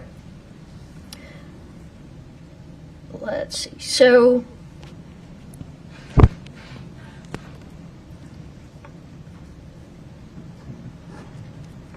now, I know Ms. Sherbanek asked you, and you said it was true that Mr. Richins did not proceed with divorce in this manner, in this case. Not correct? Prior to his death, no. Right. And to your knowledge, he did not proceed with divorce with a different attorney. Fair? Correct. All right. And you said that you referred him instead to an estate planner, estate attorney. An attorney who does estate planning. Thank you, sorry. Didn't refer him instead. I just referred him to Crystal Bowman Carter to work more in tandem. All right. And you said you haven't done that very many times, correct? Right. But there would be reasons to refer someone to an estate planner, fair? Just, would there be reasons, yes or no, and then I'll follow up. At the end of every divorce case, I refer every client I give every client a very long, again, to-do list and a closing letter. And at the end of that closing letter, I refer everyone or I recommend that everyone see an estate planning attorney to revise their estate planning documents now that they are no longer married. Okay. In this case, however, that happened earlier in the process than normal. Yes. All right. And just let me ask you a hypothetical. Sure. So sometimes people have concerns about their children. I mean, it's a fair reason that people don't get divorced when they have small children because they don't want to break up the family. Fair? Yes. All right. And if an individual has concerns about providing, well, let me rephrase that. So hypothetically, someone may have concerns about how their children will be provided for after a divorce. Fair? Provided for financially. Psychologically or financially? Well, both, but I'm talking about financially. Yes. All right. So one reason someone may go to an estate planner could be to ensure that things were properly set up to provide for their family, whether they get divorced or not. Fair? Are you talking about this early on in a potential divorce proceeding or just generally? I'm asking hypothetically, well, generally first. Yeah, people generally go establish an estate plan to make sure that if they have children, their children are taken care of, or that if they have assets, their assets are allocated the way they want upon their death. Okay. And even though you said it's unusual, it's certainly possible that as someone is going through talking about divorce, they discover that they want to look at this now, prior to divorce. They want to set this up. Part one of my question, is that possible? I have never seen that, but I assume anything is possible. Sure. And it's possible that someone may decide, instead of a divorce, I need to set up a way to make sure my family's taken care of. That maybe that's the more appropriate thing for me to do at this stage. That's possible. I think you're probably comparing apples to oranges. When, in my experience, when someone is ready to move forward with a divorce, or when a divorce has been kind of forced upon them from their other spouse, it is because we have, I explain it to clients as two pieces of wet noodle, and we drop them on a plate, and one is the emotional divorce and one is the legal divorce, and my job is to straighten those out and keep them as separated as I can, because at touch points, when the legal divorce touches the emotional side is in chaos, and when the emotional side touches the legal side is in chaos. And so when you're going through a divorce, that in and of itself is an apple, where people are worried about what their kids' lives will look like tomorrow. Understood. Or next month. When you are doing estate planning, it is, what will my kids' lives look like if I am not here, or me and my spouse are not here? Like, is grandma going to take them? Is my sister going to take them? And so they don't often overlap, because people in divorce don't often, in my experience, they don't even really think about their estate plan. It doesn't come up in our cases, except for a very small handful of cases. I understand it's a very small handful, but let me just try and ask once more. Sure. It's possible that while going through what a divorce is going to entail, someone can change their mind, correct? Decide not to get a divorce? And decide not to get a divorce, correct? And then it is possible that they want to go set up an estate plan, correct? I mean, that can happen. I'm sure it can. I've never seen it happen, but I'm sure it can. Okay. You don't, okay, I'll strike that. All right, but that's what happened here. Mr. Richins decided to see an estate planning, a lawyer who specialized in estate plans, correct? What happened was, I advised him to seek an estate planning an attorney to help him with what I perceived as his concerns at that time with regard to his finances and his children. Okay, thank you. I have nothing further at this time. Thank you. That was crazy. Keep your wet noodles away from my apple. No other questions, Judge. I got May lost we in that release one. this witness? Yes. Ms. Lewis, may we release this witness? Yes, Your Honor. May we go to You're lunch, free to go. Judge? Nice to see you. Thank you. May we? I'm not taking that cup with you. Of course. And your phone. Leave the binder there if you don't. Oh, is that your binder? No, you can leave it there. Okay. Leave the binder, take the cup, take your phone, leave. Counsel, any objection to breaking for lunch? Thank you, Judge. Whatever the court wishes. Ms. Lewis. No, Your Honor. Okay.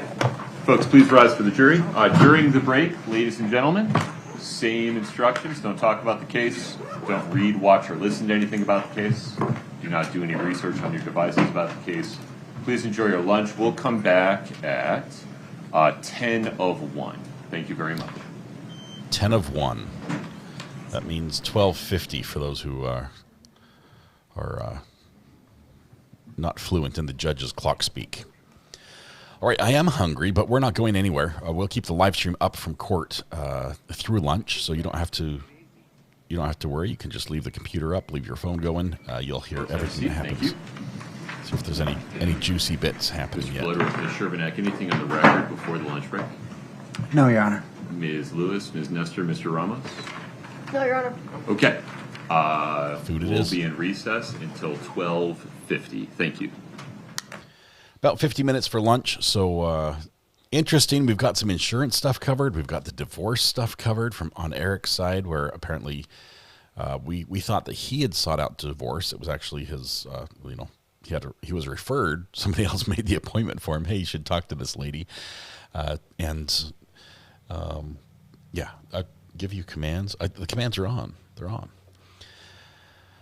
We need a poop soundbite with your voice.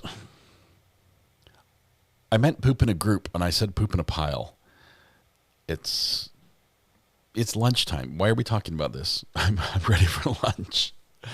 All right. It's bigger than you. It's bigger than me. It's bigger than me. It's bigger than me, too. It's bigger than all of us. It's bigger than all of us. Thank you. It is big. Thank you, Zimmy, for that one. Ducks in a row is probably what we should. Taking it easy. Your papers in a pile, or get organized. You're comparing apples and orangutans here. Yeah, all right. I'm going to go to lunch so you guys can play with the sound effects a little bit. I'm going to turn them down a little bit so they're not so pesky. But remember in the beginning when we started 110 years ago? You guys are going to break them over lunch, using them too much. Remember in the beginning when we started 110 years ago? Okay, that needs to be fixed. Hang on one second. I'm not a cat. I need to make sure that 110 years ago one can't be played over and over. Hello? That would just be annoying. More. Remember in the beginning when we started 110 years ago? 110, edit, cool down. Hello? It's going to be a command cool down. Hush! Now I'm trying to have court. You don't raise your voice again. When are we going to break for lunch, Judge? Okay. What more do you need to see? You don't put a diplomatic plate on a hoopty. All right. All right. Let me say this. Let's grab some lunch. We'll be right back. I think it's going to continue to be spicy. I can't wait for the defense to file their motion, which they probably will do over lunch regarding the mistrial. Yes, the second time defense has asked for a mistrial. As somebody said in chat, tell me you're losing without telling me you're losing. They want a redo. They would rather start over from scratch than continue along this route, and or maybe they just want to delay. But anyway, it's going to be quite interesting to hear the argument over that, because both sides have been making faces. I mean, you can just jump on any social media and Google Kouri Richins and faces, and you're gonna get a lot of results. Some of the people in chat here, TYO Toys, Phil, you posted something. I've got a couple people sent me stuff saying, here, I made this GIF from Kouri, from her rolling her eyes. We've got all sorts of those all over the place, and yes, everyone was doing it. I don't think this is going to really rise to the level of mistrial. I think the judge will order people not to, and it will continue. But anyway, remember in the beginning when we started 110 years ago? You've got your commands. It's lunchtime. If you don't like the commands, just wait until we pop back at 12:50. 12:50. So we have basically 35 minutes for lunch. So grab some lunch. Come back over here. Can we get the jury verdict soundbite? No, we save that. That's like sacred. You don't go there unless there's a verdict. All right, grab some lunch. We'll see you in a little bit. Thanks, y'all. The zombie apocalypse may be upon us. Correct?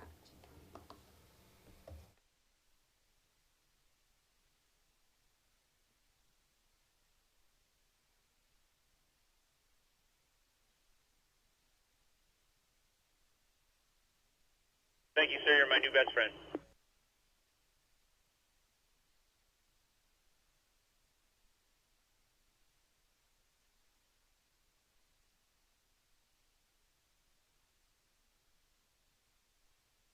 I'm not a cat. I'm not going to argue about semantics here.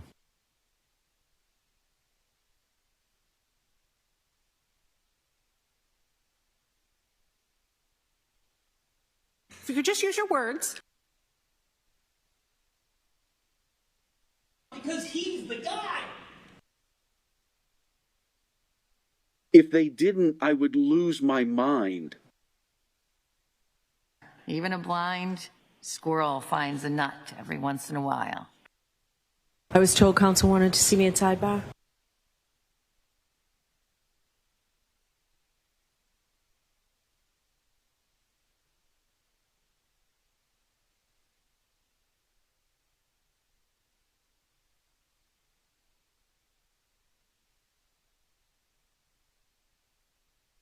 You don't put a diplomatic plate on a hoopty. You're comparing apples and orangutans here.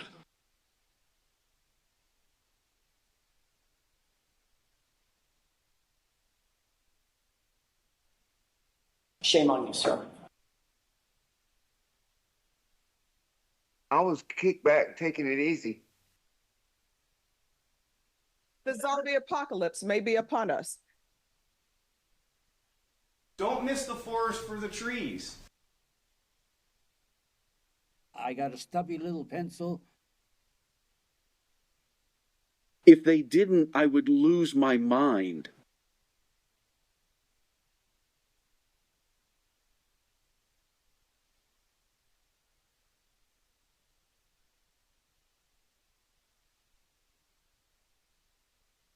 Alex stole it as well.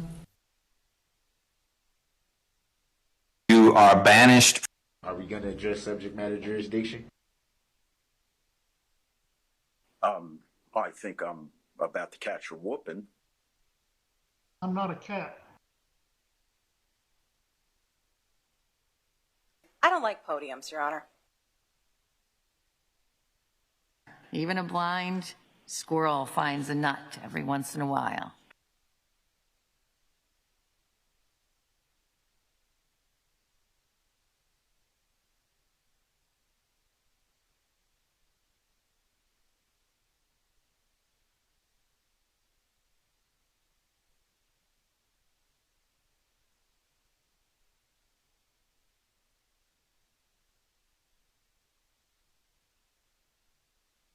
Somebody just sent me a video of roaches fighting.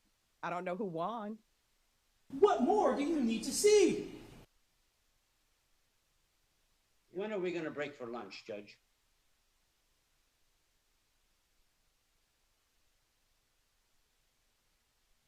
I'm going to sustain my own objection.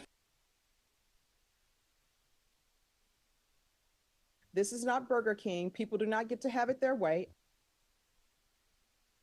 It's bigger than you. It's bigger than me. It's bigger than all of us.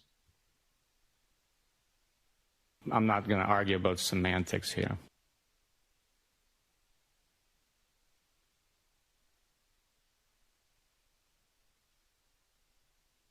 Hush! Now I'm trying to have court. You don't raise your voice again.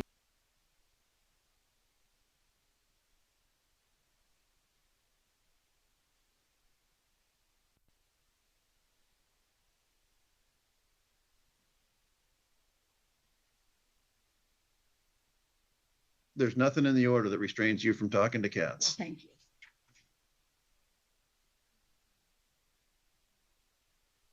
In front of the Walmart. Bring the jury. I was kicked back, taking it easy.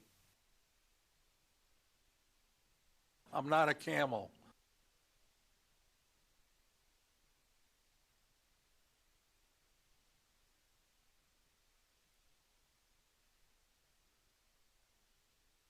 I saw a chicken fight.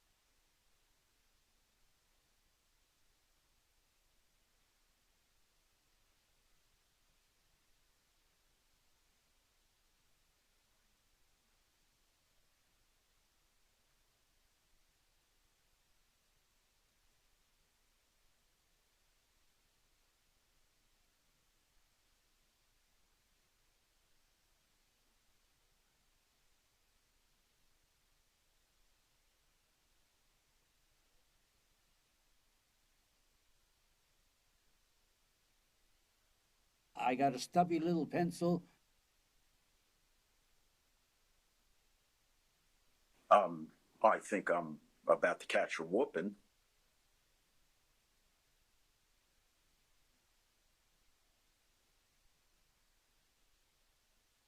I'm going to sustain my own objection.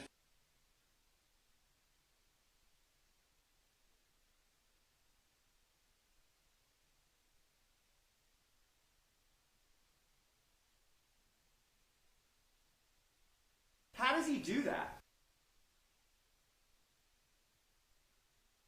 I saw a chicken fight. This is not Burger King. People do not get to have it their way. I was told council wanted to see me at sidebar. It's not your turn to talk. I'll tell you when you can talk. If you could just use your words. I'm the one that gets to say that. Thank you, sir. You're my new best friend. There's nothing in the order that restrains you from talking to cats. Thank you.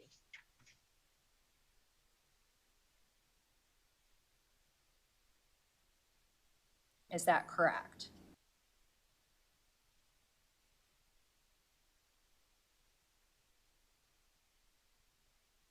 In front of the Walmart.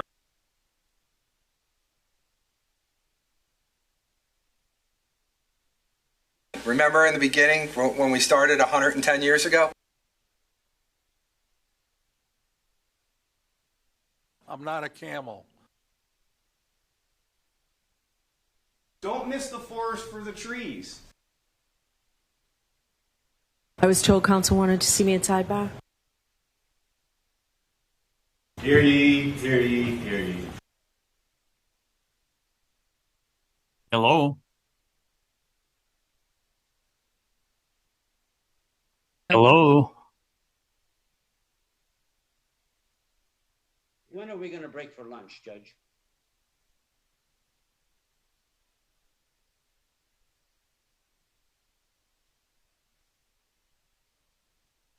Alex stole it.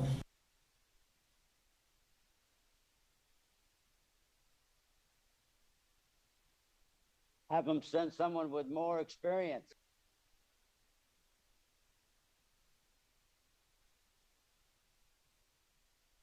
You're comparing apples and orangutans here.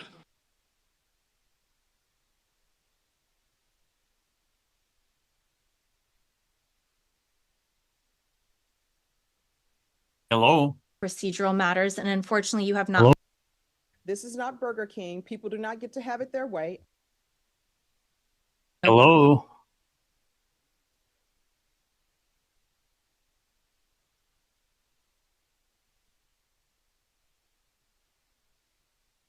Thank you, sir. You're my new best friend. The zombie apocalypse may be upon us.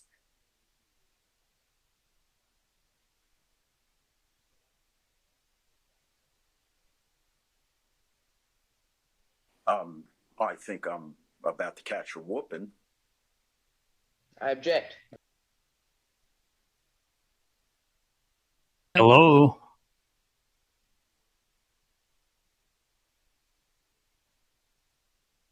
Because he's the guy. I'm not a cat.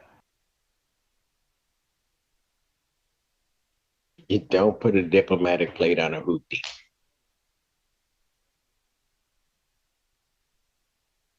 Hello? Somebody just sent me a video of roaches fighting. I don't know who won.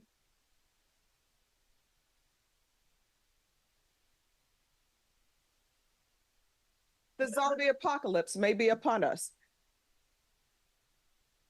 Hello?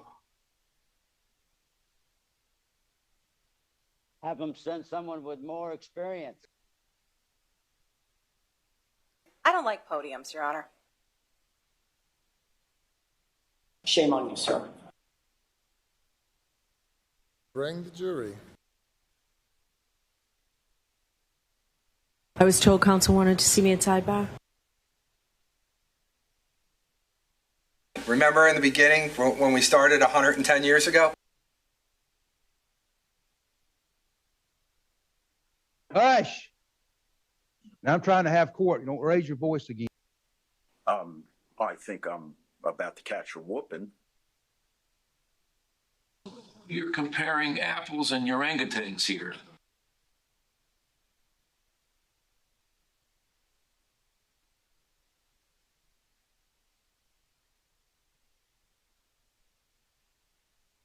I'm not going to argue about semantics here.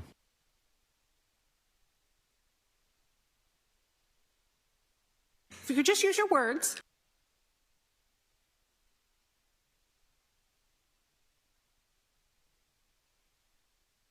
Hello?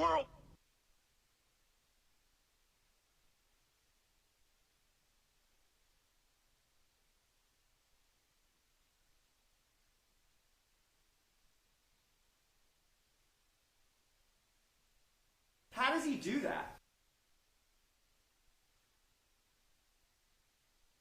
If they didn't, I would lose my mind.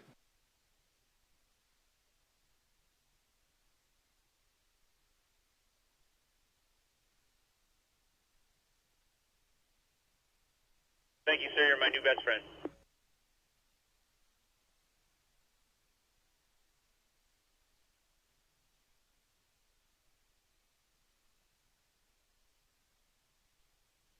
You don't put a diplomatic plate on a hoopty.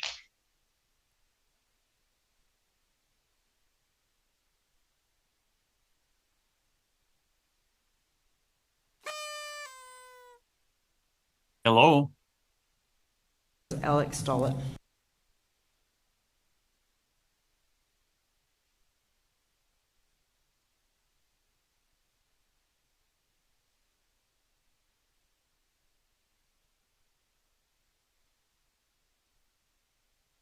Happy birthday. You look good.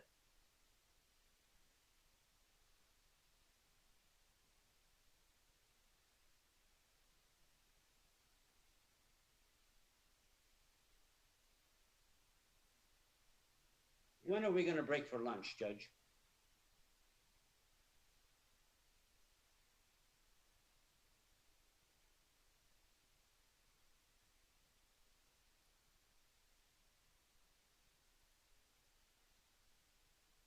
Hear ye, hear ye, hear ye. I'm going to sustain my own objection.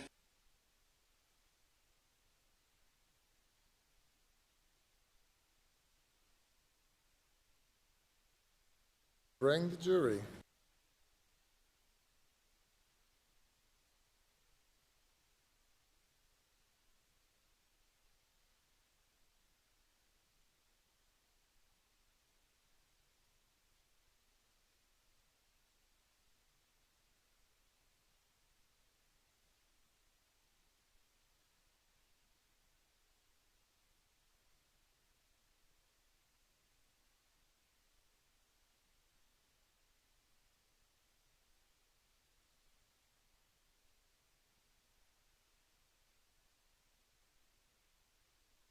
In front of the Walmart. Don't miss the forest for the trees. If you could just use your words.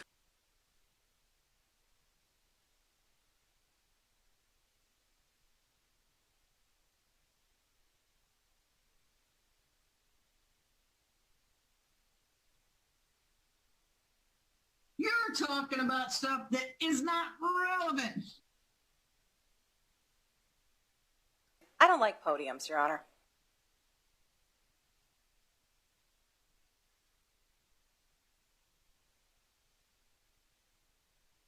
Is that correct?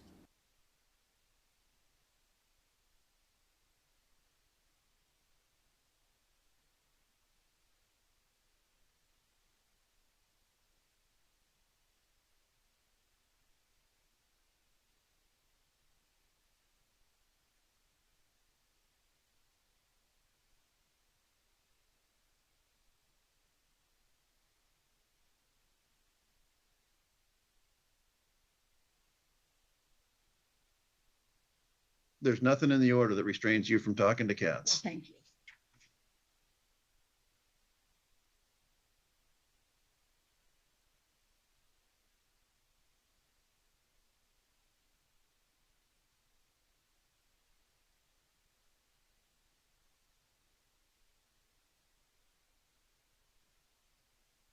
Hello?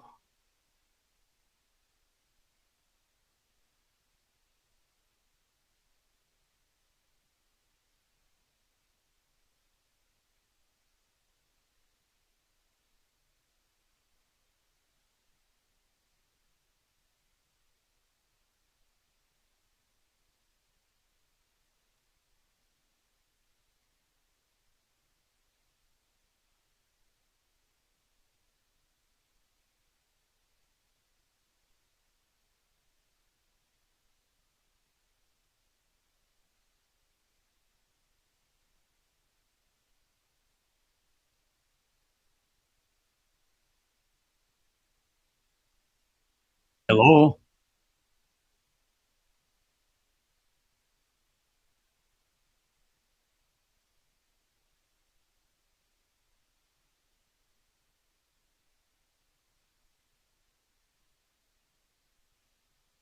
I was kicked back, taking it easy.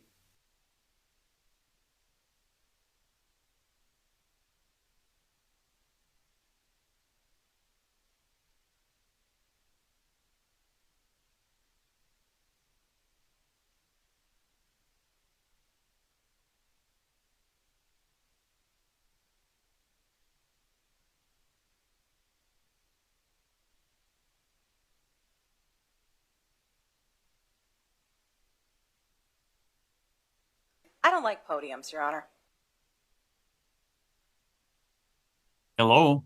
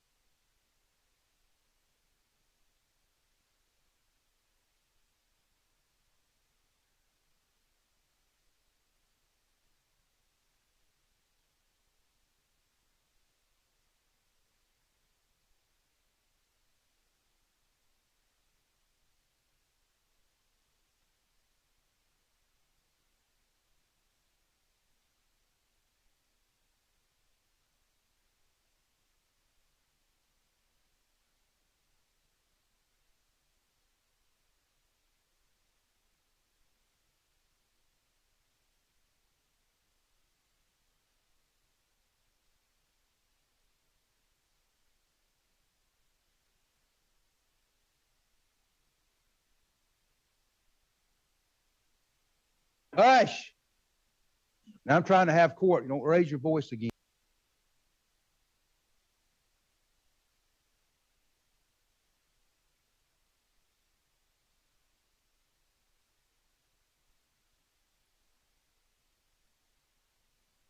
Hello? Procedural matters, and unfortunately, you have not. Hello? I'm not a camel. Hello?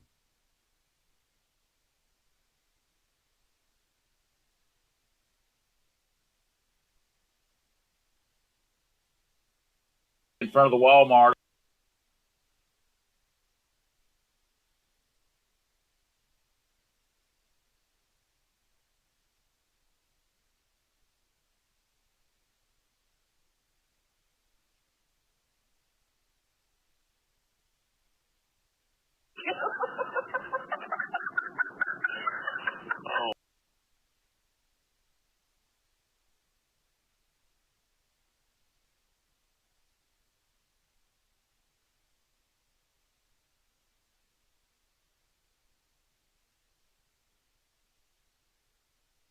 I saw a chicken fight.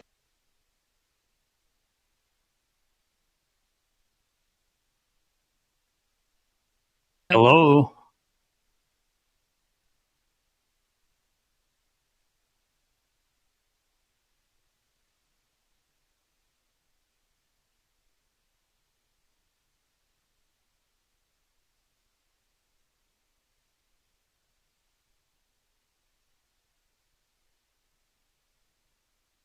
Hello?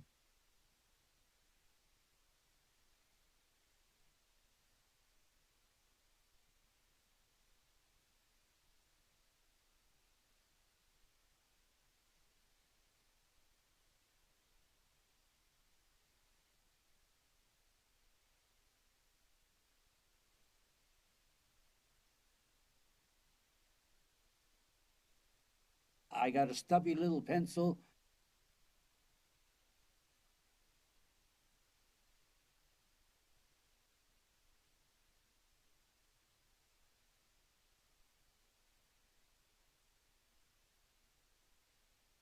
What more do you need to see?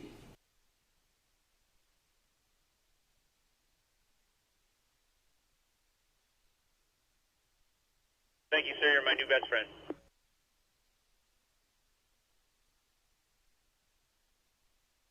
Hello?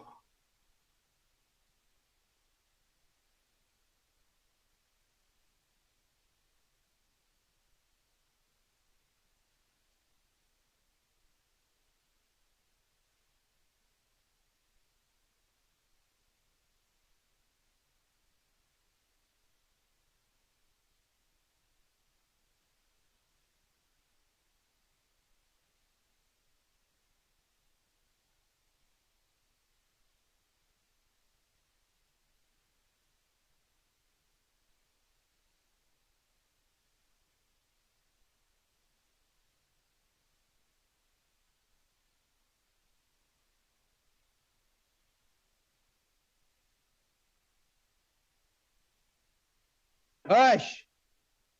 Now I'm trying to have court. You don't raise your voice.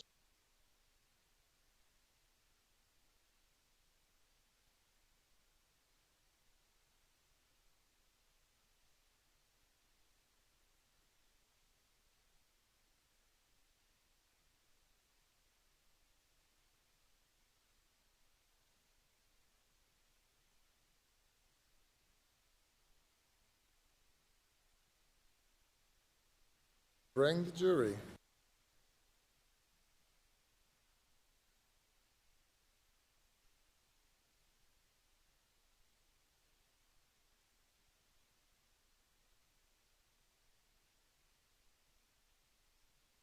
Hello?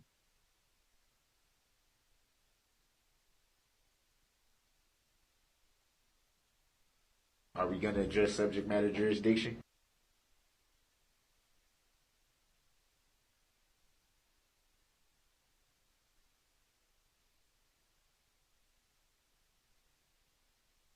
Because he's the guy.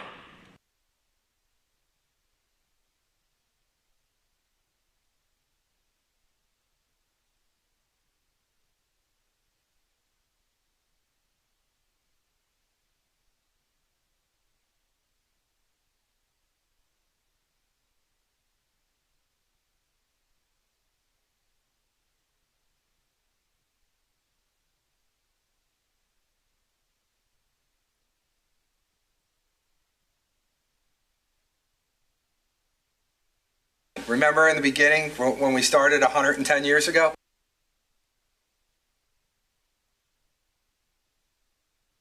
Have them send someone with more experience.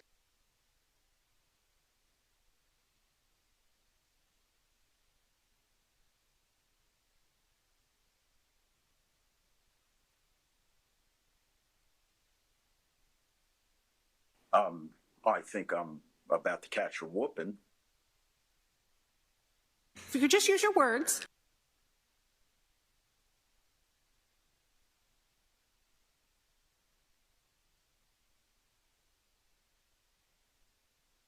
Thank you, sir. You're my new best friend. I don't like podiums, Your Honor. Somebody just sent me a video of roaches fighting. I don't know who won.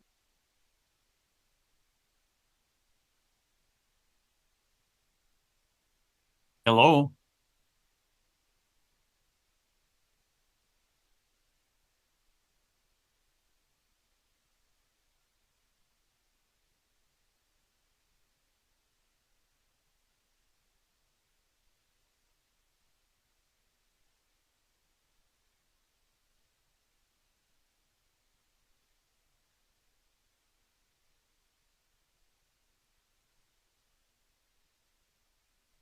I'm not a cat.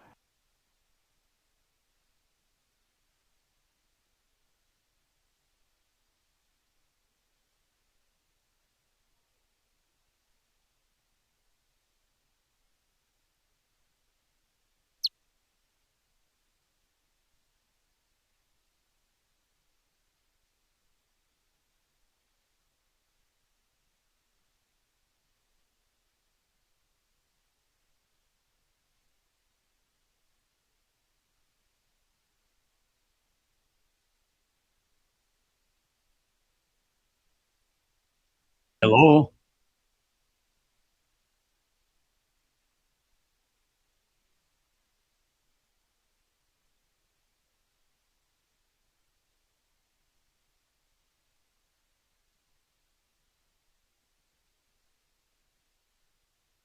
Hello?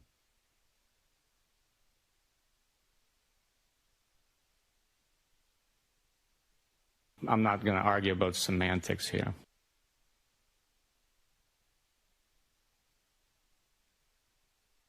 Now let Murdoch stole it.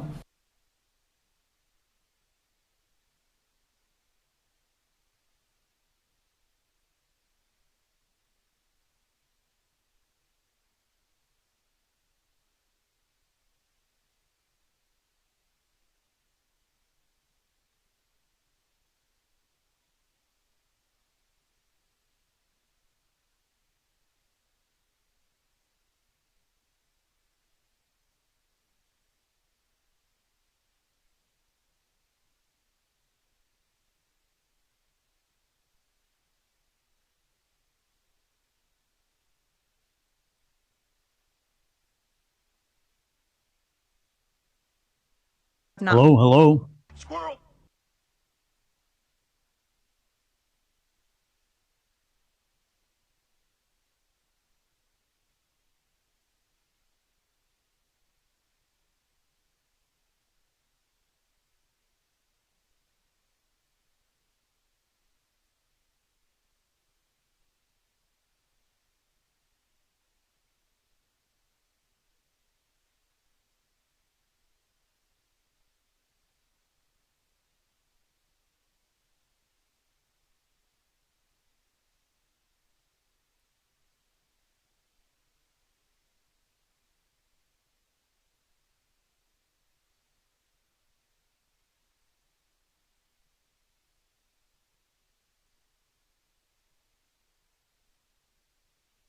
Is that correct?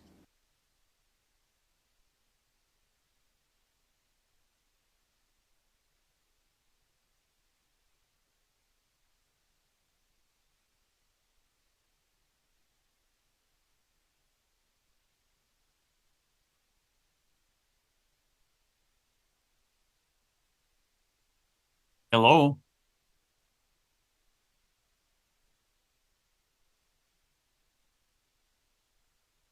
There's nothing in the order that restrains you from talking to cats. Thank you.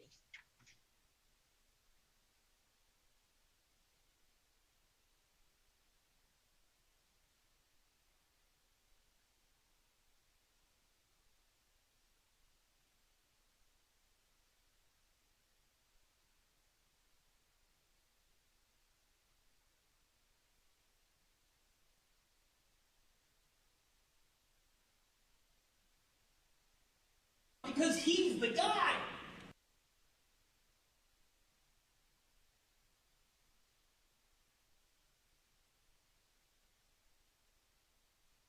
Hello?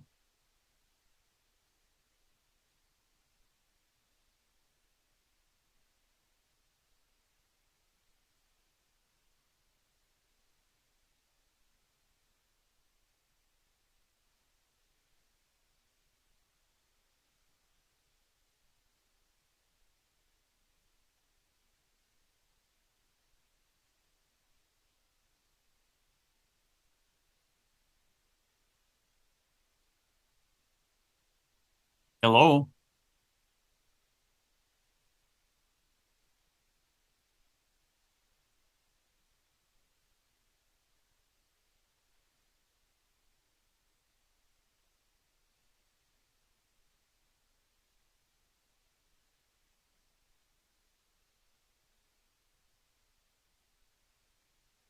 Hear ye, hear ye, hear ye.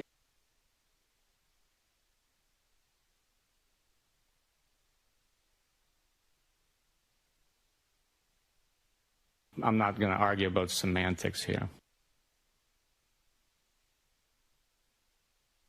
You are banished from the state of Georgia.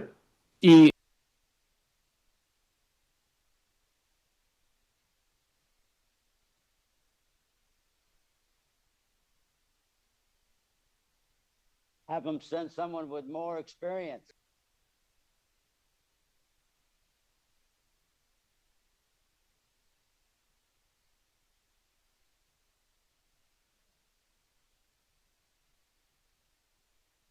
I was kicked back, taking it easy.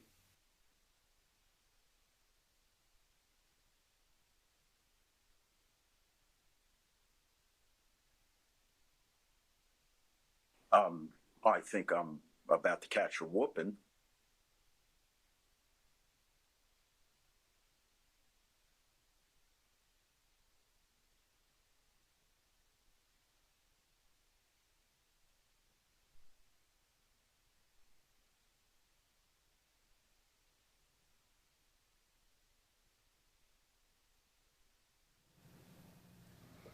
All right. We're almost back. Bring the jury. I'm gonna turn the sound effects down so you guys can tell you. Let me just tell you, just for the record, I turned the sound effects on, and 1,500 people left. Just pointing that out. Just pointing that out. All right. Welcome back. Somebody's honking out there. Total coincidence. Total coincidence. No relation whatsoever. Coincidence, not causation, right?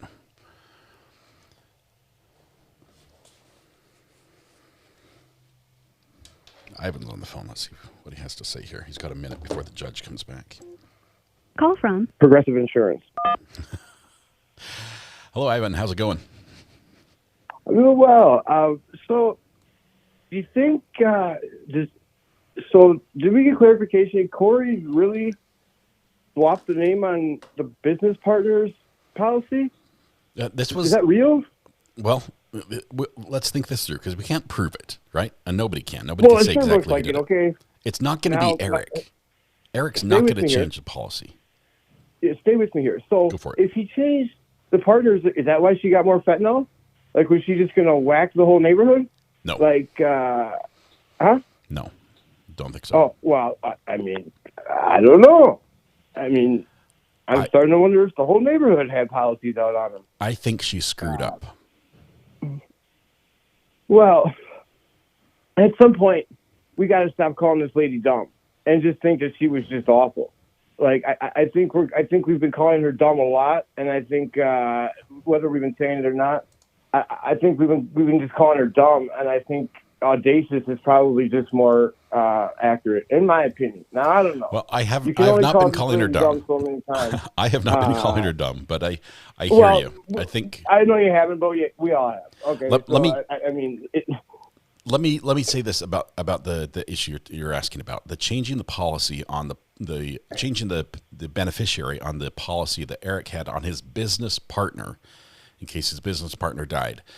That being changed to Kouri's name, back to Eric, to Kouri's, and then back to Eric again in 6 minutes. I think that was a screw up. The reason why is there's no way this was part of the business structure. This is like the operating plan of the business. There's no way Eric's going to be like, oh, I'll just go ahead and, just in case my buddy dies, I'm going to give that to my wife. There's no way he did that. That had to have been Kouri. And the whole reason they brought it in is to show that Kouri was making these changes when we hear about right. But I'm just saying, like, like the worst thing that can happen to a person like Kouri, the worst thing is to get away with something off the bat. It's the absolute worst thing. It's like, call it karma, call it whatever you want. But the worst thing that can happen to a person like Kouri is thinking she has gotten away with it. They start sending memes where you're wiping your eyes with money, and they start suddenly thinking that there are idiots everywhere, which there are, but she didn't realize she was amongst them in a sense purely because of greed.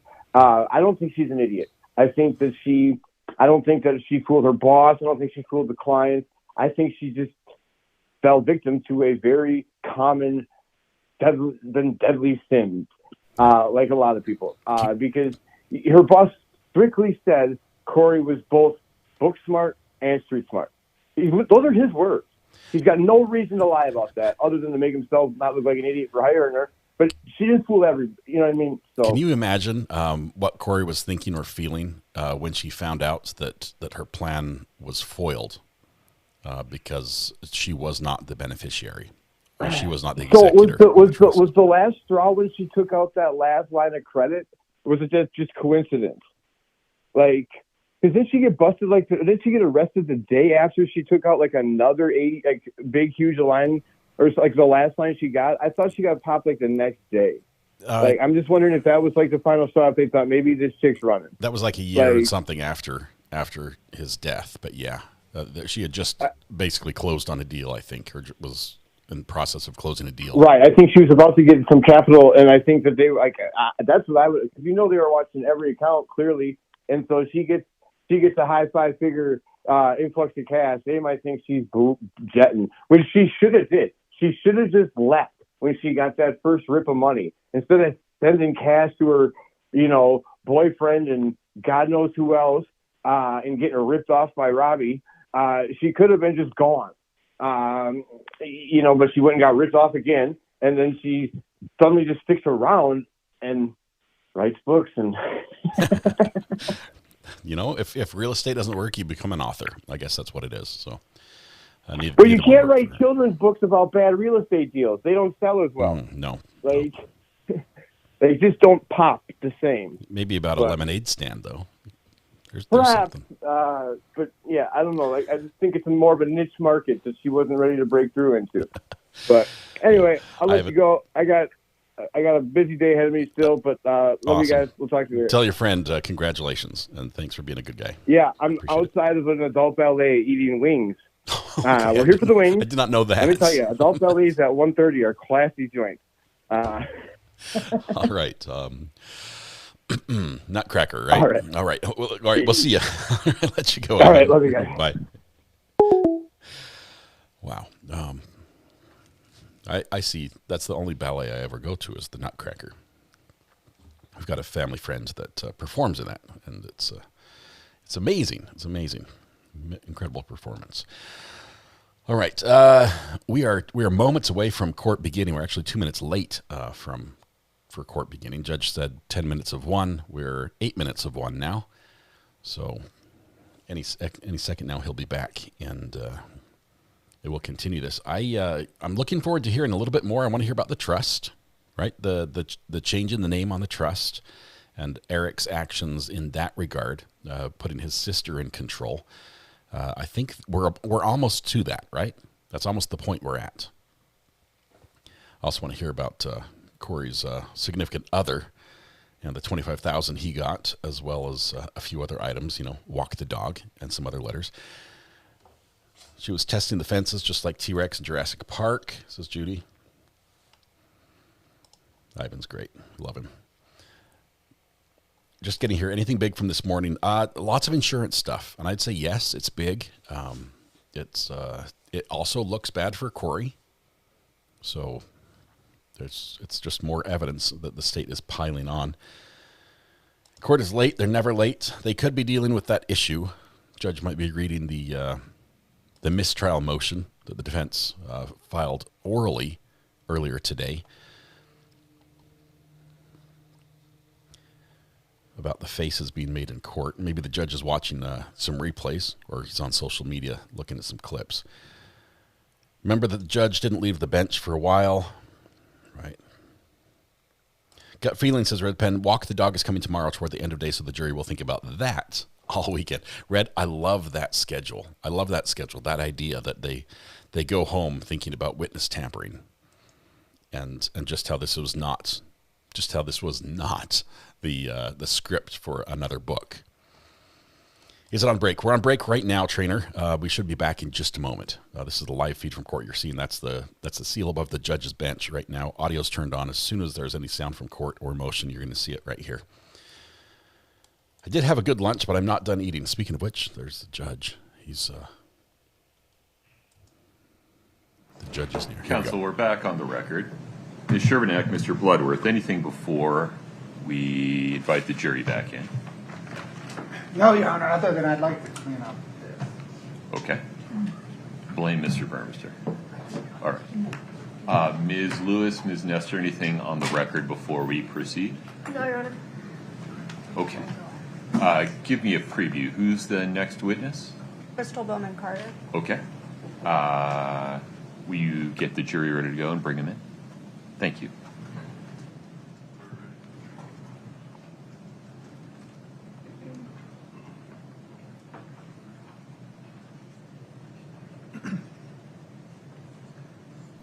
is going to be witness number 30, Crystal Bowman Carter. And why isn't he addressing the mistrial?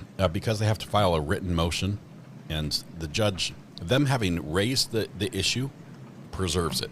And the judge just said, we're going to address it. I just want you to write it all down, give me all the details, the timestamps. I want to look at it. And then we'll go from there. Chat is on the screen. I'll fix that. There we go. I think Bowman Carter might be hyphenated. Lockbox, court tomorrow, yes. Court Friday, no. So today is Wednesday. Unfortunately, if you thought it was Thursday, I hate to be the bearer of bad news, but court is tomorrow, no court on Friday.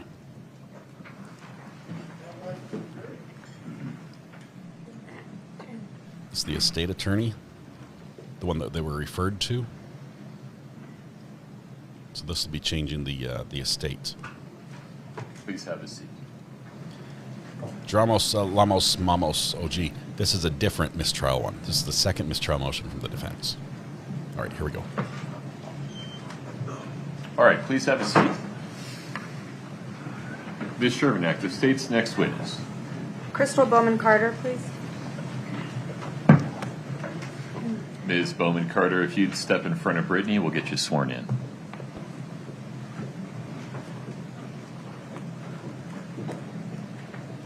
Please raise your right hand. Do you solemnly swear the testimony you're about to give in the matter before the court to be the truth, the whole truth, and nothing but the truth, subject to the pains and penalties of perjury?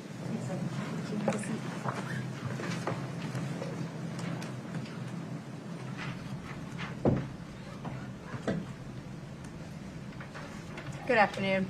Good afternoon. If you could state your name and spell your last name, please. My name is Crystal Bowman Carter. My last name is spelled BOWMAN-CARTER. What do you do for work? I'm an attorney. What kind of attorney are you? I focus on estate planning and a little bit of business work. How long have you been doing estate planning? I have been licensed since 1996 to practice law, but I've been doing estate planning almost exclusively since 2012. And do you do that practice here locally? Yes, I have an office in Park City. Approximately how many estate plans have you drafted in your practice? 1,400, 1,500. Did you know Eric Richins? Yes. How did you know him? I did some work for him. What kind of work did you do for him? I did 2 projects for him. First, I did a buy-sell agreement for him and his partner for their business, C&E Stonemasonry. And then I did his estate planning. Did you meet with him in person? Yes. How many times? At least 4. Okay. Did you know Kouri Richins? I know of her. I've talked to her on the phone once the day that Eric died.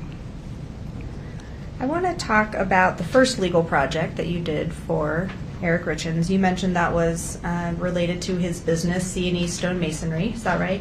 Correct. When did you complete this agreement, or when did you work on this project for him?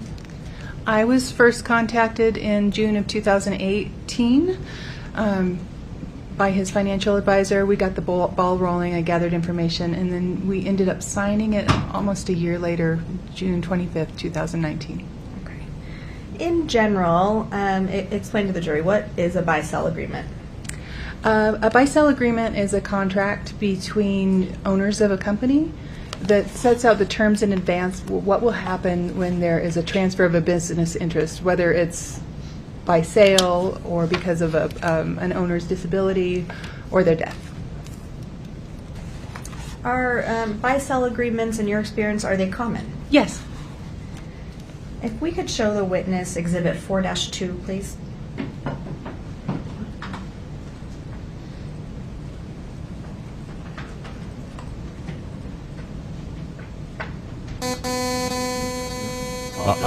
Unplug it and plug it in again. That, Scott, if you unplug for me.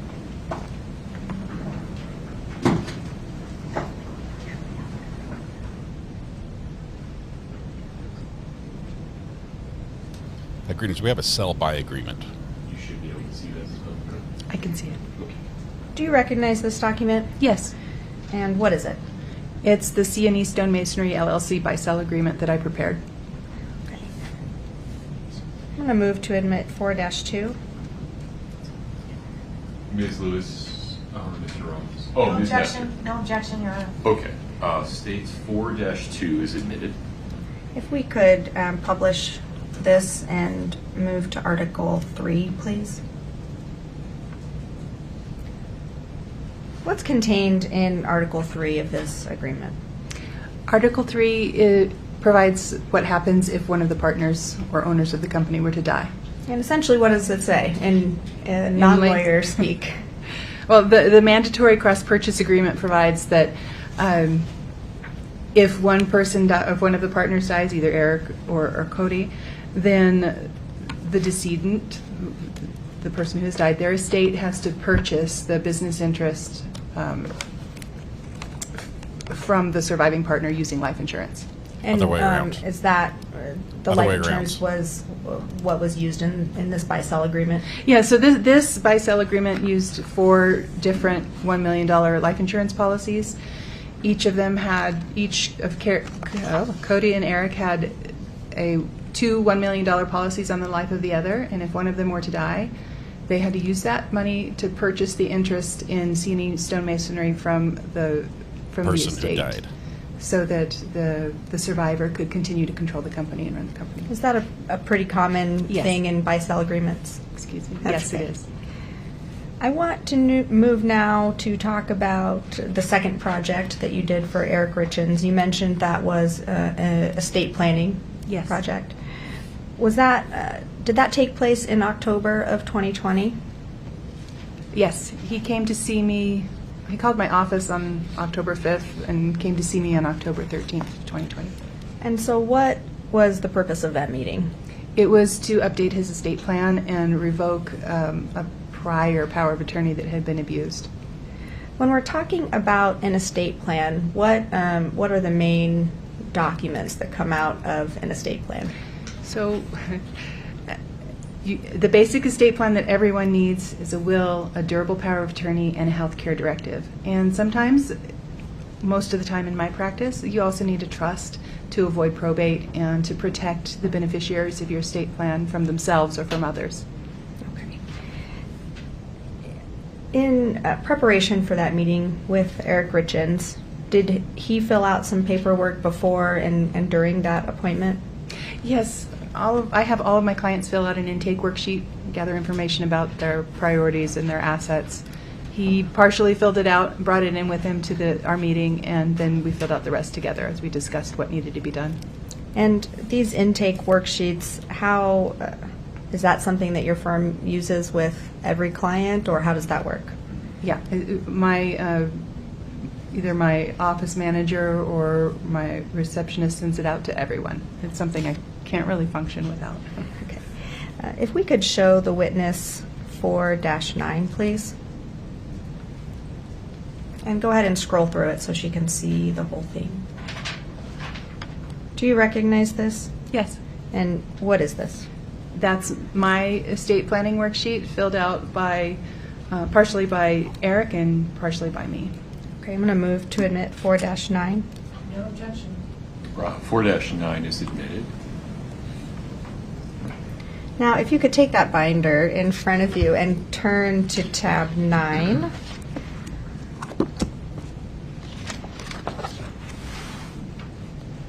Is that the same exhibit that we're looking at in 4-9? No. Okay. Which one is that? You're having me look at the healthcare directive. Oh, I see. We'll come back to that one. I had it labeled wrong. Before creating Eric Richins' estate plan, did you review a premarital agreement? I reviewed it the day before he signed his estate plan. Okay. If we could, 4-1 is the premarital agreement. That's already been admitted. If we could publish that, please, and go to section 1.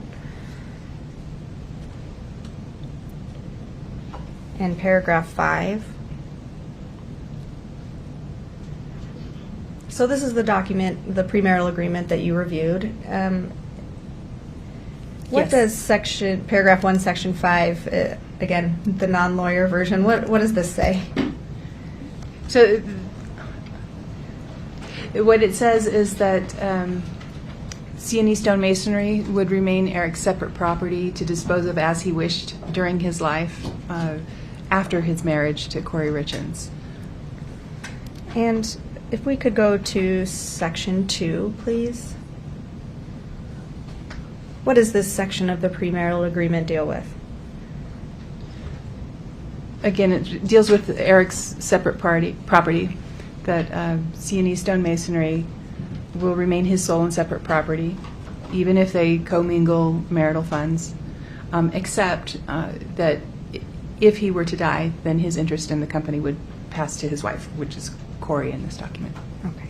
And if we could go to section 3, please.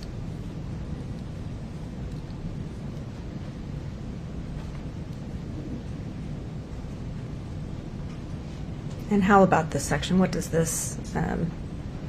So that section addresses primarily Kouri's rights in C&E property that she might have under the law at Eric's death. Can I elaborate on Sure. that? Okay. So if you don't have a premarital agreement, then you have rights in your spouse's estate. And when you're a nuclear family with no children from a prior marriage as they were, that means that if your spouse dies, you are entitled to at least 1/3 of the augmented estate. In other words, everything that passes to anyone as a result of your spouse's death. And this paragraph, the section 3, paragraph 1, says that Kouri is giving up her right to that 1/3 as it concerns C&E masonry, stone masonry. So I want to turn your attention now to that actual meeting that you had with Eric Richins in October of 2020. What was he there to accomplish? Why was he in your office? He was referred to me, I'm not sure if it was from Christina Miller or Brian Freckleton, referred back to me. I had worked with him again to update his estate planning based on some recent financial malfeasance and some concerns that he had for his sons, that if something were to happen to him, they wouldn't receive or be cared for financially with his assets. When meeting with Eric Richins, was there something unique to you or something that you did for the first time in preparing his estate plan? Yeah, there were a few things. What were those? So, one, he didn't want us to communicate with him by email. That happened a little bit later, but because he was worried that Kouri would be reading his emails. Two, he wanted to leave everything to his kids if possible. And at the beginning of the representation, I hadn't seen the premarital agreement. He wasn't sure if it existed, but eventually, communicating through his sister, as he instructed, we received the premarital agreement and saw that it unfortunately did not address all of the property. It only addressed C&E stonemasonry. So for that reason, for the first time ever in my career, I had to draft around that augmented share. So we provided at a minimum that there would be a share created for Kouri consisting of 1/3, the amount she would be entitled to. And the rest passed directly to his kids. That also applied to tangible personal property. He said that all of his tangible personal property, things you can touch and feel, like your furniture, your jewelry, your collections, would pass directly to his sons, who were all very young at the time. And that's unusual. It usually passes directly to the spouse. I think there was one other thing, but I'll come to it. If it comes to you, let me know. Mm-hmm. So I want to turn your attention now to those estate planning documents that you referenced that you prepare when doing estate plans for most people. And for Eric Richins, did you prepare a living will? A living will? A healthcare directive? Yes. Yes. And did you also prepare a trust? Yes. Okay. I want you to take a look at Exhibit 4-11. We'll put it up on the screen for you. And if you could scroll through it, Scott. Do you recognize this? Yes, that's the will I prepared for Eric Richins. And then if we could show the witness 4-12.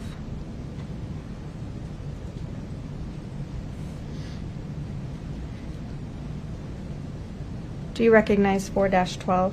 Yes, that's the trust I prepared for Eric Richins. Now, in the book you have in front of you, I'm going to ask you to turn to tab K, or to tab 6. Is that the will that we just saw in the same exhibit? Yes. And there's a signature as a part of that document. Is that correct? Yes. And who is that document signed by? The document was signed by Eric Richins on page 8, and his initials appear on every single page of the document. And you notarized that document, right? I witnessed and notarized the document. If you could turn to tab 10 in that binder.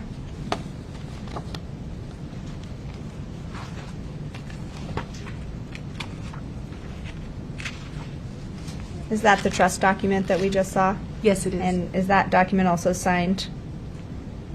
Yes, it is signed. It's signed by Eric Richins, and I notarized it. Okay, and that means you saw him sign it in front of you, right? Yes. You have to, if you're a notary, you're required to be there in person to witness somebody signing something before you can attest to their signature. And then also on tab 9, you told us that was the healthcare directive, is that right?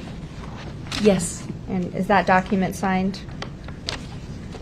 Yes, it is. And similarly, did you see Eric Richins sign that? Yes, I did. Okay. I'm going to move to admit 4-11 and 4-12. No objection. 4-11 and 4-12 are admitted. If we could put up 4-11, please, and publish to the jury. 4-11's up. And so this is the will you described that you prepared for Eric Richins. Is that correct? Correct. I want to go to section 7.03, please.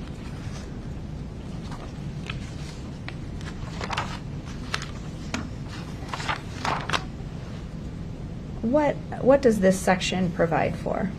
That's the section where Eric expressed his intentions for the disposition of his remains. He wanted to be buried upon his death.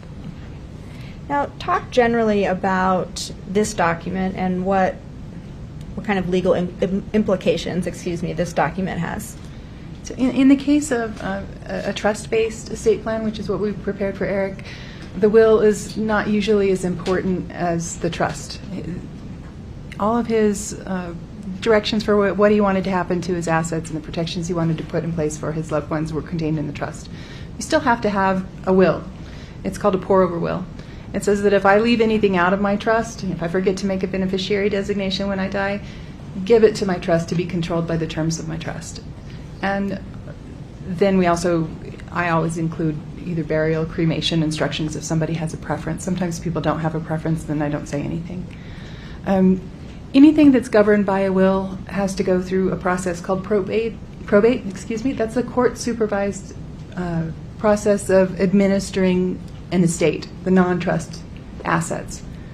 So when you draft a trust-based estate plan, or when you execute a trust-based estate plan, the idea is you're avoiding probate. You don't need to use the will. It never has to go through probate. The will is just a backup document. So now if we could put up 4-12, please, for the witness.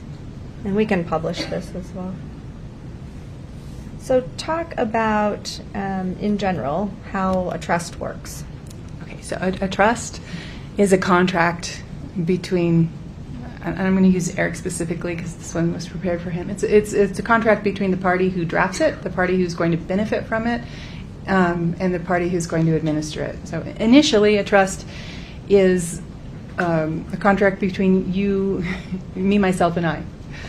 Eric was the grantor. He created the rules for the trust. Eric was the trustee. That means he was the manager of the trust, of all the assets that were contained in the trust, and had to follow the rules that he set. And then Eric initially was the beneficiary until such time as until he died. He was the trustee until such time he became permanently incapacitated or died. And then somebody else would manage those trust assets. It's like a box that you have rules for. You put the assets in, and those rules control all of the assets in the box. So you mentioned that a trust, the trustee was Eric while he was alive, Yes. and then he chose someone else to be a trustee in the event of his death. Is that correct? He did. That would be at Article 3. Okay. Who did Eric choose as his trustee? He chose his sister. Well, he chose a couple of successors. His sister, Katie Richins Benson. And then I want to see who he chose as this. And then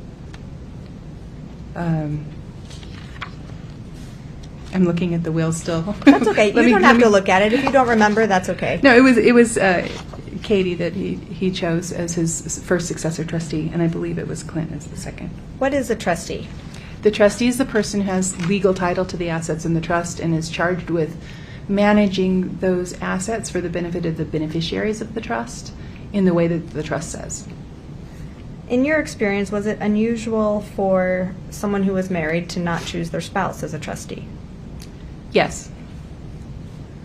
What effect did the trust have on Eric Richins' property? While he was alive, he could still do anything he wanted with the trust assets because it was a revocable trust. But the trust owned his property in that little box. And the effect was that when he died, it became irrevocable, and those assets had to be administered according to the terms of the trust that he set. Scott, if we could go to Article 8.01 of the trust. Excuse me.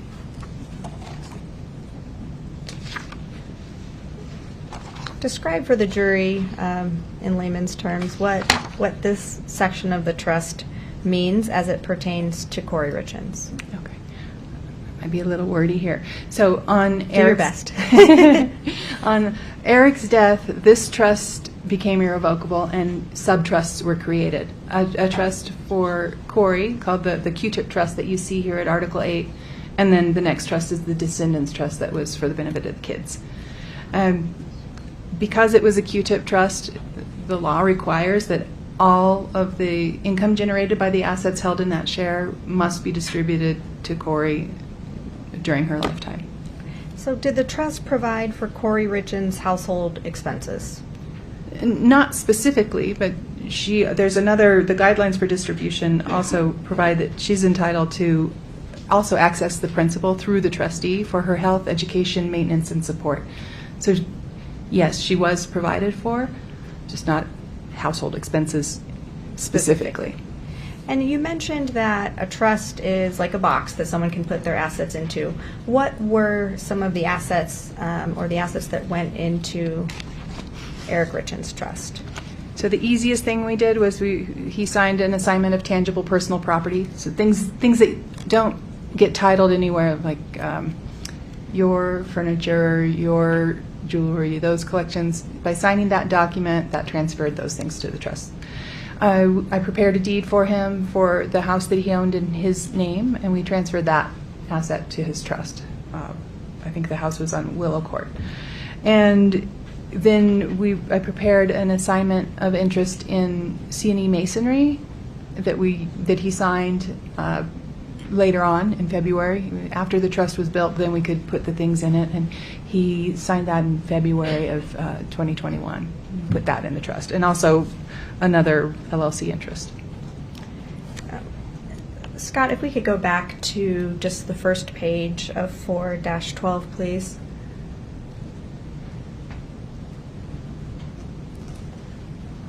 Even the title page for, yeah. So that document has a date on it. What's the significance of that date?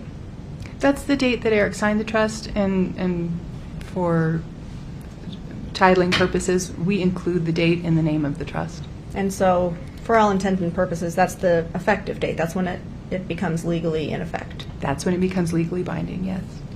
If we could show the witness 4-14, please.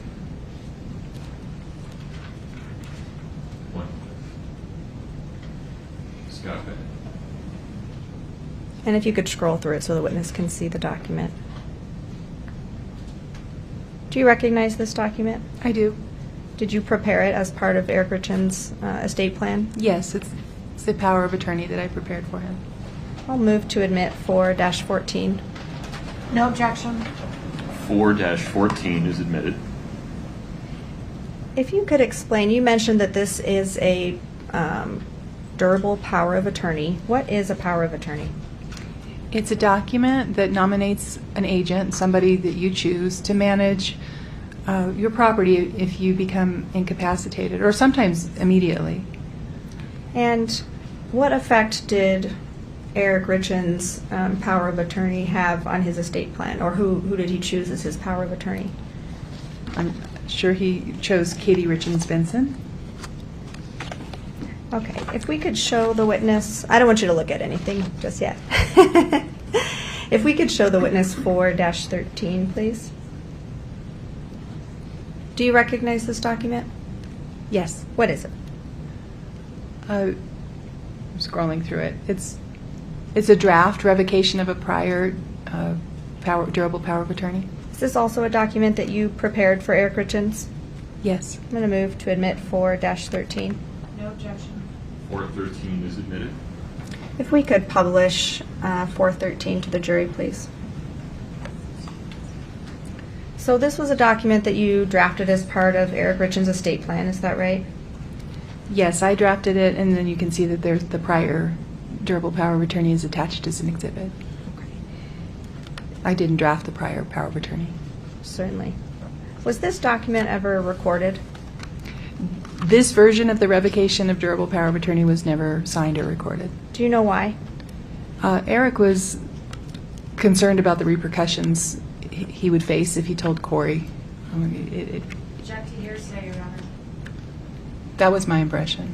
Pause. Please approach. Yeah, my apologies. It was never signed, the power of attorney, because Eric was concerned about the repercussions if he told Kouri about it. The jury heard that. They're mulling that over while the judge talks to the lawyers at sidebar. That's objection number 172. Wow.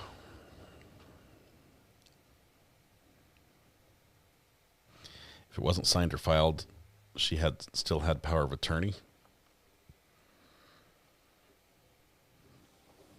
This was his revocation of all previous proceedings. That's just standard language, right?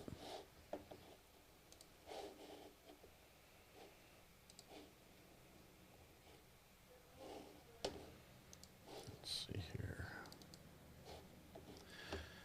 Reading that on May 8th, 2013, Eric Eugene Richins executed a durable power of attorney appointing Kouri Darden Richins to serve as my attorney in fact.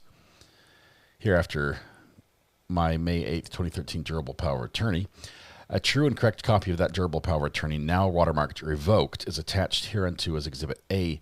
Being of sound mind, I hereby revoke my May 8th, 2013 power of attorney pursuant to Utah Code annotated 75-9-110. I have advised Kouri Darden Richins that I have revoked her authority to act as my attorney in fact under my May 8th, 2013 durable power of attorney. That one was never signed. Interesting. That would seem to indicate that Eric did in fact believe that she did have a durable power of attorney. Mr. Bloodworth messing with the podium, wishing it was his witness. It's not. Puts a post-it note up there, I guess, for somebody. And they're done. Jury, I appreciate your patience. You cannot consider what Eric Richins said to Ms. Bowman-Carter.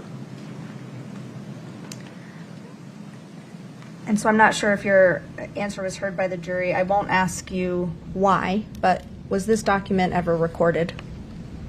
No, this document was never recorded. Okay. Now, you mentioned earlier that you were communicating with Eric Richins' brother-in-law, I believe. I had communications with Eric Richins' brother-in-law, yes. And you were instructed to only communicate with the brother-in-law, is that right? I was instructed to communicate with his sister, and I was given I believe it was a shared email account, and they both responded there. Was that unusual in your practice? It was the first time anyone had asked me to do that, so yes. Okay. I now want to turn your attention to the week that Eric Richins died. Did there come a time when you learned that Eric Richins had died? Yes, I learned that day that he had died, March 4th, 2022. And is that when you became aware of it, or was that a day later? I believe I learned the day that it happened. And how did you learn about Eric Richins' death? Clint Benson called me and told me that he had died. And did you also receive a call from a sheriff's deputy that day? Yeah, later that day I received a phone call from somebody who identified themselves as a sheriff deputy and who asked me to talk to Kouri. And did you talk to Kouri on the phone that day? Yes. What did you tell her? Apparently she was upset about the house, and I was asked to explain that there was an estate plan in place and that the house belonged to the trust, and that's what I told her. When you were explaining to Kouri Richins that the house belonged in the trust, how did she react? Oh, not positively. She was livid. She was upset, and she said, "What is wrong with you people?" and handed the phone back to the officer, I believe. When having this conversation with Kouri Richins, was it your impression that she was unaware of the estate plan? Object to speculation, Your Honor. I'll lay a little foundation. What could you tell from your conversation with Kouri Richins about her knowledge regarding what would happen with the house? She told me that the house she told me the house belonged to her. She thought the house was hers, and obviously, if she thought that, then she was unaware of the estate plan and that the trust owned the house.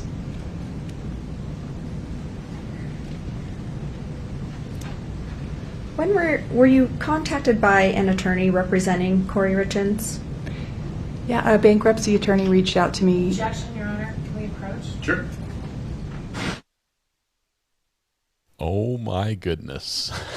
A bankruptcy attorney. Oh wow. That becomes, well, we're picking up, that becomes 174. A bankruptcy attorney. I'm not sure if there's a motion in limine about this. I doubt it, or else she would have also shouted move to strike and motion for mistrial at the same time. But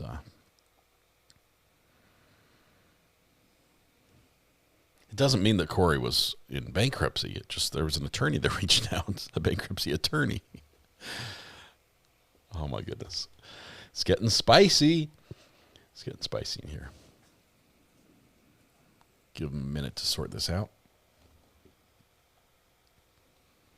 This is a nice witness. She's very pleasant. This Crystal Bowman Carter. She says she's done 1,400 estate planning, wills and things. How much do they charge per will? So you mentioned that you received an email from an attorney representing Kouri Richins. Is that right? I received an email on March 8th from an attorney that said he represented Kouri Richins. Okay. What, and so, sorry, I missed the date that you said. He contacted you on March 8th, is March that right? 8th, 2022. What was the general nature of that email? Just to tell me that he represented her and to ask that we give her time to grieve, don't act too quickly, so that she could attend to his services, and I believe that was it. And so he was contacting you in reference to the estate plan, is that right? Possibly. I'd have to look at the email, but I don't even know if he referenced the estate plan. He was talking about the house that was in the estate plan, is that right? Yes. Did you, after that email exchange on March 8th, did you provide any documents to Mr. Nate? Yeah, it was Attorney Nate, and I did provide him with a full copy of the estate plan.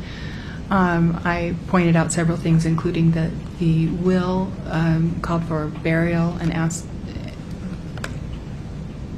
Yeah, go ahead. You can finish. And asked the, and because I had become aware that Kouri was seeking to have his body cremated, so I wanted to make Judge sure. should be hearsay and non-responsive. Well, taking him in reverse order, overruled, and it's unclear, so I'll sustain it, lay some more foundation. Sure.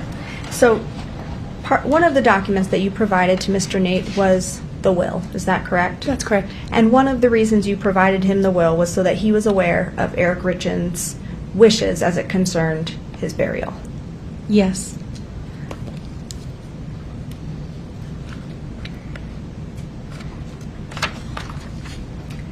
Did you open probate on Eric Richins' estate? Yes. When did that happen? March 14th of 2022. Only 10 days after Eric's death. In your experience, is that, first, I'll ask two questions about opening probate. Was that a typical time frame for those events to happen? No, that wasn't a typical time frame. What do you mean by that? Well, a couple of reasons. Usually people need to get through the services and grieve a little bit. If the property is secure, there's no reason to open probate right away. But in this case, Eric had a fully funded trust.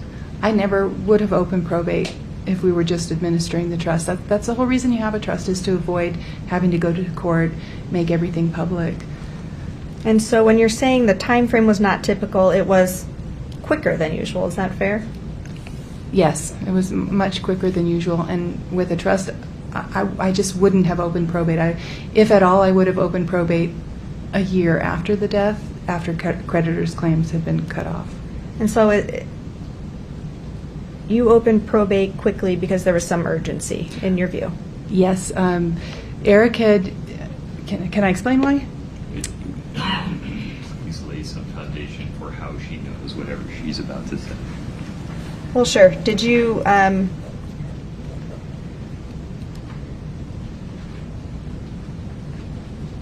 we approach? I don't want.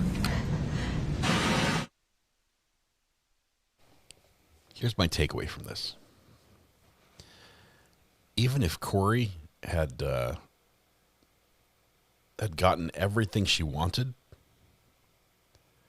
with the rate that she was going in debt and how fast she was acquiring debt, this would have lasted her maybe a year. Like all of Eric's trust, if it went to her, all of his assets, business interest, everything, unless the business had kept operating, which I guess she said she did want to continue doing, the money probably would have lasted her about a year. A huge chunk of it, like half, would go to debts. She then had this huge house that needs millions poured into it. A ton poured into it, and it would be gone. She would have nothing. I mean, it would have delayed the inevitable for 6 months to a year. It's crazy.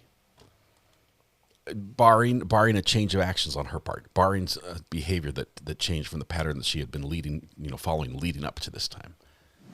Ms. Shervnak, please proceed. Without telling us any specific statements or what anybody said, why did you open probate so quickly?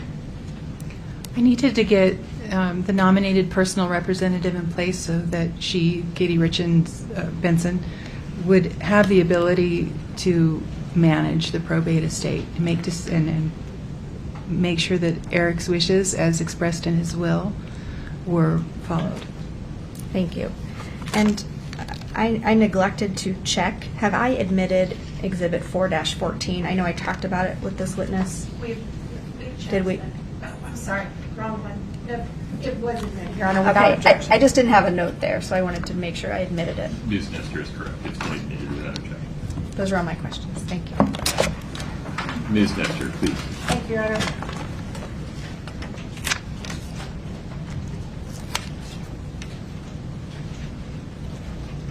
Good afternoon, Ms. Bowman Carter. Good afternoon. My name's Kathy Nestor. I'm one of the attorneys representing Kouri Richins today. All right, so I want to talk with you about the revocation document that you talked about with Ms. Shermanak. Could we please bring up 4-13? It's been admitted, Your Honor. One moment.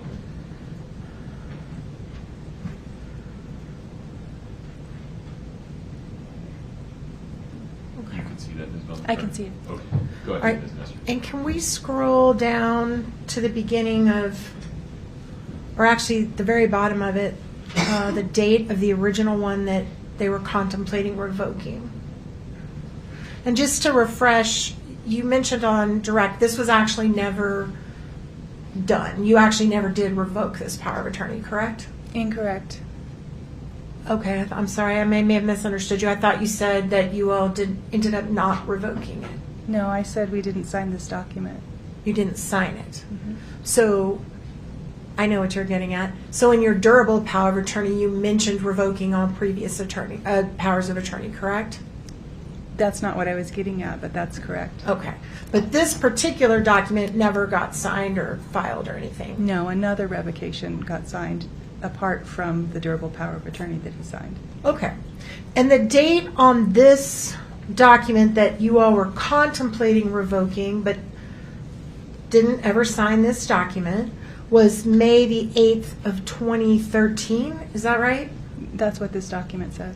So this is the power of attorney that all the parties were contemplating, saying this doesn't, you can't use this anymore, right?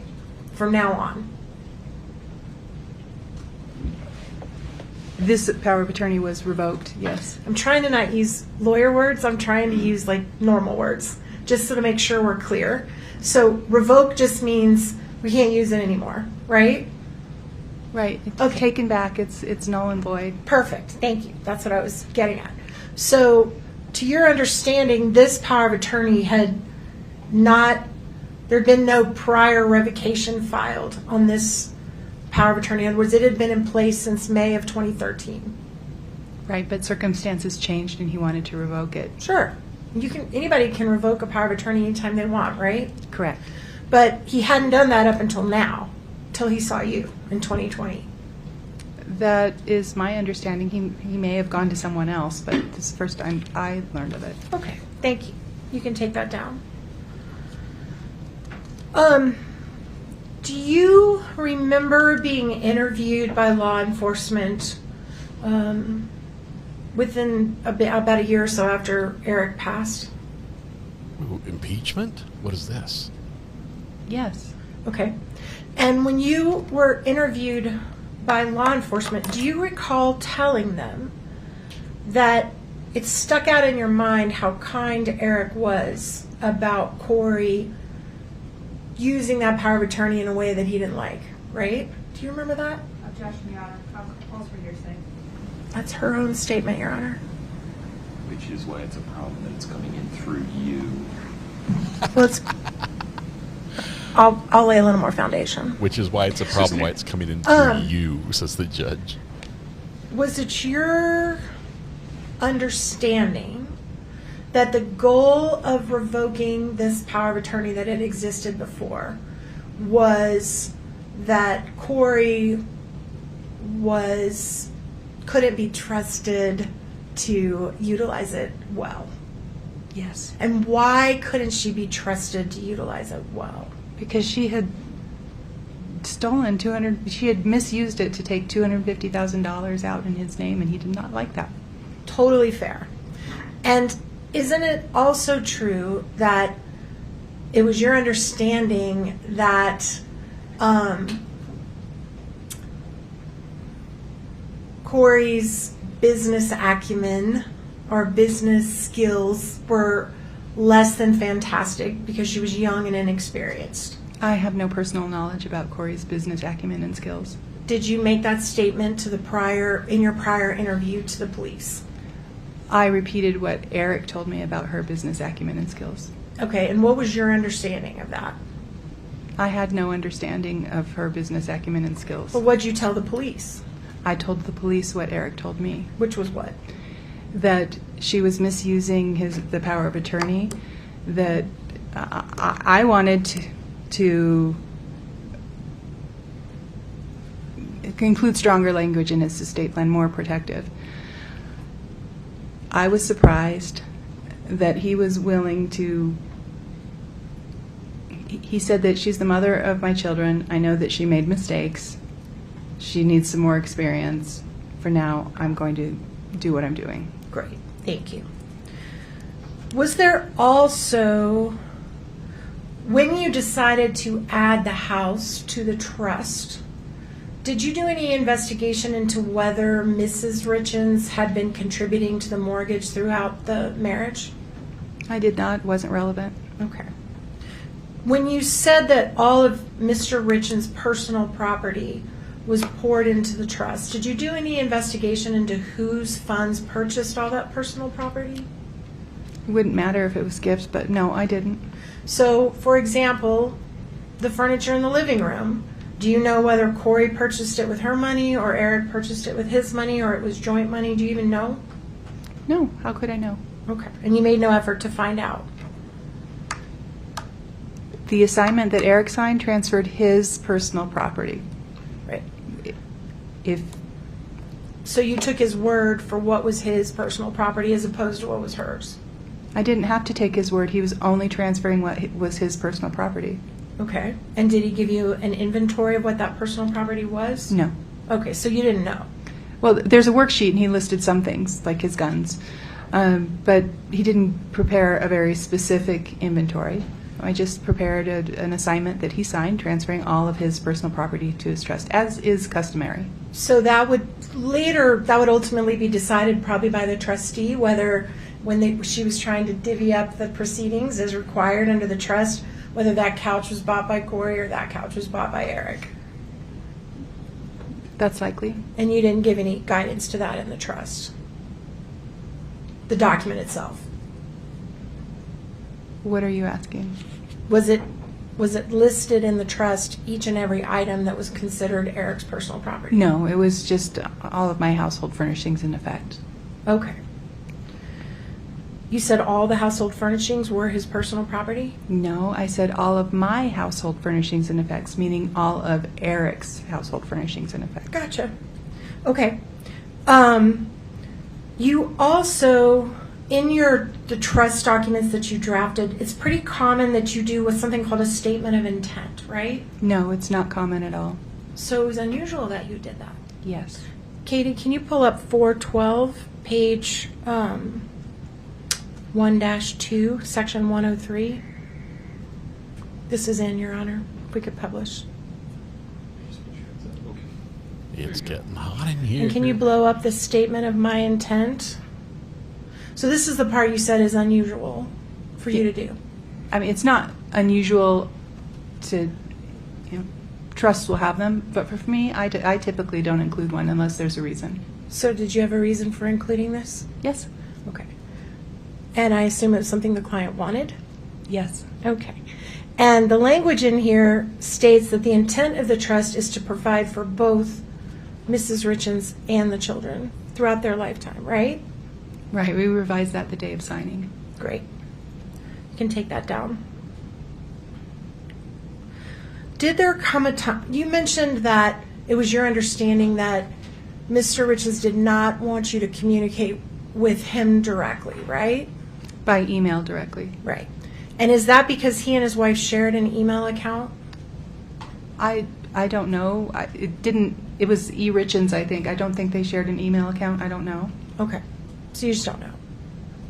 It was not because they shared an email. What he told me was not because they shared an email account. It was because she snooped in his email. Okay. That's so she had access to his email at least. I don't know. That's what he told me. Okay. And were you aware at that time that he was consulting a divorce attorney? Yes. All right. So when you previously said it's very unusual to not put your spouse as a trustee, if the individual was excuse me, considering divorce, that wouldn't be unusual to put someone other than your spouse, would it? No, that wouldn't be unusual. Okay. And was there a time where you accidentally did notify Kouri of something? Yes. Explain that, please. Kouri Richins, Kay Richins, and Katie Richins Benson. Very similar names. Sure. After I spoke to Kouri on the phone, I sent an email to Katie, I thought, which actually got sent to Kouri. Okay. And in that email, do you remember the date of that? It was probably March 4th, the same day that I talked to, it may have been March 5th, but I think it was March 4th, 2022. Right. The same day I talked to Kouri. And just talking about that conversation you had with Kouri, so this is less than 48 hours after her husband has died, right? Give or take. Yes. And your purpose of your conversation was at Katie Benson Richins' request? No, it was the police's request. Okay. And what you told her before she got very, very upset was the house that you live in is not yours.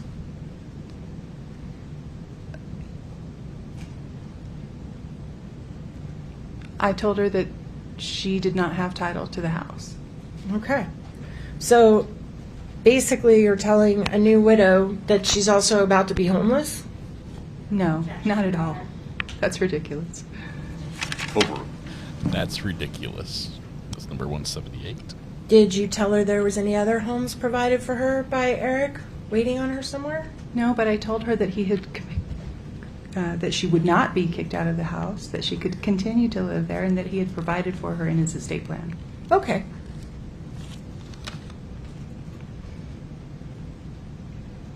And if I understand your previous testimony correctly, you never actually asked her, what did you know about all this before he passed, did you? No. Right. So you don't know whether Kouri Richins knew there was a trust before he died? It was apparent that she didn't. I'm sorry, do you have any personal knowledge as to whether Kouri Richins knew before his death that there was a trust in place? No, I have no personal knowledge of that. Okay. I want to talk about the intake form Ms. that Nestor has found Ms. Shermack went over Ramos's with you. spice. If we could please pull up 4.9. It's also been admitted, Your Honor. And if we could scroll forward till we get to the page where he lists his assets. Keep going. Keep going. Keep going. That I'm sorry was anything but sorry. Keep going. There. Your Honor, can we, can we blow this up just a little bit, that top half, so we can see it? All right, so this is the section where you ask the client to list, I guess, what they're worth, right? Yeah, that is a summary of the assets listed on previous pages. Okay. And Mr. Richins, it looks like, wasn't sure about stocks and bonds, life insurance, and retirement, and he directed you to ask Freckleton, right? That's pretty common. Clients don't want to fill everything out, Yeah. and he knew Brian Freckleton had worked with me before on the buy-sell agreement. He said, talk to him about that stuff. But he does say that they had $100,000 in bank and savings accounts at the time, That's what this document says. and $65,000 in vehicles at the time. Well, you said they. He says he. Okay. 65,000 in vehicles That's what this document says. and 30,000 in furniture and personal items That's what this document says. and $1 million in real property. Yes, that's what this document says. And it looks like he's valuing his business, at least his share of the business, at about $3 million. That's what this document says. All right. And that he had some anticipated inheritance, not a ton, but some. Right? That's what this document says. Skip the So money his owed to best you. estimate of his net worth was about $4.6 million if you don't include stocks and bonds, life insurance, and retirement plans. That's what this document says. So as long as he's alive, I believe you said that he could do whatever he wanted with any of the money that was assigned into the trust, right? Yes. Because it's revocable. Yes. So as long as he's alive, he can share any of this money that he wants with his wife. He can make gifts to whoever he wants. And he can share 100%, 0.5%, whatever he wants as far as his monthly income, right? With his wife. I'm not sure what. So nothing about a revocable trust prohibits him from, if he's making $33,000 a month, giving his wife half of that or more. He can do whatever he wants with his property. And if he lived to be 70, he could give her as much as he wanted until he's 70, right? No matter what the trust says. Like I said, he can do whatever he wants with his property. But the minute he dies, Katie Richins Benson decides how much money, if any, Kouri Richins gets, right? The successor trustee, who happens to be Katie Richins Benson, has to follow the rules of the trust set by the grantor, who is Eric. So no, Katie can't do whatever she wants with the money. She has to follow the rules of the trust. Totally fair, and you're right. We're set by Eric Richins. But she's the one who will decide from the moment he dies forward whether, if, how much Kouri gets any of Eric's money. Yes, that's what Eric wanted.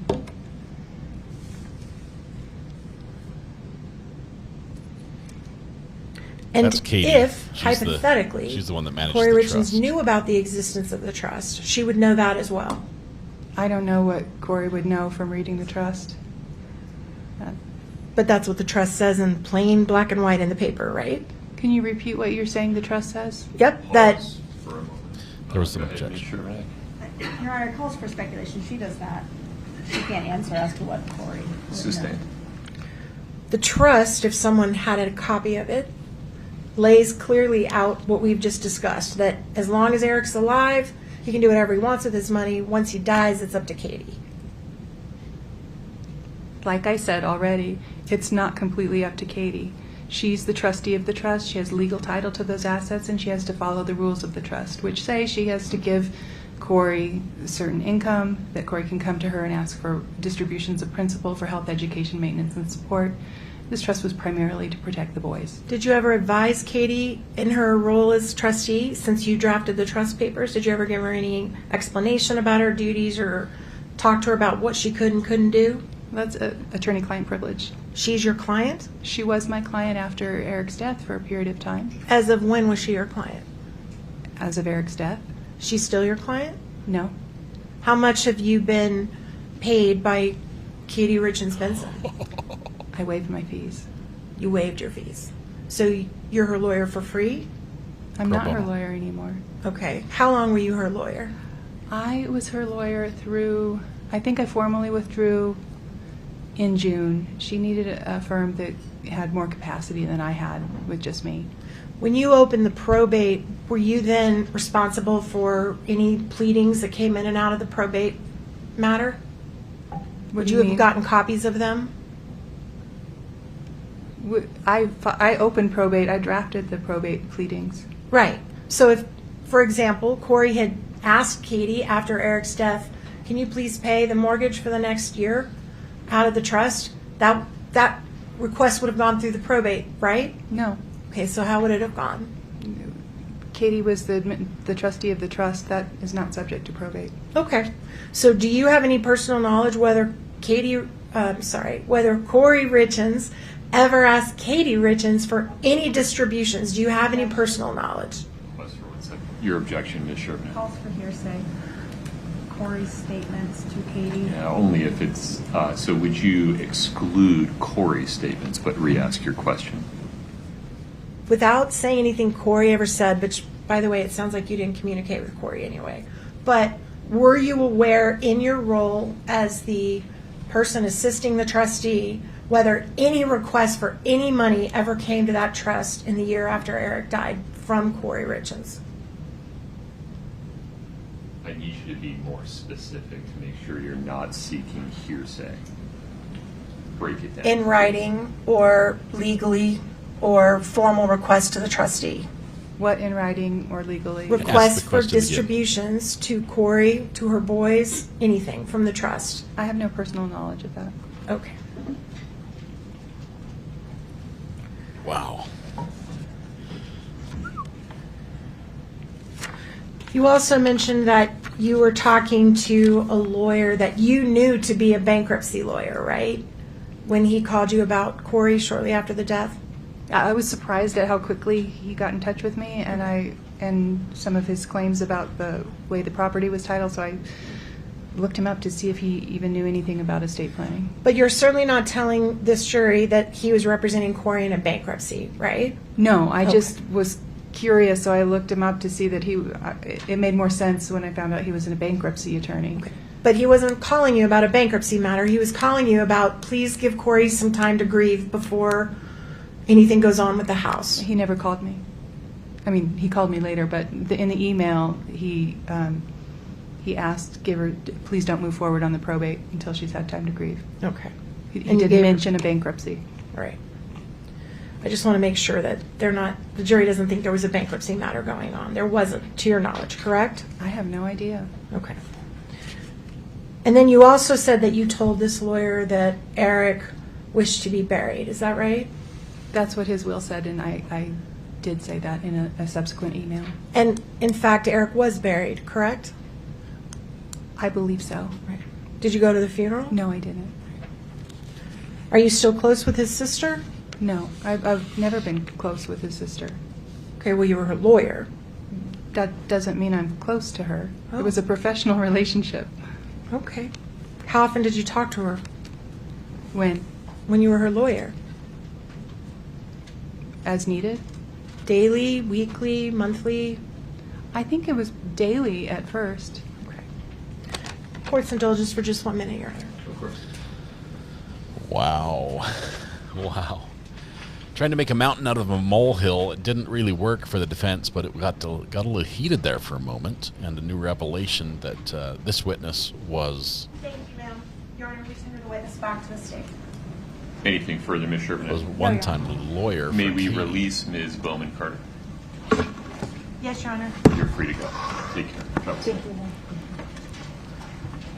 Wow. Counsel.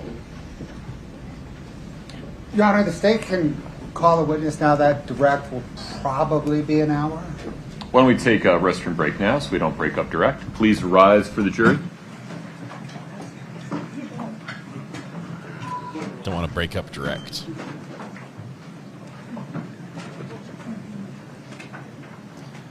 This is getting good. This is getting to be a good case. Wow. Another great witness. Strong witness. Loving it. Folks, have a seat, please. Just checking. The next witness is... Robert Grossman. Okay. And then don't go anywhere before we take a break from the state? No, Your Honor. From the defense? No, Your Honor. Okay. Why don't we come back at 2:10, please? Court's in recess. Don't go anywhere. Boyfriend's going to be on the stand. I hope the $25,000 question gets asked. Next witness is the state says is going to take about an hour for Robert Grossman on the stand. So get your popcorn and settle in. Kouri's worried. She responded. If you looked at her right as the state announced who it was, Kouri shifted and started talking something to her lawyer. And does look concerned. So it's the best trial we've had in a little while. This is shaping up to be a good one. I really am enjoying the legal battle as well as the evidence progression. Even a blind squirrel finds a nut. What question? What is the $25,000 question? The question is, what did you get $25,000 from Kouri Richins for? What did he do to deserve $25,000? She gave him $25,000, and we want to know if it was just like a gift or a loan or what. Let us know. Crystal Bowman Carter is done. She did great. She was the estate attorney. Then we're going to be on witness number 31. Let's see, I've got a call. Is this a spam call? Let's see. It might be Selena. Call from Selena. It is Selena. Selena, you call from the same area code as the spam caller, so I can never tell for sure. But, I know it's not a spam today, but holy moly, why did I stay home? It's been a juicy one. You've got Grossman on the stand next. I know. Did you see my comment? I'm like, I'm getting in the truck and driving there. I can be there before the defense gets on.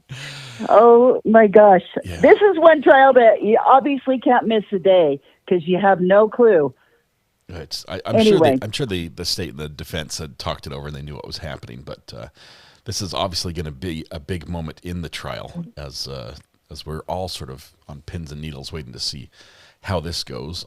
It could be a very hostile witness, right? We could have somebody who's dragged in here practically, kicking and screaming. Maybe the state gets to treat him as a hostile witness and lead on direct. I don't know.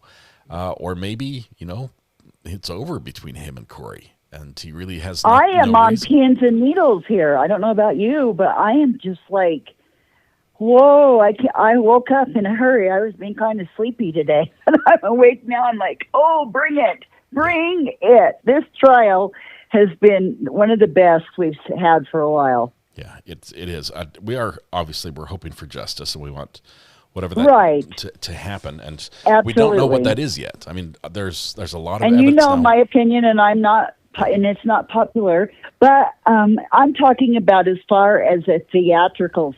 The lawyering is top notch. The witnesses have been so strong and unflappable. It's just, I don't know. There's just been so many things that have been epic. So anyway. This has been a great case. I think I credit the judge for a lot of this, for how he runs the courtroom and his demeanor. That really sets the tone for a trial. And he's been overseeing this case for a long time. So he has a lot of history with this one. He's sort of set those guardrails in place. Right. So. And I know a lot of people are not loving the defense attorneys, but holy moly, they are working hard for their client. They are. So I have to say I like them. Love them or hate them. I might not like the style, and we might have a little fun at their expense occasionally, but they are trying very hard. They're quick, right? They have a good grasp of the law. They're quick in their arguments and everything, so it's wonderful. I think I'm getting another call, but okay. It's probably talk to you spam, later. Bye-bye. So, okay, bye. Okay, this will be the first spam call I've answered. Hello? Hello? Hello? Yeah. Sorry, Selena. They hung up, or I hung up on them. They didn't answer. Miss Nestor is Tyler Robinson's attorney. If you're following the alleged shooter of Charlie Kirk, Miss Nestor is on that trial as well. So she's got two very high-profile trials in Utah going in sort of at the same time as Tyler's is ramping up, and this one's going on. Miss Lewis formerly represented one of her most notable cases was Brian David Mitchell, who was the kidnapper of Elizabeth Smart, who he kidnapped her from her bedroom out of her house at knife point, I think, and he kept her captive for 9 months, 11 months, I forget. It was a long time until she was discovered in Salt Lake City, just miles from where she lived. Just incredible lawyers with a lot of experience, and then you have Mr. Ramos as well. So we'll take him as well. All right. Let's see. I went back and I did see Kouri. I didn't see Kouri respond. When we started 110 years ago. You didn't see her talking to a counselor right next to her. Like I was talking about it as I was watching it. It wasn't like she was startled or anything. She knows it's coming, but her facial expression changed significantly. You are banished from the state of Georgia. Where's the objection counter? It's right here. I just take it off the screen. There's a lot of displays on the screen, a lot of paperwork and things to read, and so I just unclutter the screen.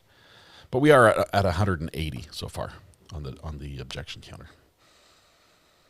Defense is highly unlikable. I have to say I like them. I mean, I wouldn't be the ones like, hey, let's hang out for the weekend. But as attorneys and watching them in court, I would watch them again. Most readily, I would watch them again. Let's see. Shelley Small, Miss Nestor found a sinkhole instead of a mountain. She went for it. I don't think anything connected. I don't think she really made any connections that mattered for the jury.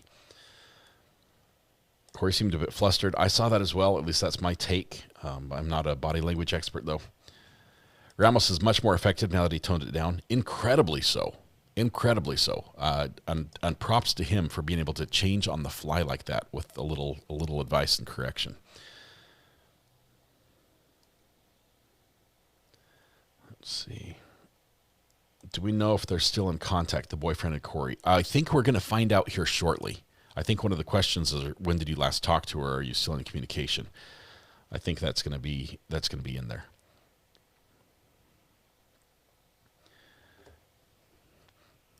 It was a little bit reckless, I think, of Miss Nestor to ask some of the questions she did of the last witness, because it was very clear that she just found out something brand new that she did not know before.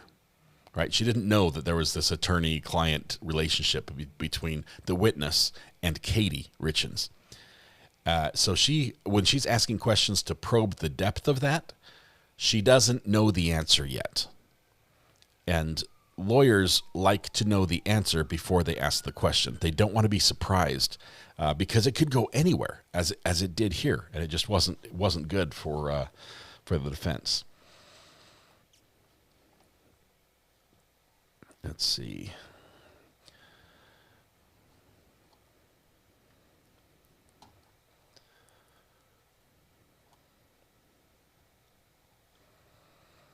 It was reckless, says Judy.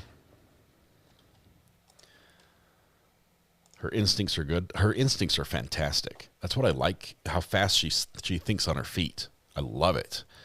Even under pressure, even when she's losing, and I would be flustered beyond belief. She's very, very quick.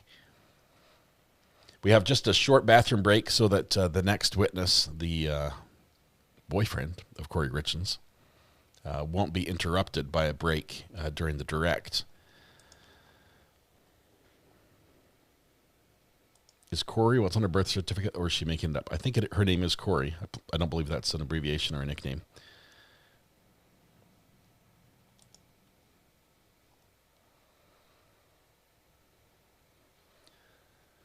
All right. Just got my vanilla bean order. They smell heavenly. Oh, vanilla. My favorite flavor of ice cream. I would certainly watch the defense again for their drama in the courtroom. I can see this defense team winning cases that have a better fact pattern for them. Their hands are tied a little bit here. I mean, there's some stuff that they just can't. I mean, they had to admit, we can't dispute the facts. We're just going to tell you they mean something else than what the state says. The facts are bad for the defense, and they know it. With the better fact pattern, I can see them doing very, very well in court. Ivan Victor says, if the boyfriend winks at Kouri, I'll donate $100. Please don't get any messages. We don't reach out to witnesses at all during trial. That's a channel rule. When the witnesses do watch us, we don't know about it. So until after. I don't want to be in any more court cases. Does that make sense? I don't like being mentioned in court. It's incredibly nerve-wracking. I need 2 paracetamol for this witness. Ivan is now placing prop bets. He's probably placed a bet that would cover whatever he just placed here as a wager. What if Kouri winks? Shannon gifted a membership. Thank you very much. Went to Amazingly True. Congratulations, Amazingly True. Yes. Sometimes I talk directly in the courtroom over the loudspeaker. That's only happened one time. And I was saying some pretty spicy stuff at the time. I was a little bit heated when I was saying it, and it was not complimentary to the prosecutor in any way, shape, or form. And that's the moment the judge chose to choose my live audio to play in the courtroom. So that was a wild moment. But letting that connect in my head as to what had just happened was even crazier. I mean, talk about, as someone who understands, audio paths and where I should be hearing some sounds and where I shouldn't, mentally figuring out what had happened was a rush. If Recovery Addict puts on a certain Snuggie, I'll donate $100. You want me to wear the Flaming Cheeto Snuggie? Teresa gifted a membership. Thank you very much, Teresa. That went to Carol Whitney. Lego My Brief says he's a bit of a chump. Here's a bit of chump change for Ivan's Wink Fund. Thank you, Lego My Briefs. A little chump change. Also, we got Ivan Victor saying, double or nothing. If Kouri winks, I'll faint. There we go. If we could keep a camera on Kouri, the witness, the whole time, that would be great. Yes, that trial was the Zachariah Anderson trial when that happened. What's the objection count? We're up to 180 on the objections. Judge is coming back. Looks like everyone's getting situated. It was just a quick bathroom break. In 231-500-139. The jury is lining up. Mr. Bloodworth, anything before we invite them in? No, Your Honor. Ms. Lewis? No, Your Honor. Okay. We're ready for them when they are.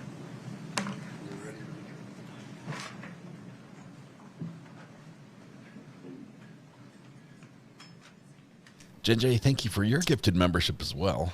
Love this community. They're incredibly generous. Welcome new members as well. We have a lot of new people joining us. Please feel right at home.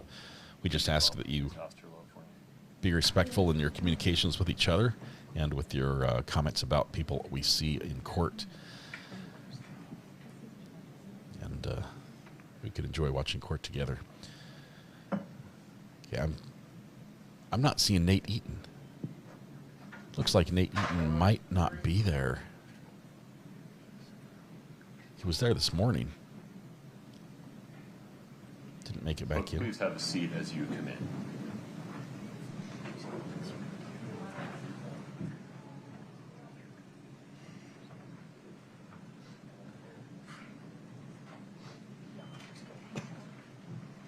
Please have a seat.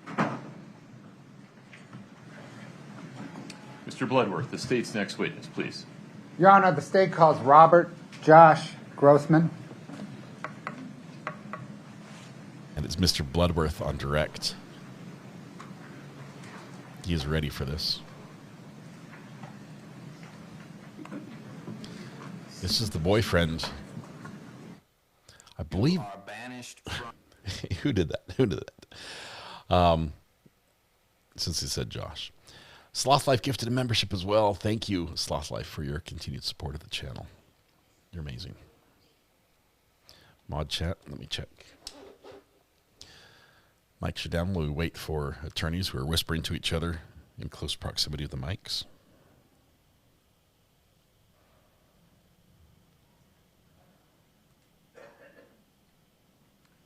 Mr. Grossman, good afternoon. If you'd step in front of Brittany, we'll get you sworn in.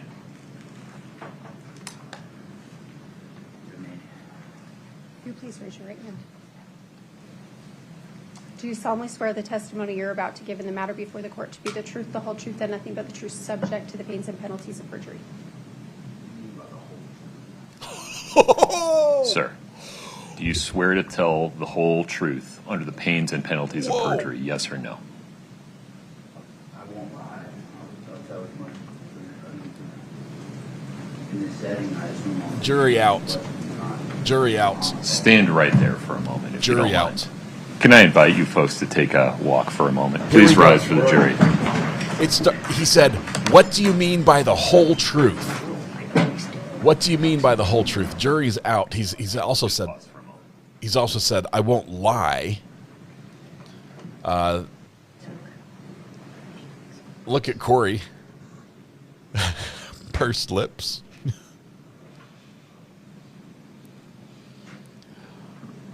The judge is not going to put up with this.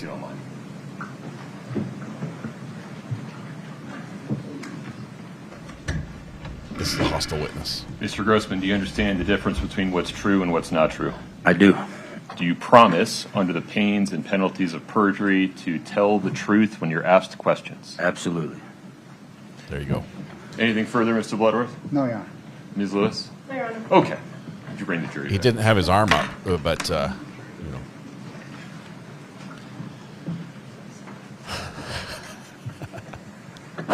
Your Honor, an instruction that he's taken enough. I'll make it clear.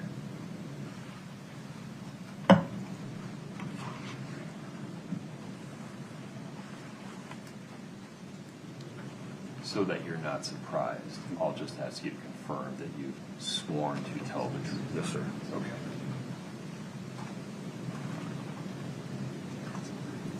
What an opening. You know this is going to be fire. Probably on direct and cross.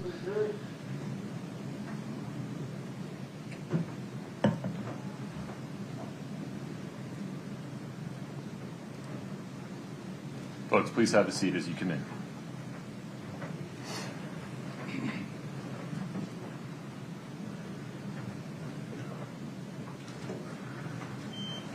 Please have a seat.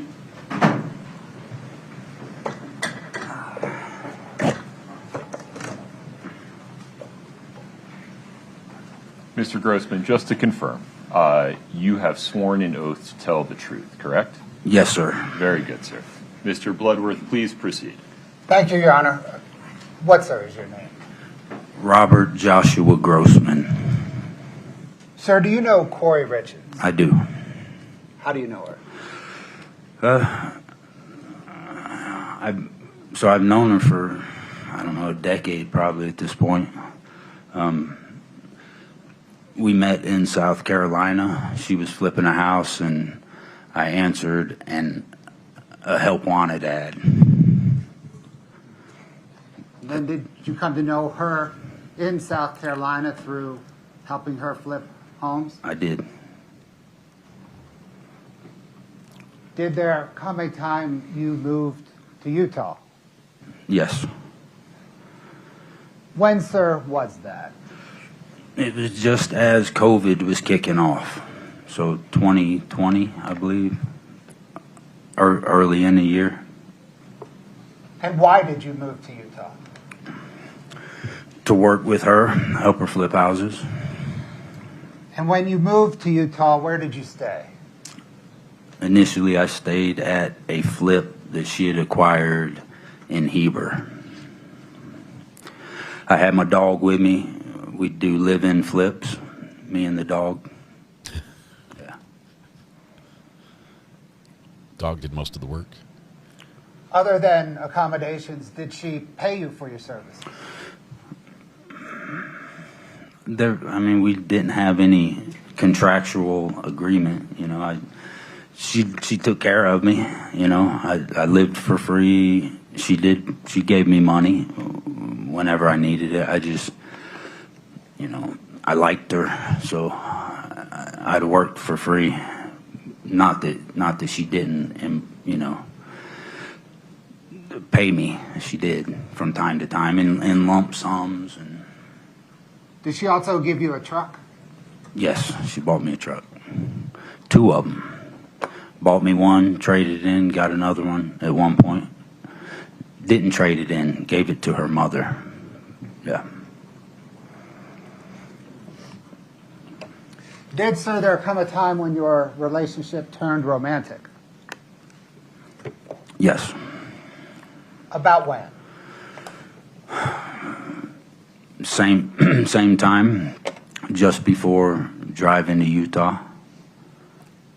Oh, started in South Carolina. So right about the outset of COVID. Right. Scott, can I get Exhibit 3-1, please?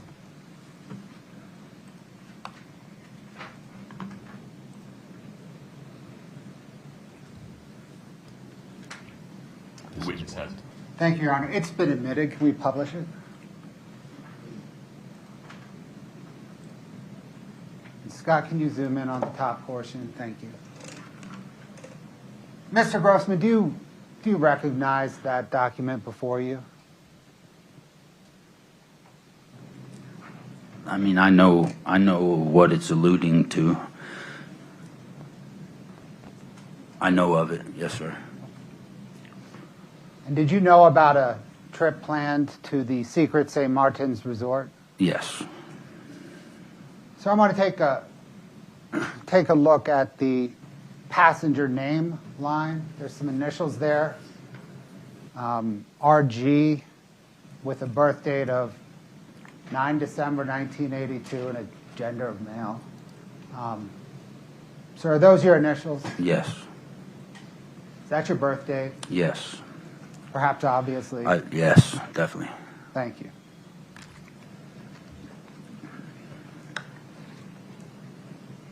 Did you and Kouri Richins at some point plan to go on this trip? Yeah, she. I think that was a birthday present. I remember seeing a text or something. She sent it to me. We didn't discuss it much, but it was there. Thank you, Scott.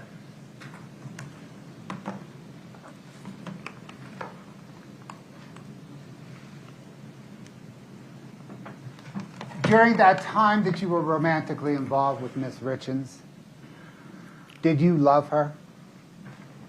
Yes. During that time, did you feel that she loved you?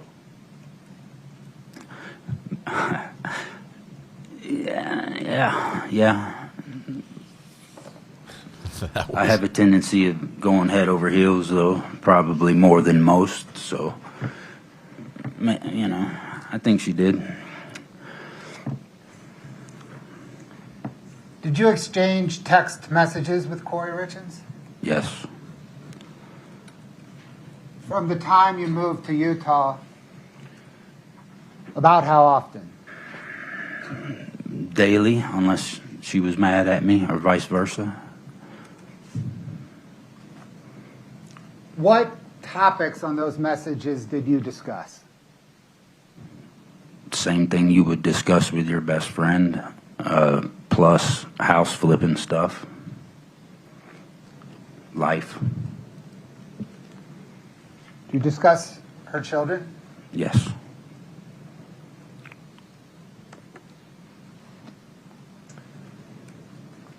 Sir, I'm going to show you now some text messages between you and Ms. Richins. Okay. They're the same ones I believe we've looked at before. I'm going to ask you if you've recognized them. If you can recognize them right away, that's fine. If you would like me to scroll down through them again, I'm happy to do that, okay? Okay. Scott, can I get Exhibit 2-13 Delta, please?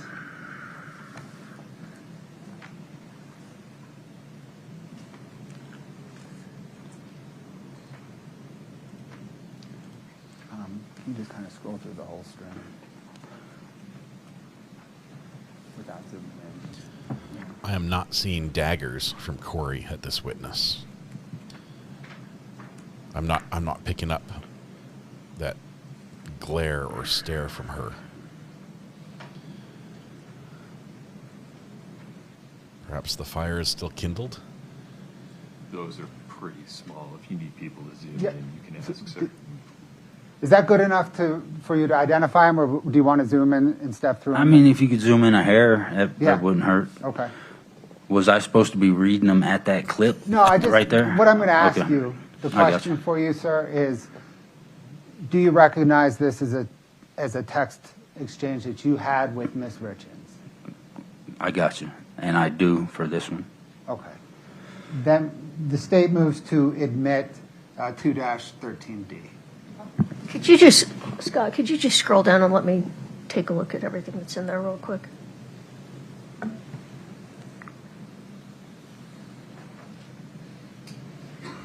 Keep going.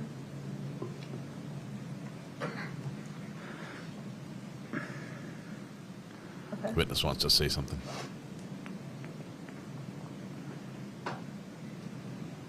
All right. Okay.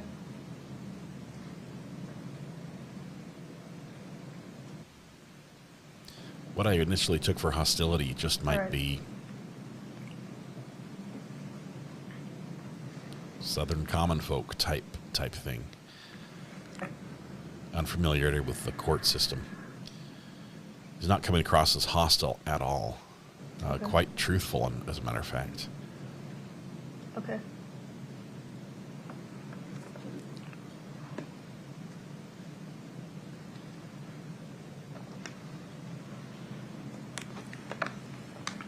Is that it?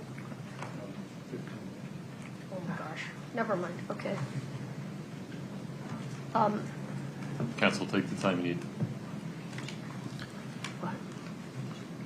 We've got 15 more pages of this. Let me just pull it up real quick. I don't believe I have any objection to that one. I'm going to say no objection. States 2-13D is admitted. Your Honor, You'll let me know when you want to publish that. moves to publish, yeah. I And understand.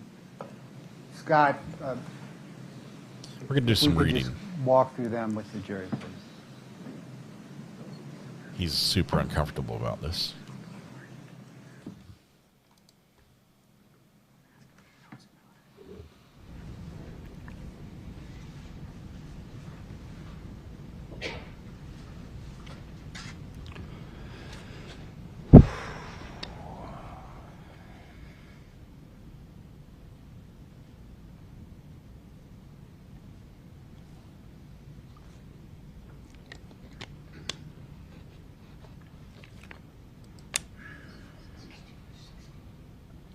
Looking at the dates, these are from 12/18/2021.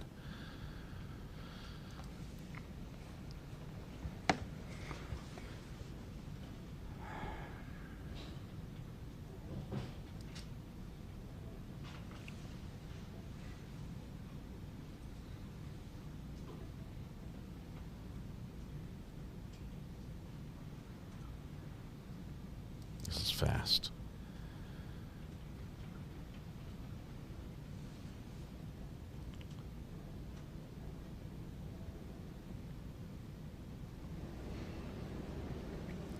Josh is saying we need to communicate more. I want to know I really want to know you and what you're thinking and what's going on, but not tonight.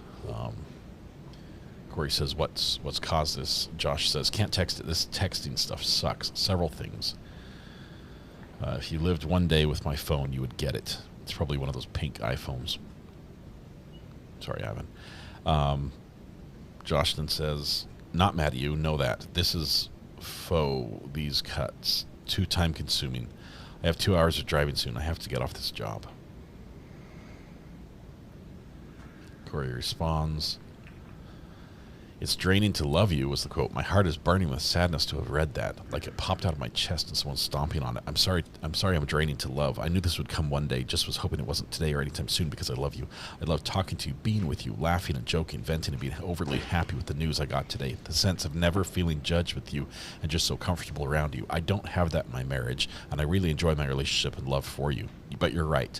We both know this love triangle can't go on forever. You don't deserve it. I don't deserve you. I can't expect you to sit around for the day the trigger gets pulled, because who knows when that's going to be. I tried and failed. I can't expect you to sit home and wonder what I'm doing in my life or when I might call you next to see you. This is so beyond something. Sorry I didn't see it until then. What a selfish person I am. How could I think of someone like you who would be okay with this for the rest of forever until I pull my head out of my...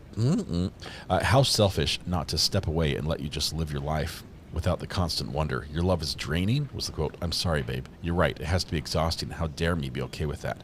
That mental and physical stress on you. I'm sorry, babe. Maybe saying goodbye earlier than later is better. I'm sorry you have to work so late. I shouldn't have kept you so late this morning. And again, selfish. Wow, I'm just so sorry. I'm just realizing this. I feel like an idiot. Don't text back. No words needed. Finish up work and get some rest. We can talk later. Good night. That was from Kouri back to him. He replies and says, love triangle. What do you mean by that? I don't get it. He knew. Come on. I'm married and you, me, our relationship. I don't know what else to call it. I'm in love with a man that's not my husband. Says Kouri. He says, I could talk to you right now. We could be great. Not a fair shot.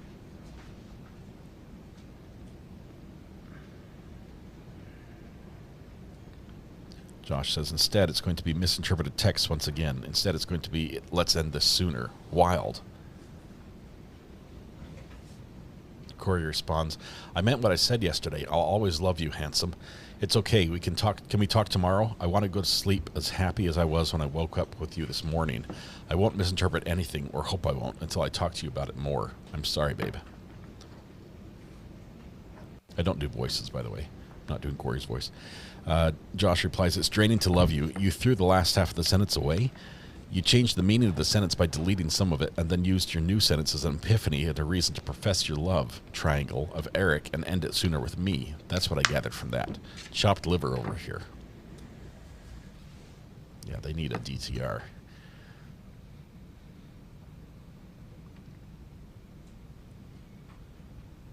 Josh continues with a symbol. You goofball, he says. Kouri replies, I threw the last half of the sentence off because it's almost as bad as the first. Pretend to be an idiot?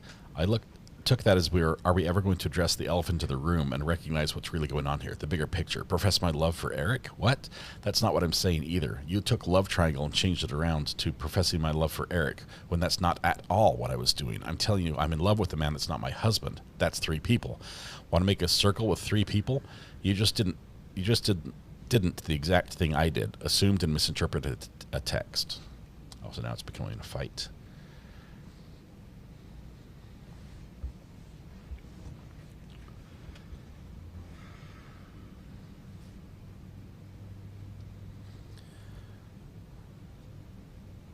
Kouri continues.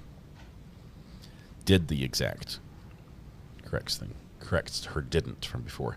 Josh says, I think if you think you love me now, then ending it sooner would be good for for one reason only. Because if you don't, you're going to fall in love with me in ways you never thought you could. That is a guarantee. Speaking of guarantee, last night by no means counts as your guarantee. It was not stated as such prior, so it doesn't count. But I did it on purpose.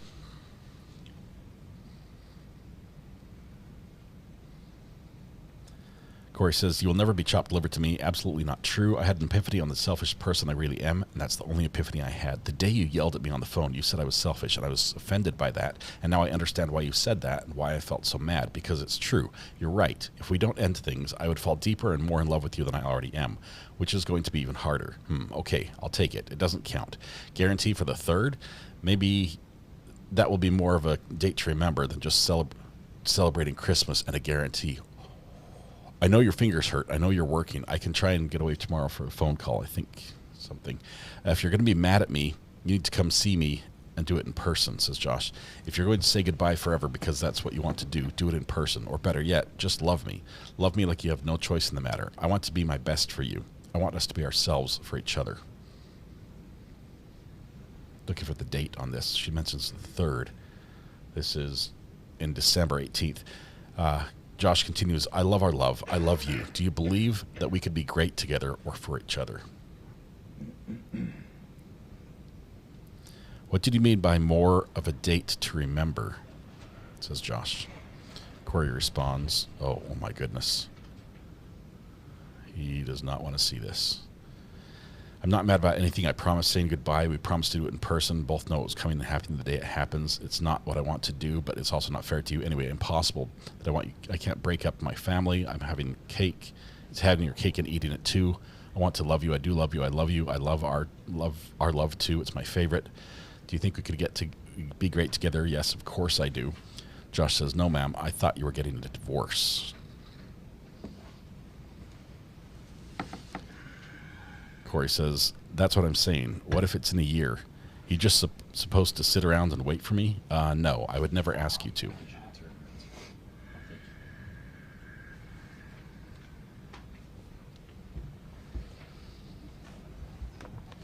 Take me back. He says, oh, of course I'd wait a year. If you're coming over on the 3rd to say goodbye to me, you're not invited, says Josh.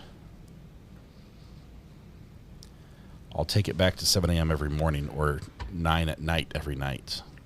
And I think that was a sexual connotation there. I'll just take 7 a.m. and 9 p.m. every day with multiple phone calls and visits in between, says Kouri.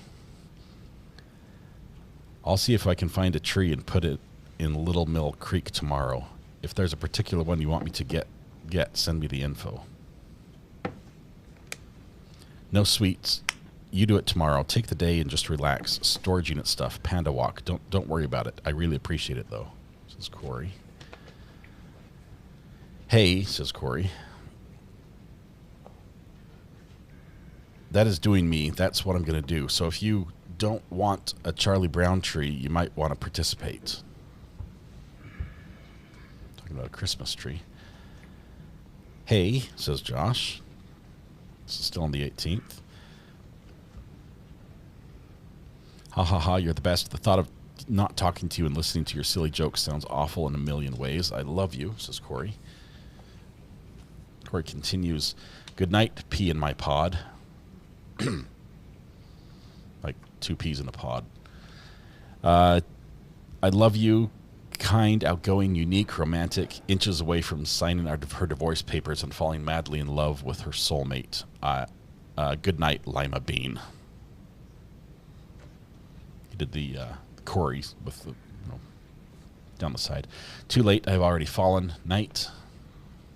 Thank you, Scott. That text was from December the 18th, 2021. I meant to go in chronological order. That was all one day. Sure. We're going to go back in time to November the 29th, 2021. That was all one day. Scott, can I get 2-12 Delta?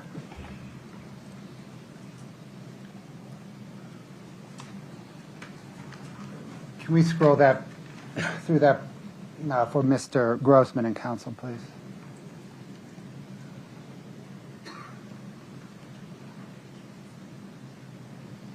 Yeah. Yes.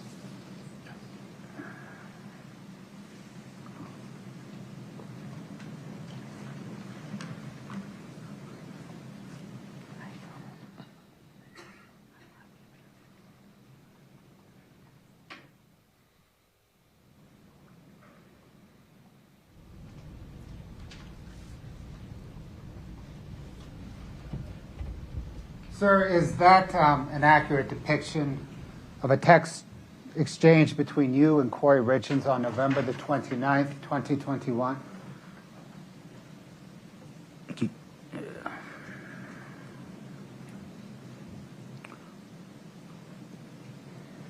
Yes. Your Honor, the state moves to admit 2-12 Delta. No objection. States 2-12D is admitted. Why are we taking them out of order Yeah, Your Honor, chronologically? publish it, please. So now going to a conversation that happened before the one we just heard. Josh says, just be straight, babe. You know I want to know. That's why I asked. I can't guess or decipher anymore. My head hurts. Get some rest, says Kouri. I don't want you to use your head anymore. It wasn't that big of a deal, really. I'll call you tomorrow.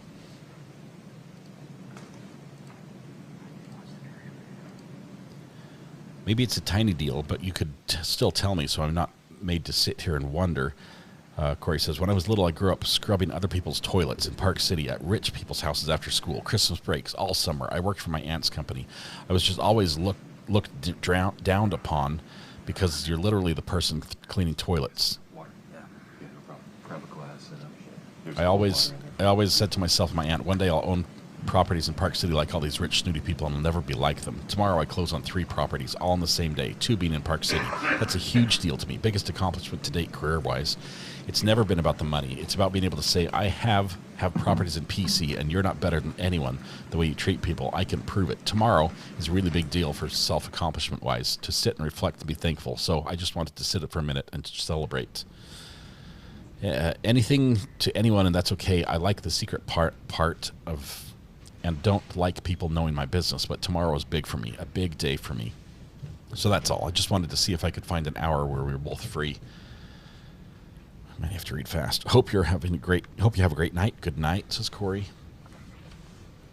He says, thank you. That's not silly, babe. Not telling me would have been silly. Very, very happy for you. Of course I'm going to celebrate with you. Sleep great. Keep me posted. I love you. And he's got a little you and me. Thank you, Scott. Scott, can I get 2-18 Delta, please?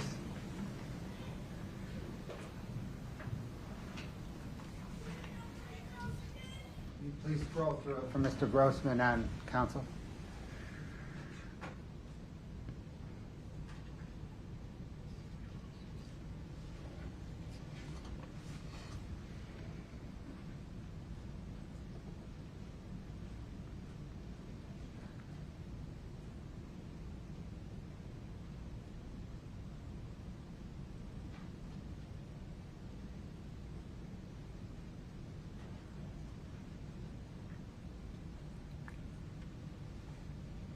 The witness is squirming like a stuck pig, extremely uncomfortable on the stand,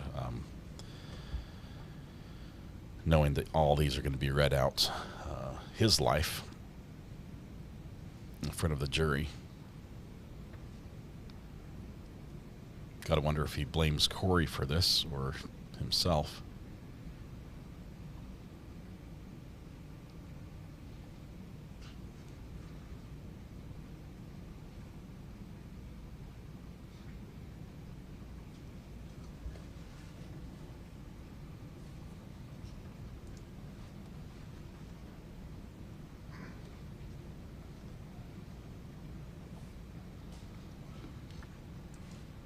Sir, is that an accurate depiction of a January 9th, 2022 text exchange between you and Kouri Richins?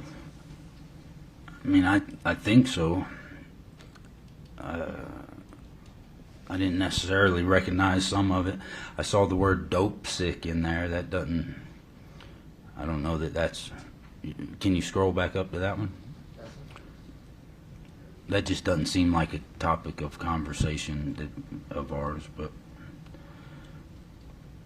or it doesn't seem like a word I recall. Other than that word, does it appear to be an accurate depiction? Oh, okay, yeah. Yeah, it's a TV show. Yeah. Your Honor, the state moves 2-18D into evidence. No objection.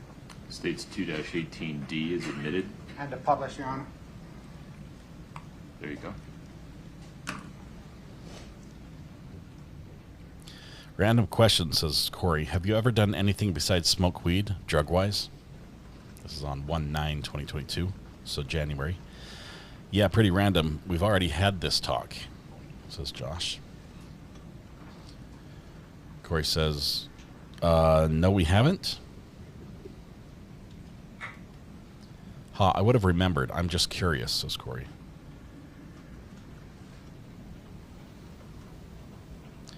Yes, we have, more than once, says Josh. The first time was at Chili's. Me, you, and Ronnie.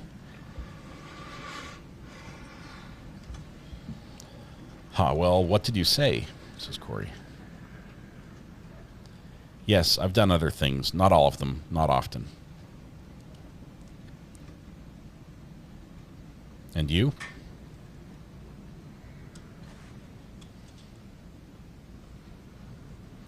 It's not a big deal. I was just wondering. I'm starting the new series Dope Sick right now. It just came out a few months ago. That's what made me wonder. When was the last time? Nope, not me. Josh says, I don't recall. Are you sure? Prescriptions count. He says to Kouri, are you sure you don't do drugs? Kouri says, like years ago. Nope. Well, if prescriptions count, then when I had Weston. Kouri says, I don't recall. It isn't an answer. How would you not remember? I have a cabinet full of all sorts of prescriptions, but not my thing. Josh says, years ago, cabinet full and not my thing isn't an answer. What's for dinner, says Josh.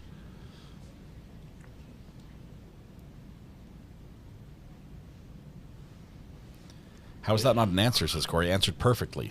No prescription since I had Weston, and even then, I wouldn't take them, so I stored them in my cabinet. Just pain pills. They're still there. Pills and drugs are not my thing. If prescriptions count, then years ago for drugs and prescriptions for you? Steak, mashed potatoes, mixed vegetables. You? That's Kouri talking about dinner. Response about prescriptions. No, my VA prescription. Feel like I took someone else's at some point. I just can't remember who or what. Too much alcohol first. Not sure. Looking for ideas. Had Mickey D's earlier. Yours sound good. Grill, boil, bake. Sure would like to see you / be with you in the kitchen. So they're talking drugs and dinner. Looks like the end of that one. Scott, can I get 2-27 Delta, please? This is a January, Scroll through it for Mr. Grossman and counsel. couple months before Eric died, 2 months before Eric died.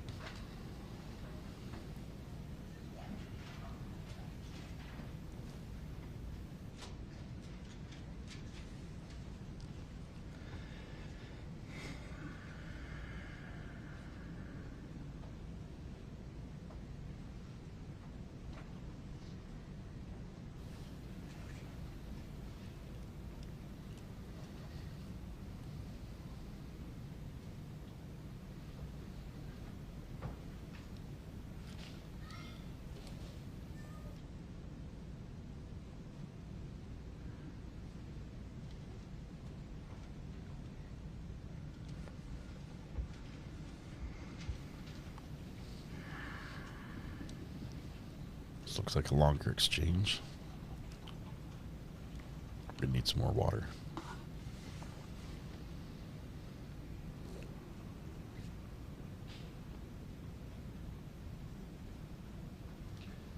Sir, is that an accurate depiction of a February the 14th, 2022 text exchange between you and Ms. Richins? It is. Your Honor, the state moves 2-27D into evidence. This And was publish. No objection. This is the day that 27D the attempted murder happened, admitted. according to the state. One moment. With the sandwich from There you are. the sandwich shop, Mirror Lake Diner. Corey says, "Good morning. I'll call you when I'm going to head down. Carpooling now, then have to run home and make a quick finger food for Carter's V-Day class party. Drop off at school, then hit the road. Probably around 9:40." Says, "Cool."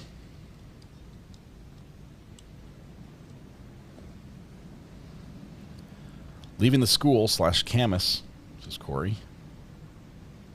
That's 9:41. Headed that way. That's also at 9:43. Josh replies, Josh liked headed that way at 9:43. Hour-long ride, asks Josh at 9:44. Corey responds, yep, at 9:49.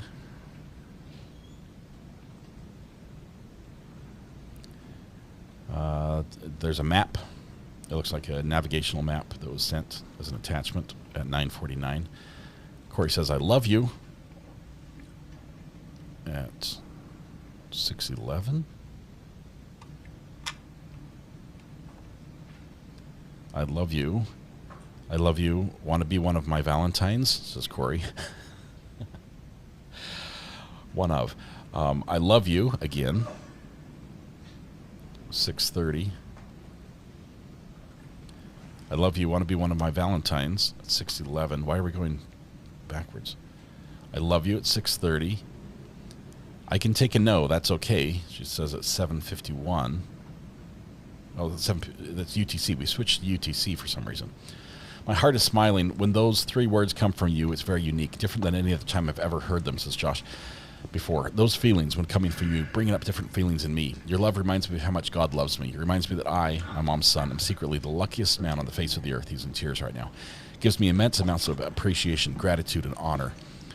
I wouldn't trade your love for a million of, you name it, whatever is next best. Darling, you better believe that I will be one of your Valentines. Will you be my Valentine tonight? I was writing this on the way to Salt Lake. I know that you feel the need to apologize, but just so you know, I like to see you on phone calls. I like to watch you text and hear you read aloud. I see beauty, intelligence, quick wit, cuteness, and authenticity. It's like seeing a white tiger in a tropical forest instead of remembering one at the zoo. I love it.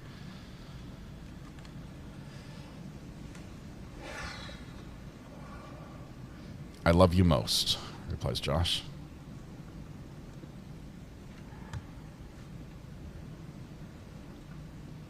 There's the hour away map, hour and 1 minute.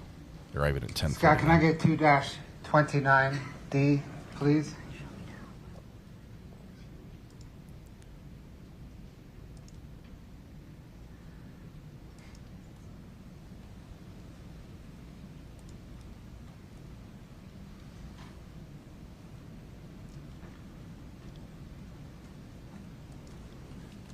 Yeah, this hasn't triggered any gag reflex in me. We've seen much worse in court. We're definitely seeing authenticity on the part of the witness. And, Okay. Will you go back to the beginning, Scott?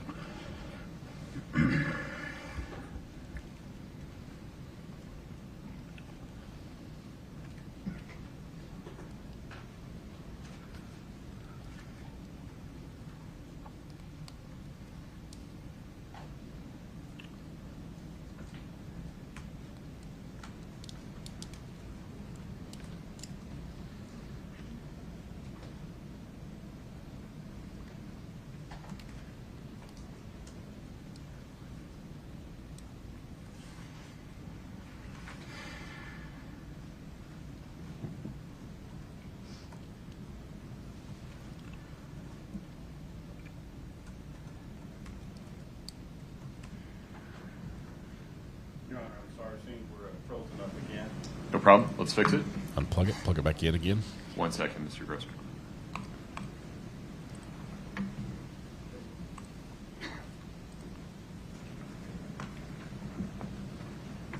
We think the court is using Synap by Wolf Vision for their presentation, for those that are asking what the software is. Apparently fixing it just involves unplugging it and plugging it back in. The witness has the document. Jessica, we Sir, don't... did you recognize that as we a don't know yet. February the 15th accurate depiction of a text exchange between you and Kouri Richins? Yes. Your Honor, the state moves 2-29D into evidence. No objection. 2-29D is admitted.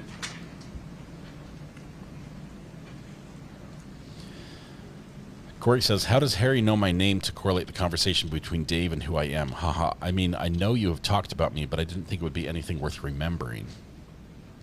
This is 10:23 a.m. Josh responds, Harry owns 10 doors. We've spoken about real estate since we first met. Also questions of who I know, where I live, and what brought me to Utah, etc. Though I tried not to allude to it, he could probably tell that I was in love with you. Matt Strong, deal finding, 10 months worth of the daily grind. Then there was Sandy. He brought you up all the time. He cares about his business and about me. I'm almost half of his workforce. The way I speak of you, eyes lit up, lively, proud, honestly, and deservingly praising when things are good. Not speaking. Something about he would have to bump the head. Wait, did you just say you're in love with me? Says Kouri. Big difference in loving someone and being in love with someone. Did you need to correct that? No correction, no ma'am. I am in love with you. I hope that's okay. I can't change it.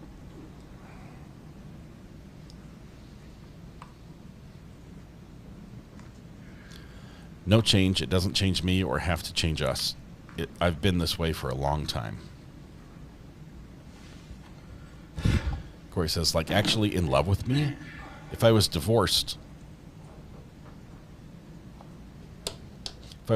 right now and you asked me to marry you, would you? Yes, in love with you. Of course I would.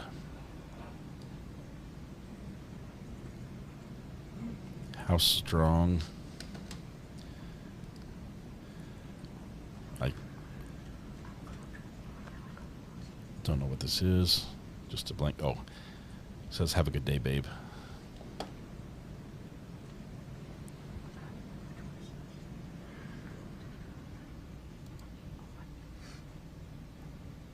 Scott, can you please bring up 2-31D?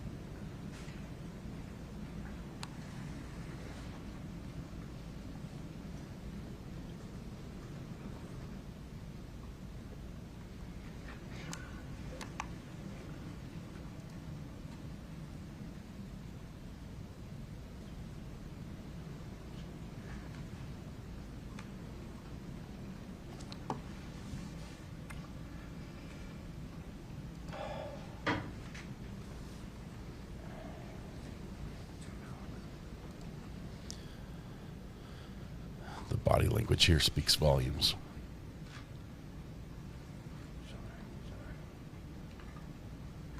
Sir, is that an accurate Yes. depiction? Yes.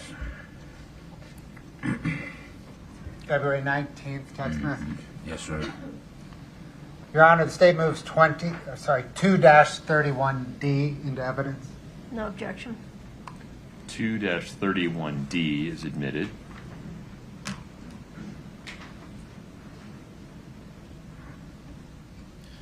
Hi, can I give this Keller Williams chick your info? Email only, please, says Kouri. KW agents are hard to work with because their brokerage doesn't allow for them to decrease their commission, and we only want to pay 1%, but would still totally chat with her. Thank you for the energy and time you've put into this. I really appreciate you, says Kouri. Babe, I miss you. I want you today, every day, not just sexually, but physically, mentally, every day when I wake up. I do want a future together. I do want you. Figure out life together. If I could just go away and you could just be here. If he could just go away and you could just be here. Whoa. This is from way earlier, says Josh.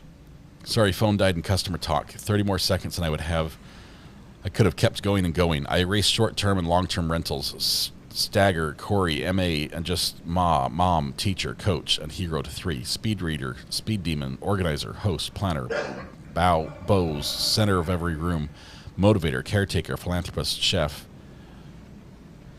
You're so sweet. Please don't repeat that to anyone. Haha. Just keep those sweet words to yourself and let others believe whatever they would like to think about me.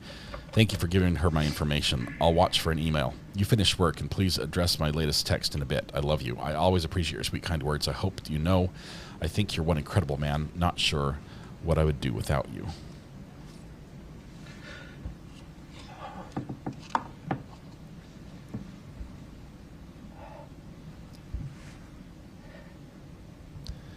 You got the title teacher twice, but the first was everywhere but the school bus to the boys, and the second was literally at the schoolhouse.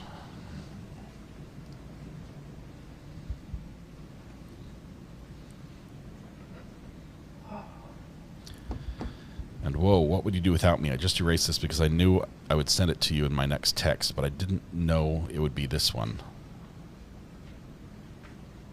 I think it were like, I love you. I'm not sure what these images are. I did not take a look at that. I'm not sure what they are. Oh, babe, there's nothing more I want than to be with you, says Josh. No matter what's going on, I love your company. I know that a lot of times the time we spend together is somewhat of a cloud hanging overhead. I really look forward to quality time with you that isn't rushed and doesn't have a goodbye lurking around the corner. I've been in the truck running errands, or I would have texted you 10 times by now. Wish we could talk. I feel like maybe you have a rough day in some ways.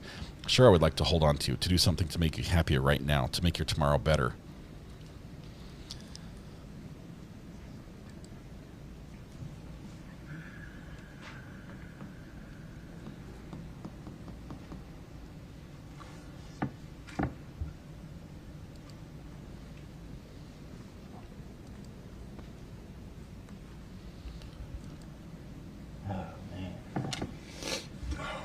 He wants to get up and walk out of that courtroom.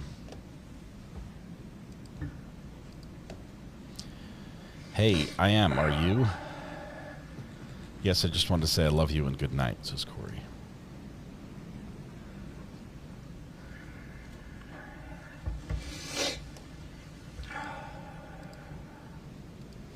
Sir, would you like to take a break? Mr. Grossman, not with me. Do you need a minute or two? I don't know what I need. Let's just start with that. Why don't we take pause for a moment, sir, if you don't mind. Let's take a 5-minute break, please. Please rise for the jury.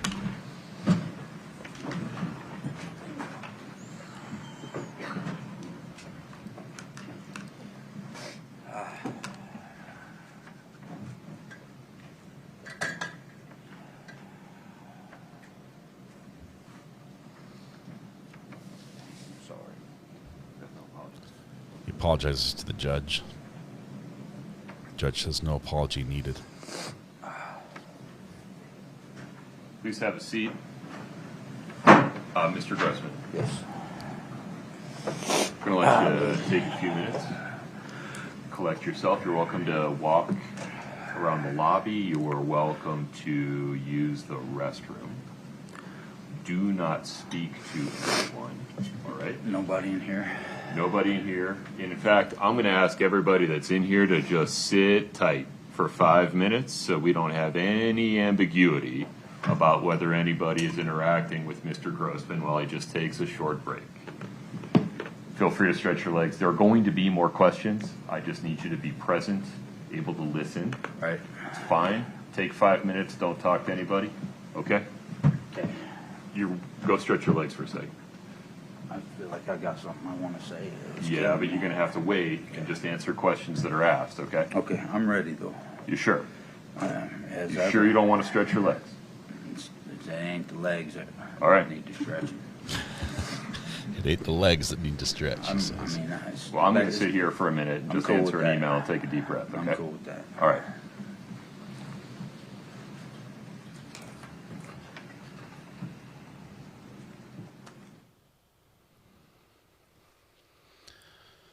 He has something he wants to say. Take 5 breaths. Will you line the jury back up? Thank you. He hasn't been making eye contact with Kouri. Kouri just takes the moment to eat a snack. Because, she's all calm, cool, and collected. It's important that you just wait for the question asked, okay? Gotcha. I appreciate that, sir. It's break time. Well, whenever they're lined up, you can bring them in. Thank you, sir. I spy with my little eye a mint. Oh, man.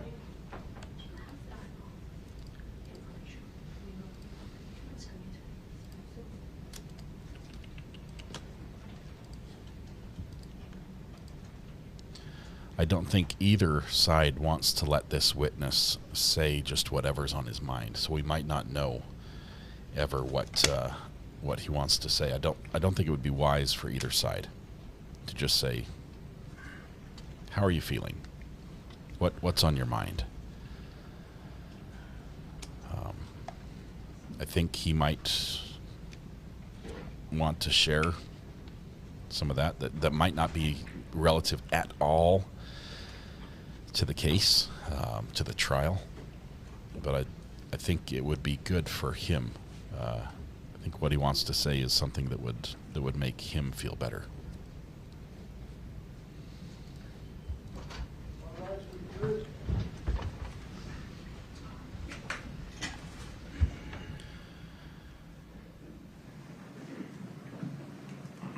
Folks, please have a seat. Thank you.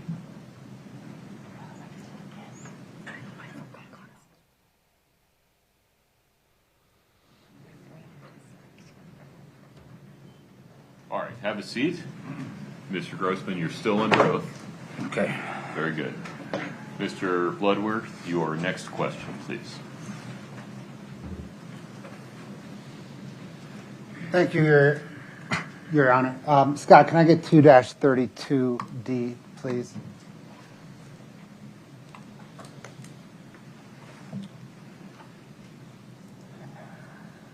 It's dangerous territory here, especially if you blurt something out. As the days go by, Mr. Bloodworth will have a question for you.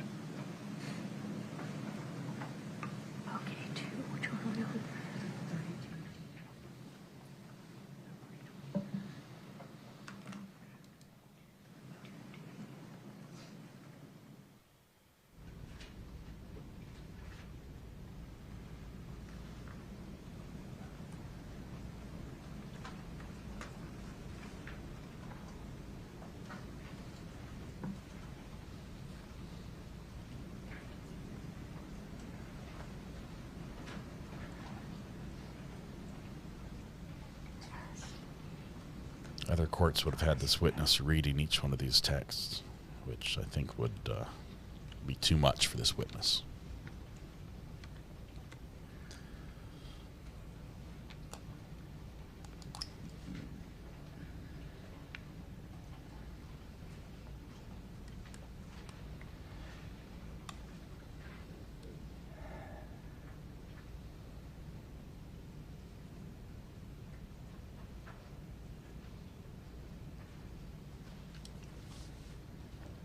Sir, is this an accurate depiction of a February 23rd, 2022 text exchange between you and Ms. Richins? Yes. Your Honor, the state moves to admit and publish 2-32D. No objection. 2-32D is admitted.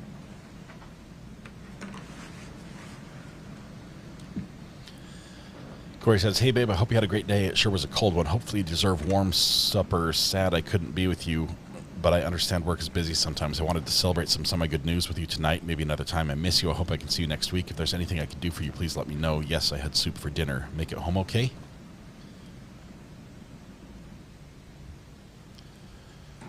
Kouri continues, get it? We were starting over.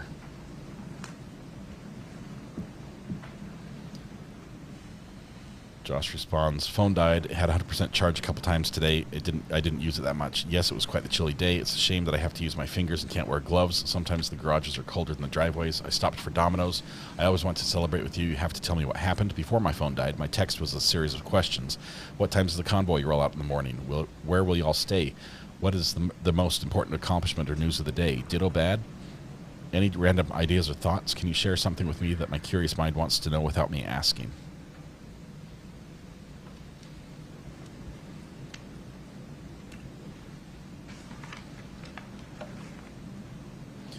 I have a crazy dream. You quit your job, I divorce and come up with the millions and millions. We buy Midway and live in the guest house and rent out the huge house as a big event center. $15,000 a day like they charge down the road. Maybe $12,000 to stay competitive. And we'll just run the event center as our daily job and hang out every day. Raise some kids, have a little farm, deal. Leaving around 10 a.m., I think. First game is at 6:30 p.m. Staying at my father-in-law's house down there. Haha, well, Carter and Weston's wouldn't be they didn't have any cavities at the dentist. Ashton's would be how he kicked someone's butt at practice today, I'm sure. My random thought or idea is above. Share something with you, like what am I wearing? When should we go to CA?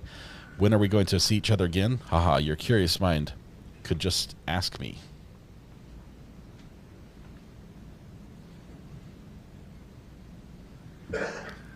Josh says, wow, that's some pretty powerful daydreaming. Not sure you were saying that you had a dream while you were asleep or you had a dream while you were awake. A dream is just a goal without a plan, right? I guess I would just say deal. I'm definitely digging some or all of that. Am I going to see the Midway Mansion in its current state? Is that what you wanted to celebrate with me? Does that mean that Ashton has cavities and others didn't kick butt? I doubt it. Nope. I don't want to know what you're wearing or not wearing. I just know that I'm not there to see it, so I don't approve. Yeah, I'd like to know what you're thinking of going to California. I probably have one rack at noon that day and might need to reschedule. I love you. You know that?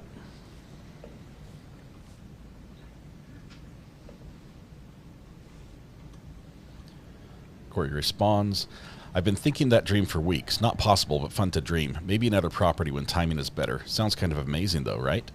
I would love to show you Midway. It's insane. Crazy, crazy place. Haha, that means yes, Ashton had a cavity. Not sure on California yet. Her title work is a mess and I'm still working through it. We extended closing until the 4th, but I don't see that happening. As soon as I figure out some more things out, hopefully tomorrow, I'll have a better idea. Uh-oh, Harry's not going to approve of you moving things around. What are you going to do? I was thinking of going one early morning and spending a night or two and coming back super quick. I know that I love you. Questionable on your love.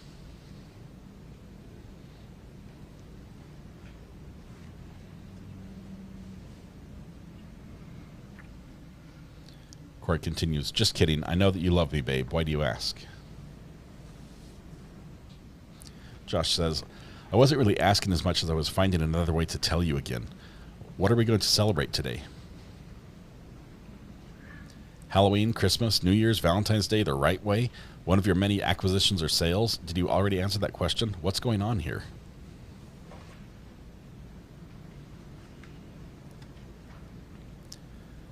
You're so cute. Not that big of a deal, really, huh? We can chat next week about it, or whenever I see you again. This is on February 23rd. Josh says, that's the tell me, even though I didn't ask of the day.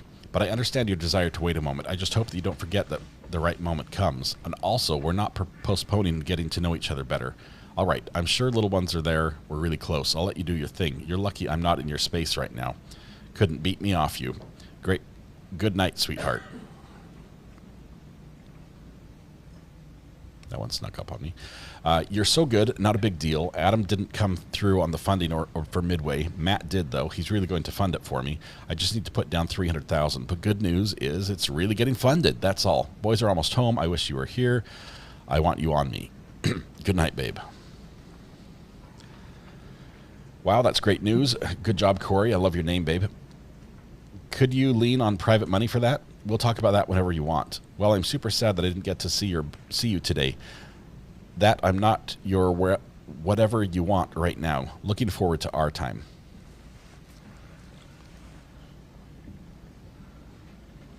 A week and a half before Eric. Scott, can we get 2-36D, please?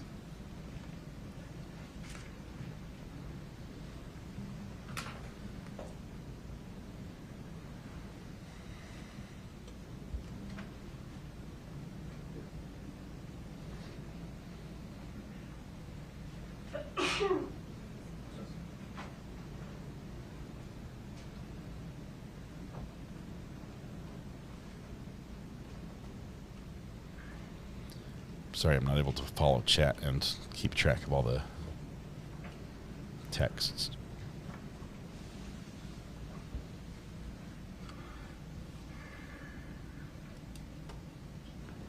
Sir, do you recognize that as a accurate depiction of a March 2nd, 2022 text exchange between you and Ms. Richins? Yes. All right, 2 days prior. Your Honor, the state moves to admit and publish 2-36D. No objection. 2-36D is admitted.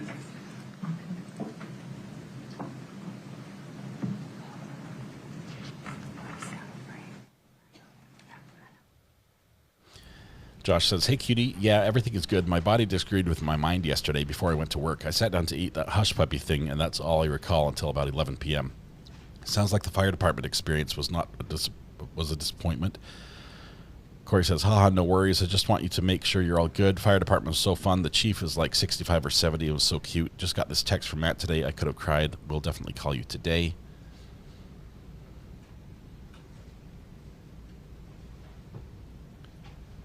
There's an attachment with a text.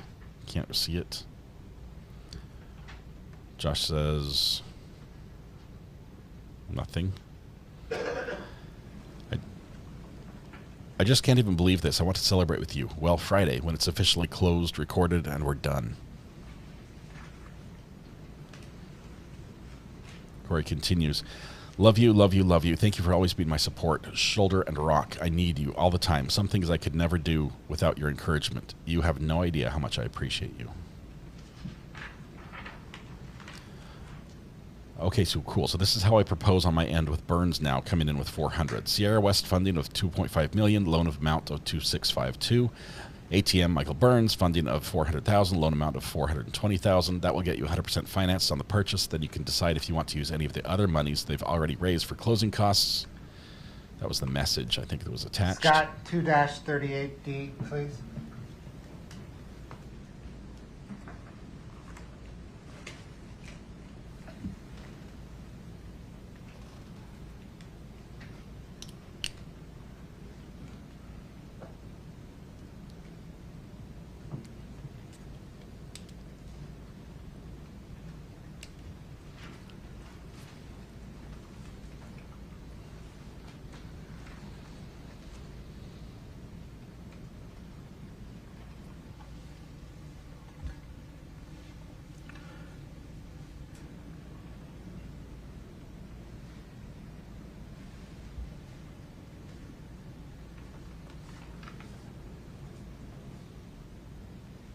Sir, do you recognize this as an accurate depiction of a March 2nd, 2022 text exchange between you and Ms. Richins?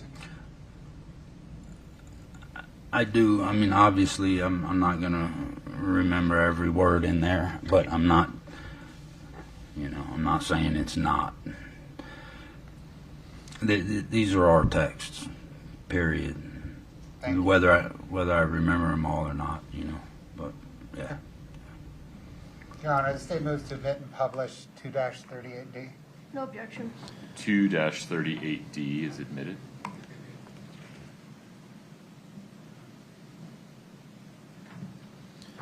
I love you, says Kouri. Josh says, okay, thanks. I needed that. I bet the dentist is going to charge me more money and late fees than money I made today. Winner, winner. No time for lunch, no time for dinner. We're still on March 2nd, yes. Josh continues, I'm an hour away. I just decided I'm not going today. Screw it. He can keep his late fee and give me the remainder of my $2,300 minus the filling.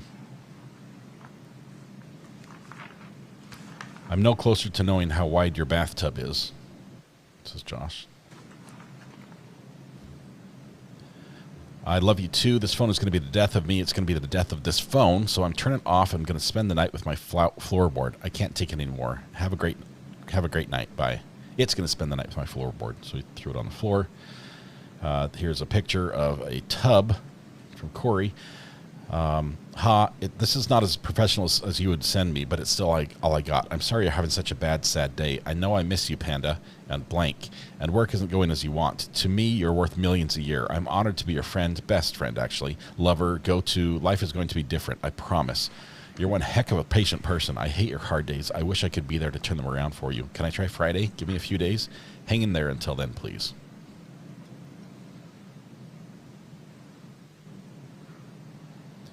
I hope you don't turn your phone off. I know you're sad, but I love you. Please be safe, says Kouri. I miss you. I wish you knew how much you make my heart smile if it could. Burst if it could. Love immensely. You are an incredibly smart and talented man. Loving and caring soul. Most selfless person I have ever met. My babe, good night. And there's the tub pictures. It's 58 by 81. That's a tub for two. Scott, can you please split screen 2-39D1 and 2-39D2?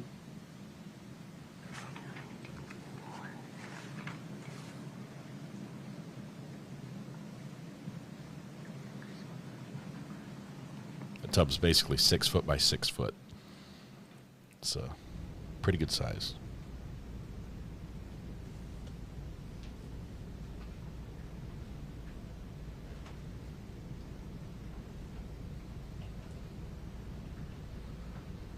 Scott, can you go to just 2-39D? Scroll through that.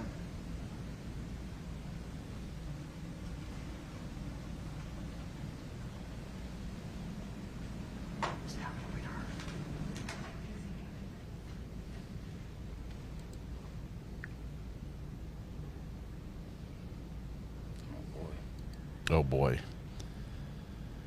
It says, oh boy.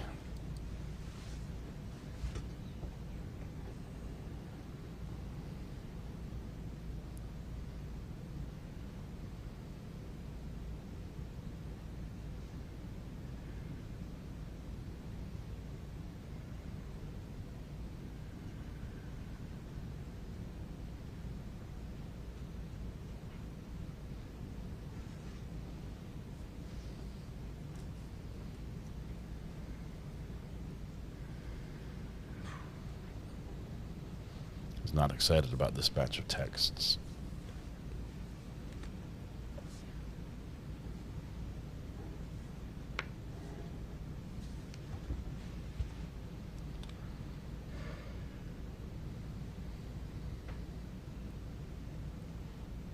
Waiting for the inevitable here.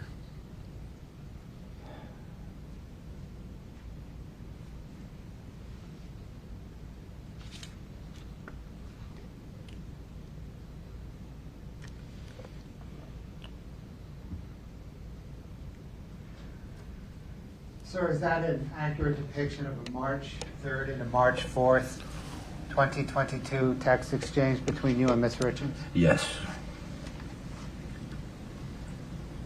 Your Honor, the state moves 2-39D into evidence. No objection. 2-39D is admitted. He's going to break down. Man, oh man. Just pause for a minute. Okay, okay.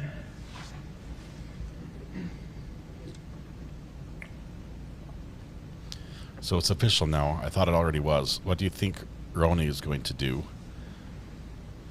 This is March 3rd. The possibilities are so endless with that place. It would be a piece of cake to cover the mortgage. I would never have to worry about that. I would love to run that as a business. How amazing. Someone's going to kill it with that. Well, he has me working on his resume tonight, says Kouri. This is on the 3rd. Big one from Josh. Okay, this is the long one. Kind of giving you a hard time here, but I do so with love, affection, and some honesty, and light heart and patient understanding. I promise will happily take a bit of any time to get with you. But if we're going to celebrate, I want to celebrate. I don't want to keep the Mylar balloons in their packaging and scotch tape those sad, flat things to the ceiling and return them that afternoon. I want to blow them up with the helium and watch them fly off into the sunset, and ideally right before bedtime, at sunrise as well. I don't want to keep the barcode stickers on the wine glasses or pop the top off the bottle of champagne because you're going to be spending the night without a seat belt down a winding already ran off the cliff there before Mountain Road just a bit. I don't want Interstellar to consist of 90% of our visit, so I guess Interstellar is just going to be like a bigger pockets podcast as far as we're concerned. I want to be there when the news comes in, seeing and hearing your reaction, waiting to pounce on you with hugs and kisses, like confetti and music. The release of Hidden Mariachi Band and has spent the entire day twisted together in the cabinet under the kitchen sink. One of your painters, one of your landscapers, a drywaller, 2 people of a cleaning crew, a giant bass guitar with no frets, a shoulder-slung guitar that only has 5 strings, 2 trumpets, 1 violin, a maraca and in every pocket, appetizers and apple ciders. Whew. That was a big one. Do you recognize that? Not bad for free, right? Just got to make it accept. There's a picture. Can't see it yet. Just being funny, babe. Don't be mad. I % understand or respect your schedule. I think there was 100% in there. And a picture of kissing. Kouri says, I'm not mad at you at all. Just haven't had a second to text. Give me a few. Love you. This is on the 3rd at 8:30 p.m. Josh says, hey, babe, how are you feeling today? I'm proud of you. This is at 10:30 in the morning on the 4th. Hey, what's going on with you? You good?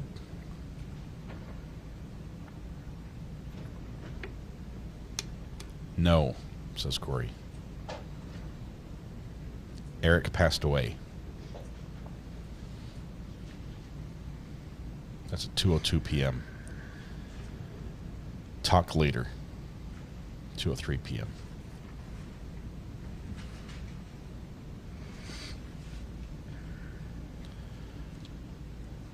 Josh says, what?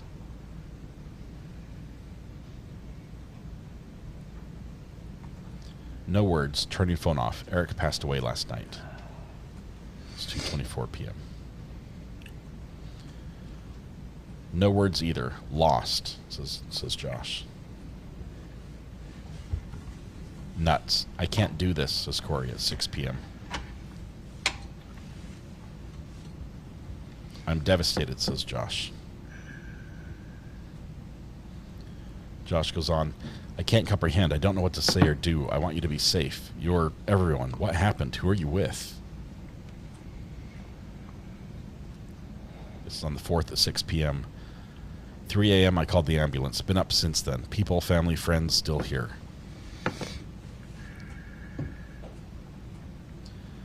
They think an aneurysm.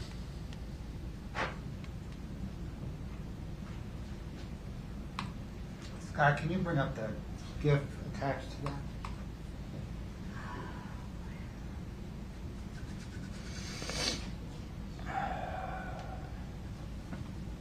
Sir, is that an accurate moving depiction of the GIF thumbnail that was attached? Was attached to what? The email we just looked at. Text message. It seems like pretty... I mean, I don't know. Who sent that? Me? We can go back to that. Scott, can you take us back to 2-39? Sir, can you see that? A little thumbnail. I see that. Maybe I'm just mixed up on the times or dates or something. Sure.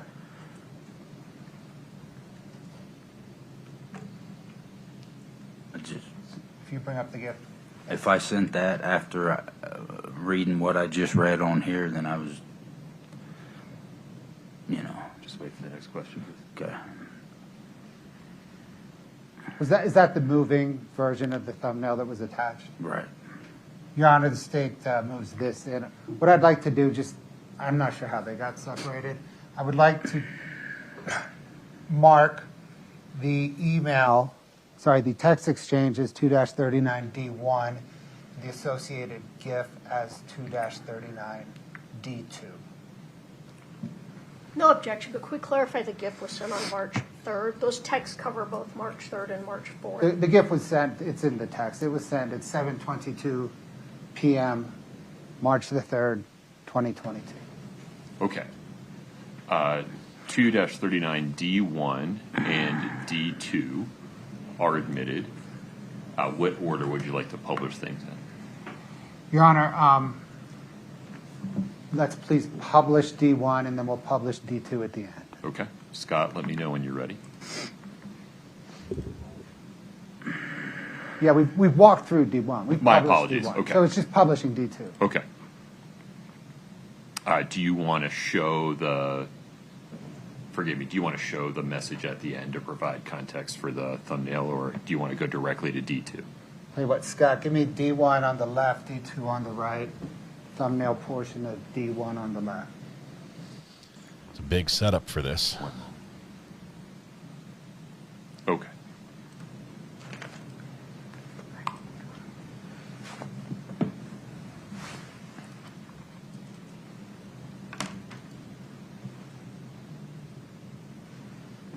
Thank you. Is that Drew Barrymore? Was that Drew Barrymore? Scott, can I get 2-49D?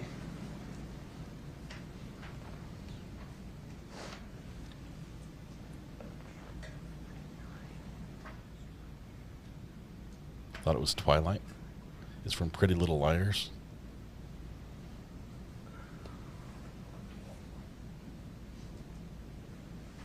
I don't know my actors and actresses. I apologize. But it was a kiss, I can tell you that much. Joe Wacko, thank you very much for 5 gifted memberships, my friend. Appreciate that.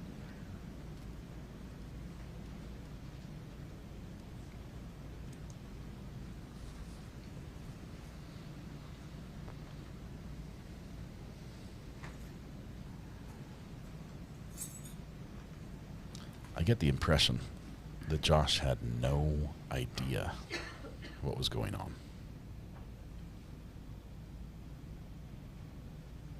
That he was being yanked around on a chain.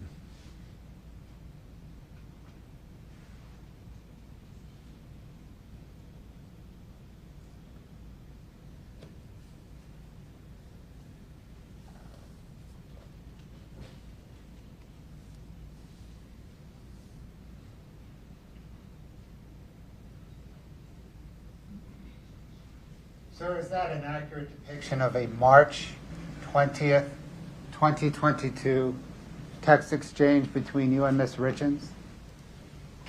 I believe so. Your Honor, State moves to admit and publish 2-49D. No objection. 2-49D is admitted, and we'll publish now. Here we go. This is post Eric's death by a week or two. It's a resorts, hotels, secret hotel, something. Are we there yet? Says Josh.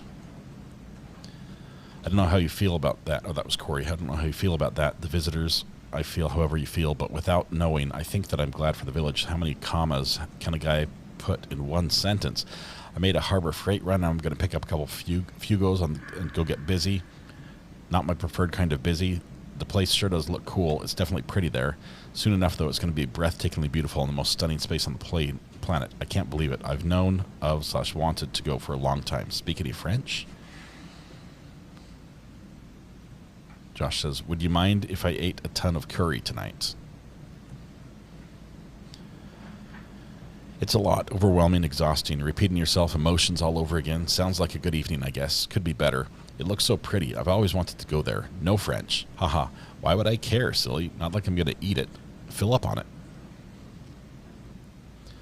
I feel like it's a little out of the ordinary compared to some places. It could be very easily expect to be the exact opposite. No visitors. Nobody wanting to bother you. Especially wouldn't expect the army of heathen kids, except for Ashton's protege. I just need a little time and some beers to bring out my Frenchness. I'll be spouting some wee-wee before the night is done.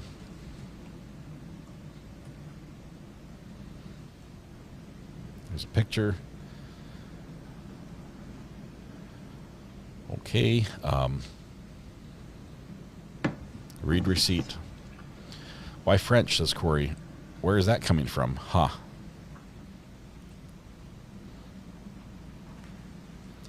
Lots of Frenchies over there. That's the main language, I think, says Josh.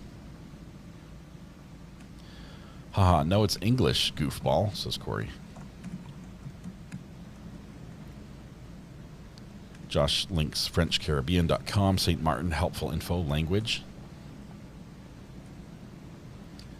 But you were right. It's only 6 or 7% that speaks the Frencha. The Frencha. Going to get you some Eggs Benedict over there for sure.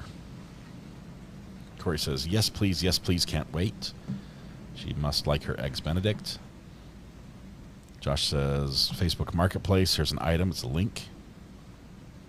Yes, ma'am, gonna be awesome. That link might still pull up that item if somebody knows what it is. Josh says, I don't know what the passport thing is. $600 boat runs, boat motors. No, that's the boat. Over to the boat.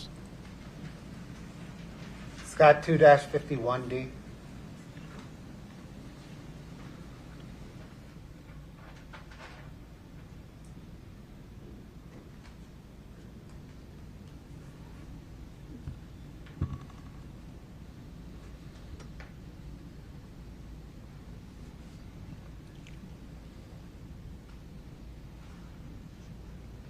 Feels like we've had him on the stand for over an hour.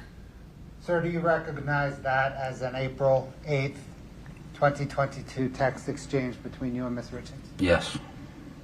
Your Honor, the state moves to admit and publish 2-51 Delta.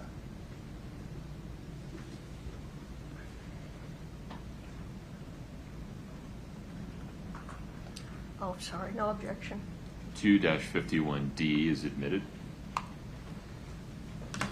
Hour and 14. Thanks, Jessica. So he's about 15 minutes over. Kouri says, I love you. That's how she starts her conversations. Josh says, I love you. You were in my dream.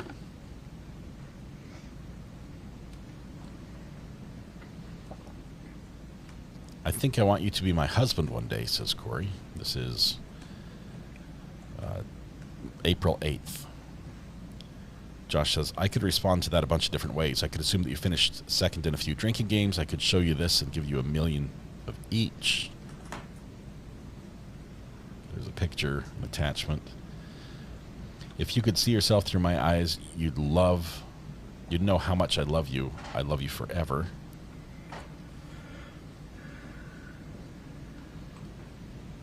Sir, last one. 2-53 Delta Sky.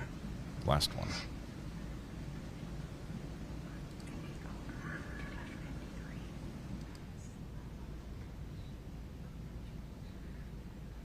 Are they saving the last for its impact?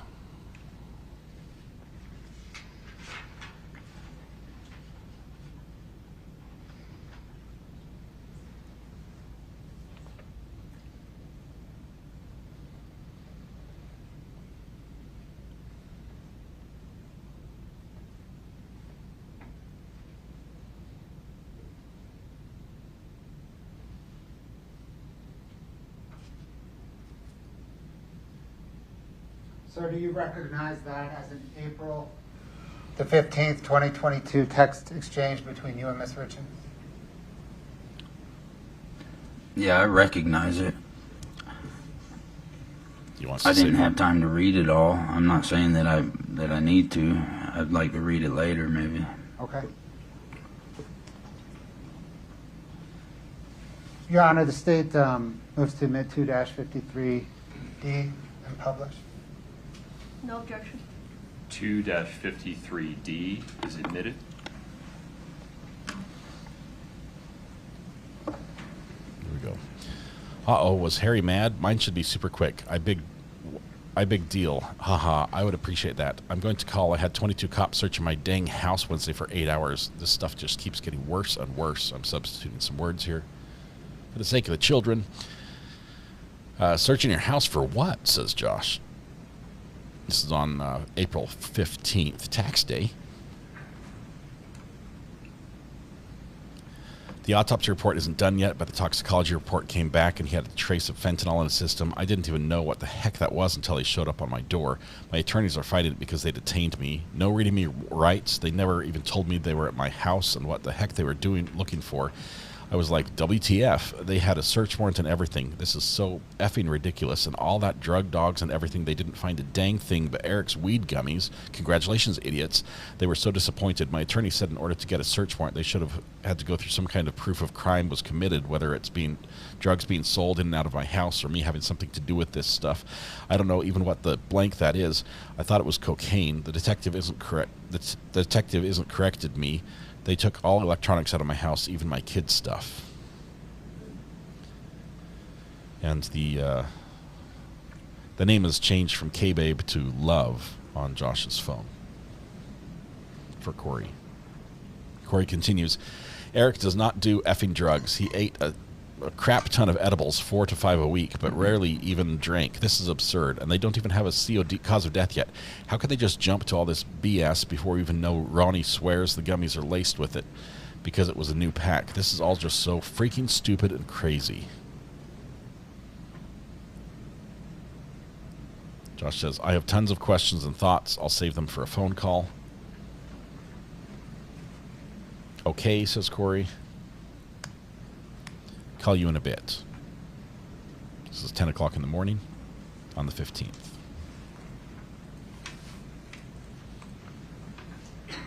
Sir, did there come a time after Eric Richins' death when you met up with Kouri? Yes. Do you recall the first time? Yes.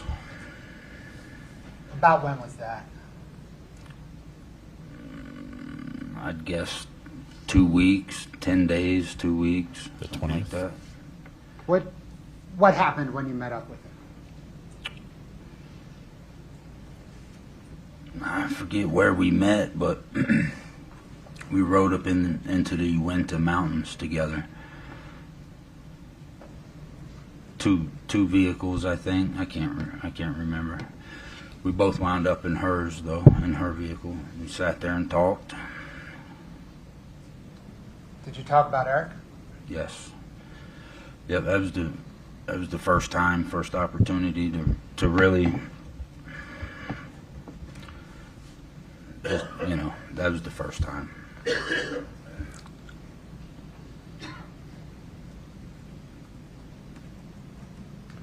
Did there come a time during that discussion that Kouri Richins asked you about killing? Do you want me to contextualize it? Please. So yeah, we sat there and talked for quite a while, and I'd never seen her that way, obviously. It was a heavy conversation, and I'm not used to that with her. She's not used to being open like that. So at one point, my opinion then, probably still now, looking back, was that she was looking for any reason. I think she was exhausted emotionally, and I think she was looking for a reason to divert the conversation away from herself, because she does that. She does that about lots of things in every normal life, and I think that's what she did.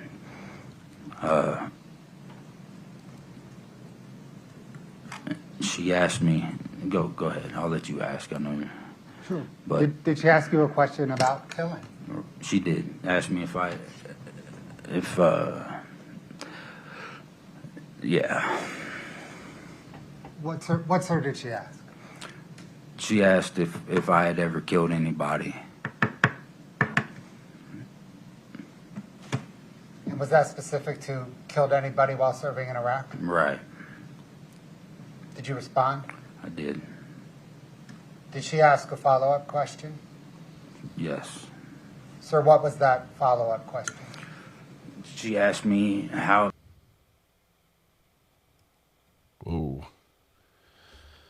lost our feed.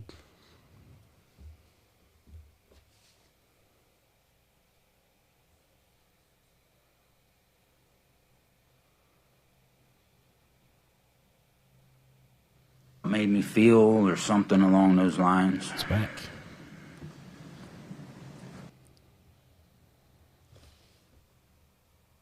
It's just pausing for right now. Hang on, hang on.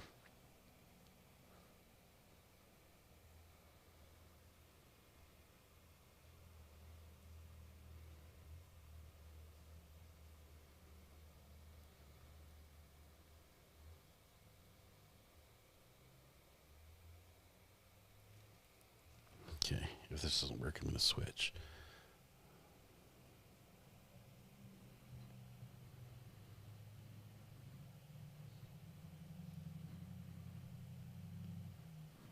Okay, it's not working. We're switching to another one.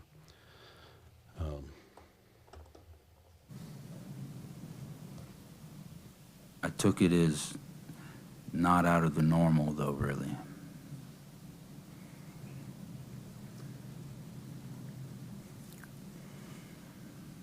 Did you and Kouri Richins stay romantically involved after Eric Richins' death? Yes. For how long? You'd have to look at my phones to tell me that. I'm going to guess, bless you, 6 months, maybe 8, 10. And then what, Best guess. And then what happened? I don't know. Just had a falling out, disagreements. I think, you know, things changed after Eric passed. I mean, you know,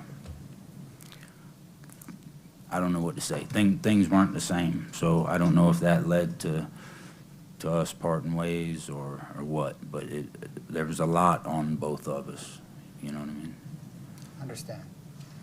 Thank you, sir. I don't have any further questions.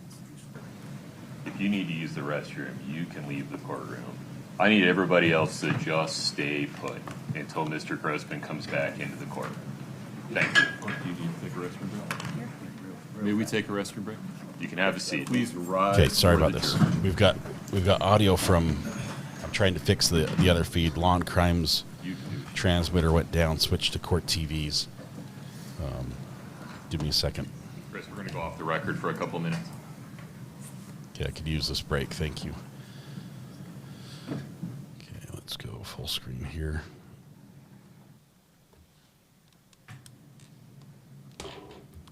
Looks like Law and Crime is back. That was terrible timing because we cannot recover that. That's the way this works on this. I'm going to play it safe here. If you need to use the restroom, you can leave the courtroom. I need everybody else to just stay put until Mr. Grossman comes back into the courtroom. Thank you. Okay. With that said, we're now going to switch back to the audio you're watching right now. Sorry. We'll turn off the audio because that was a little delayed.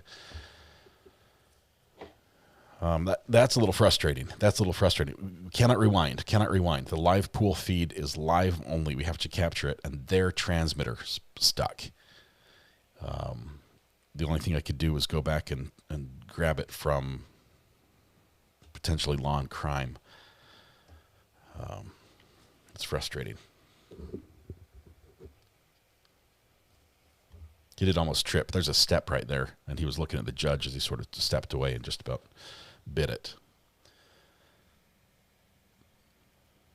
Nate has the same feed I do. Nate and I are both in the pool feed. We both got the same deal, unless Nate stayed on Court TV when we were all told to switch to Law and Crime. I've got them both going now, but it's frustrating.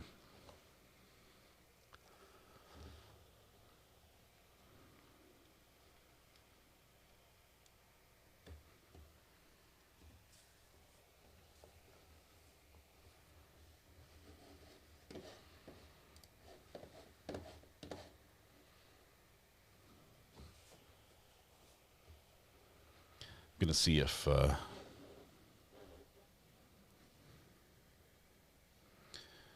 we can get LNC to retransmit that at the end of the day.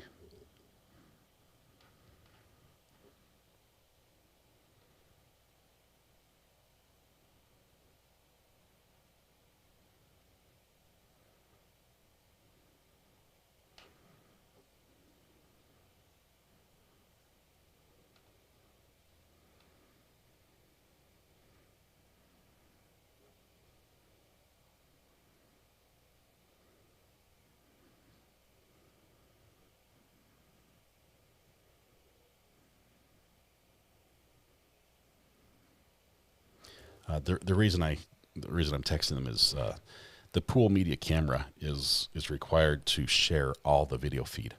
They're required to make it available to all of us in the media pool. And when there's a problem like that, they have to go and fix it because they have to offer it to everybody. So I'm going to let my contact know, see if we can get. It was just a couple minutes, but it was a crucial point in the testimony, right at the conclusion of the interview for talking about if Robert Grossman, the boyfriend, had ever killed anyone, talking about his time in service in Iraq, and the implied answer is yes. And I went back and watched Law and Crimes. Yeah. You didn't miss anything. It just paused and then started over right where you were. So Law and Crime's using the same thing that we're using. Maybe, but there's nothing. The Law and Crime feed, you have exactly what they have, but there was no pause in it. It just went whoop. So your pause, nothing happened during the pause. No, I'll get this sorted out though.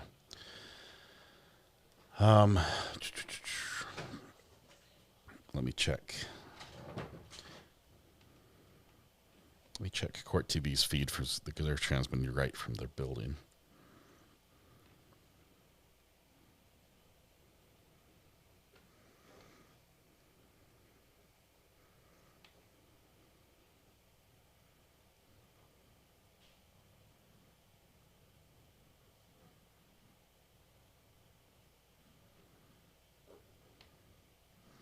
See if we can just listen to the audio here during the break. This is just the audio. A lot on. I don't know what to say. Things weren't. You'd have to look at my phones to tell me that. I'm gonna guess. So there's a lot in here that we missed. That follow-up question. Correct? Right. Asked me yeah. What sir did she ask? She asked if I had ever killed anybody. And was that specific to killed anybody while serving in Iraq? Right. Did you respond? I did. Did she ask a follow-up question? Yes. Sir, what was that follow-up question? She asked me how it made me feel or something along those lines. And then I answered her.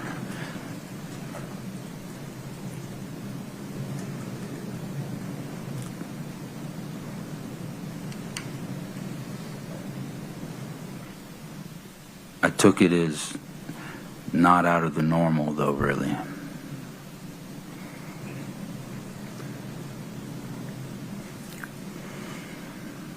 Did you and Kouri Richins stay romantically involved after Eric Richins' death?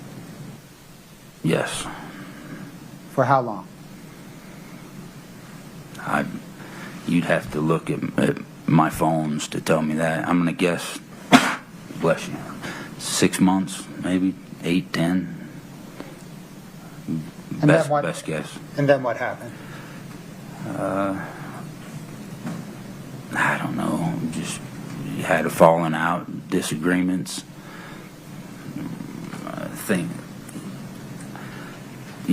Things changed after Eric passed. I mean,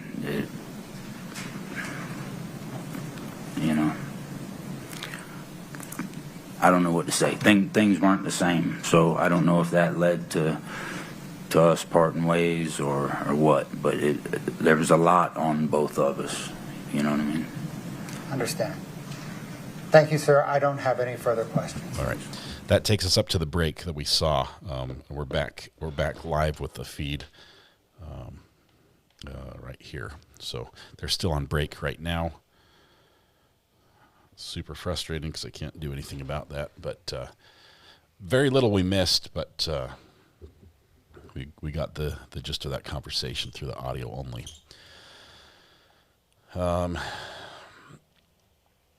State dropped the ball there, says Helen Lewis. Bloodworth did great, says Purple Coconut. I'm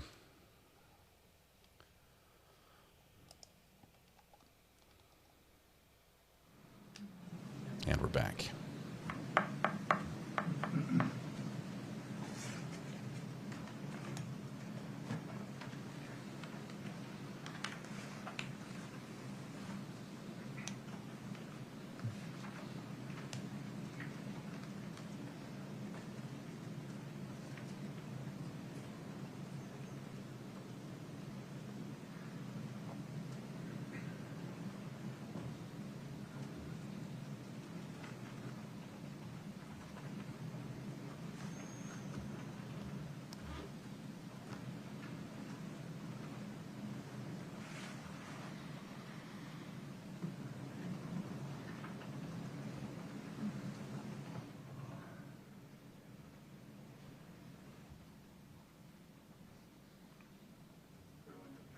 Let's do it.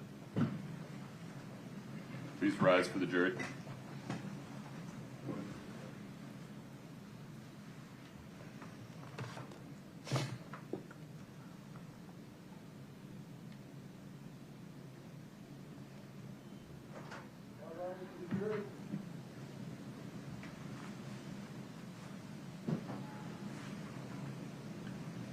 Please have a seat as you come in.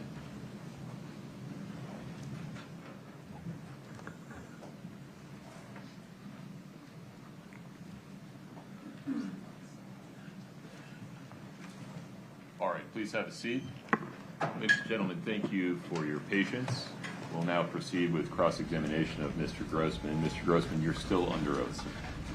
Ms. Lewis, please proceed. Good afternoon, Mr. Grossman. Good afternoon.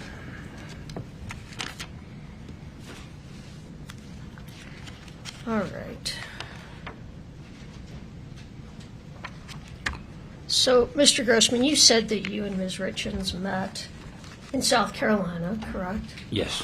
And she was flipping a house or more than one house there? One at that time. And she hired you to do some work on it, correct? Was that in response to an ad? Mm-hmm. She hired you? Yeah, IKEA furniture is what it originated as. Okay. And you knew each other for quite a few years before your relationship turned romantic, fair? Yes. And you weren't in contact that entire period of time from, was it about 2017 you met or earlier? No, it was earlier than that.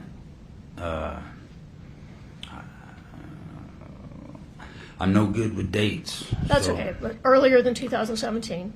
Mm-hmm. And then you weren't in constant contact between 2017 and 2000, when you became romantically involved? No. Okay. I think we had maybe 2 or 3 years we didn't speak. All right. I'm guessing here. That's fine. So in 2020, you decided to move out to Utah, correct? Mm-hmm. Yes. And one of the reasons you moved to Utah was because you were going to work on some houses with Kouri, correct? Yes. And you were interested in flipping houses yourself, fair? Yes. And that was something she was going to participate with you. Yeah. Yes. All right. So let's look at,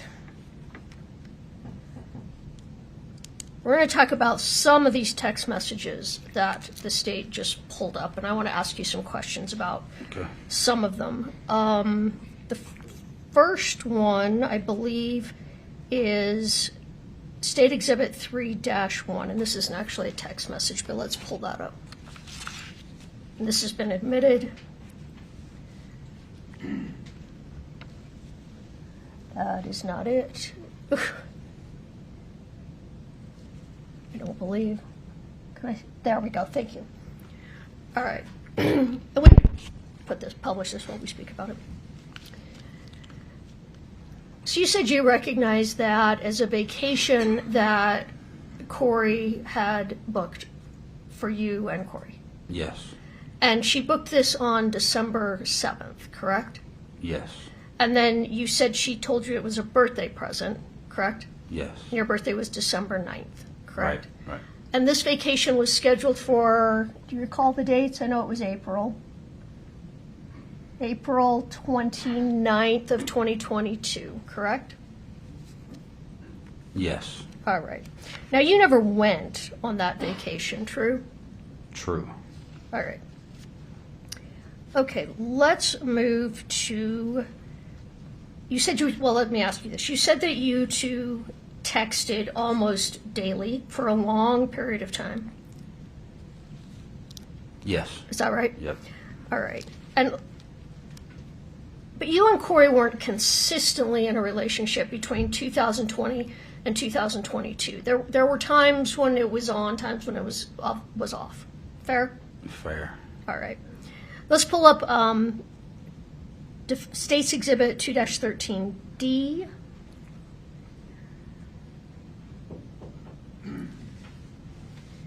And if we could pull up page 10 of that text, Katie, and blow up the blue bubble, I think. I can't read it at all on here. Okay. So this series of text messages took place December 18th of 2021, right? It says on the bottom there. Yes, ma'am. And these messages were part of a conversation discussing ending your relationship, correct? I'm gonna need a minute.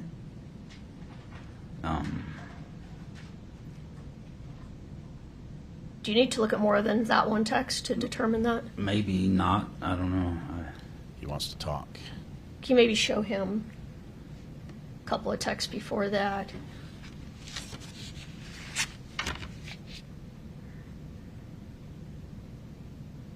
Can you see that, or do you need that blown up? Yeah, if you could zoom in a little bit, that would be good. Okay, is this where we're starting? Sure. Okay. If you can just go ahead and scroll. Thank you, Katie. Let me stop there. It says you need to come see me in person if you're going to say goodbye forever, right? Right. So this series of text was talking about that you may be ending things, correct? I guess so. All right. I mean, I don't Well, let's just look at it. necessarily remember it, but that's what it sounds like. Unless we were just being tongue-in-cheek. I don't All right. know. Well, let's look at a I didn't read couple. enough Oh, I'm of it. sorry. Did not mean to interrupt you, Josh. No, that's okay. Let's look at a couple more. Maybe pull up Kouri's again there, the blue bubble.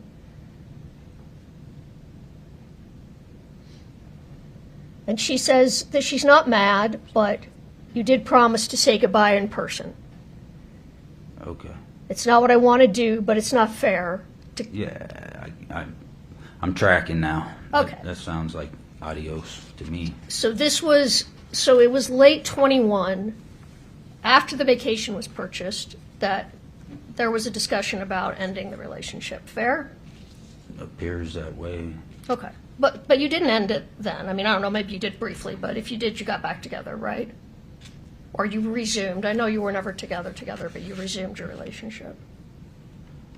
Yes. Okay. Let's look at text State Exhibit 218D that's been admitted. And Katie, could you just get to the All right. So, Mr. Grossman, this was about, well, first it was about a television show called Dope Sick, right? We talked about that on your direct. Well, you and Mr. Bloodworth talked about that. Mr. Grossman, my apologies. We need words, yes or no. Okay. I can't see it. Can you zoom in a little bit for me? Go ahead. Please. And while Katie's doing that, and you take a look, Okay. yeah, she's starting a new TV show, Dope Sick, correct? Correct. All right. And she's asking you questions about if you have taken drugs, right? Yes. And you kind of go back and forth. Yes. And at one point, she tells you, and Katie will pull up the text, you can see it, that she has a whole cabinet full of all sorts of prescriptions, but it's not her thing, correct? Correct. And then can you get the painful one? And then she also tells you, and we'll pull up the text, that when she had her last child, that she had a bunch of pain pills and they were still in the cupboard. She just hadn't even taken them, correct? Yes. Okay. But you guys talk back and forth about drug use, and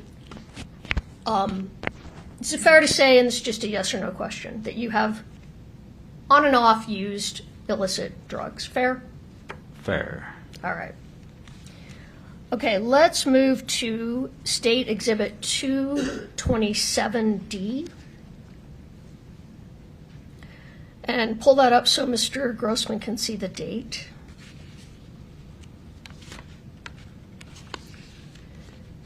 All right. So do you see that these texts were on Valentine's Day 2022? Yes, ma'am.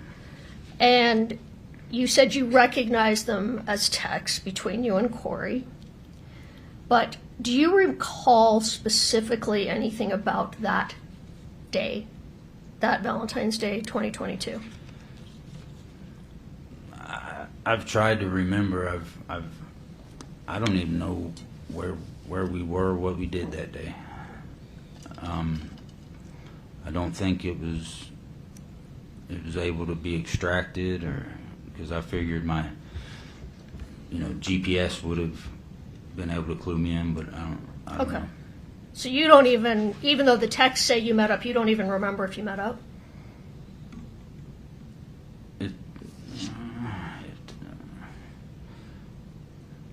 I mean, if the text let me rephrase say that. that we met up, I assume we met up, unless the text say that hey, change of plans. I would agree with you. The texts do say that. I'm just asking you if you have a memory of it, of the actual meetup. Not necessarily, no. Okay. So there wasn't anything about that day that Kouri did or said that caused that particular day, July 14th, 2022, to stand out in your memory. Fair? July 14th, I thought we were talking Valentine's Day. Well,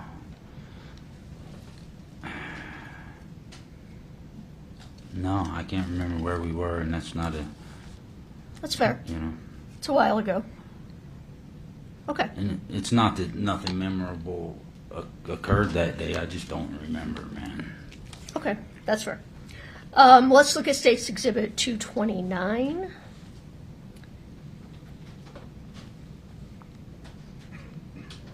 And I believe it's the second and third page of those texts. So this is the next day, July 15th, 2022. And you maybe blow that up for Mr. Grossman. Is this page 2? Mm-hmm. All right, let's go to page 3. You'd have had to bump his head mighty hard to forget you. Yes, if we could blow those up. Okay, so this is where you tell Ms. Richins, I am in love with you. Yes. And go ahead. Let's keep going. And she responds to you like you're actually in love with me. We're not just love each other like friends or an affair. You're in love with me, correct? Right. And that was February 15th of 2022. Yes. All right. Let me take that down.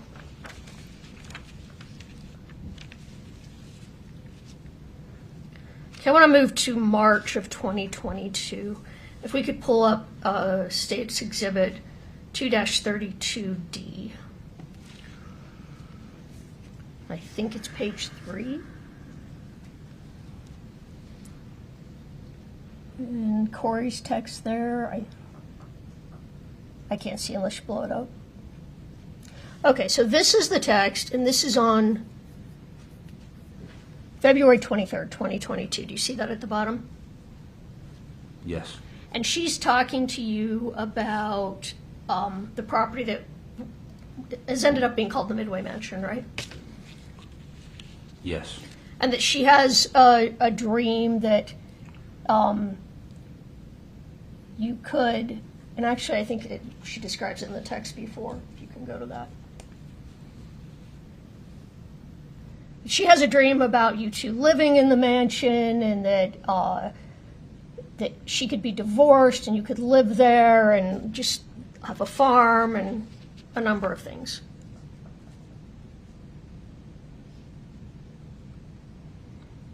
Yes. Okay. And then if we can go back to the other one. But then she tells you this isn't possible, it's just fun to dream about, right? What you just highlighted, yes, ma'am. Yeah. So, Mr. Grossman, would it be fair to say that the talk about a future together between you and Kouri was really more a fantasy than a realistic expectation?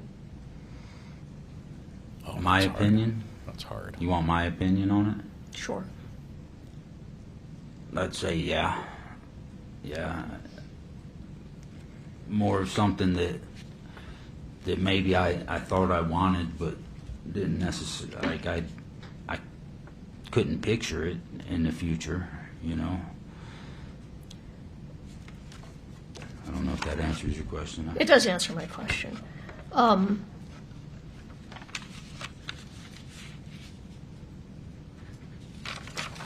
Okay, let's move on to 2-36D, State's Exhibit.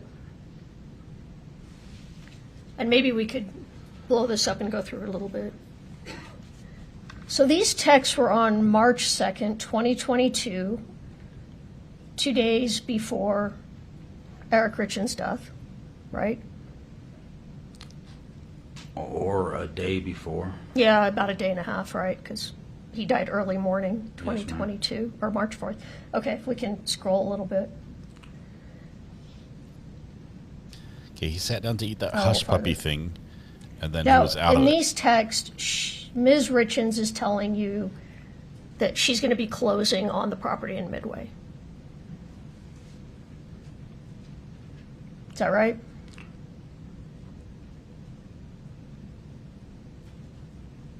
I don't know. I'm going to have to see that bottom one. Yes. Okay.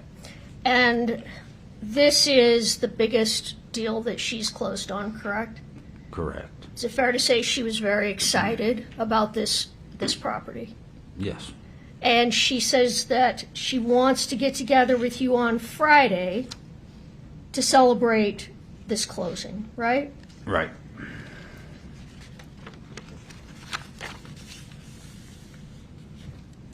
And what was your plan on Friday to get together to celebrate? We were supposed to. We were supposed to meet sometime mid-morning for brunch. Brunch and mimosas was the plan. Okay. Can we pull up States 238-D? If we go to the one where it says hang in there.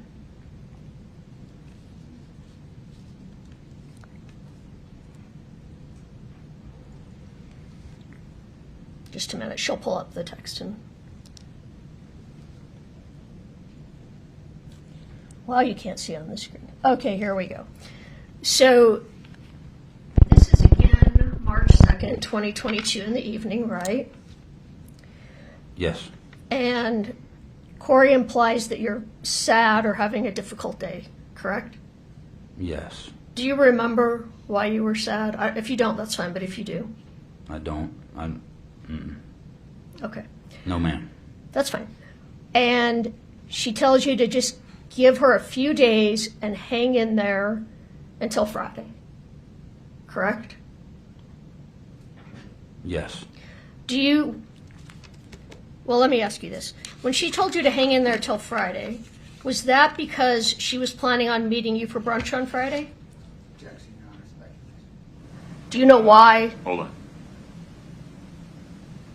Are you referring to Friday or to the last question? Objection, speculation. Your Honor, the question that essentially asked what Kouri Richins was thinking by Friday. I can rephrase it. It's Please fine. do. Sustain. Thank you. Okay. Why was she telling you to hang in there till Friday? What was going to happen on Friday? All that. Same thing. Sustained us a speculation as to why Ms. Richins was waiting. The question regarding what he recalls was going to happen on Friday is permissible. If you'd answer that, sir. The only thing I knew about Friday was brunch and mimosas. So, okay, and the closing on the house. She was getting the keys that day. So that was a big day. Right.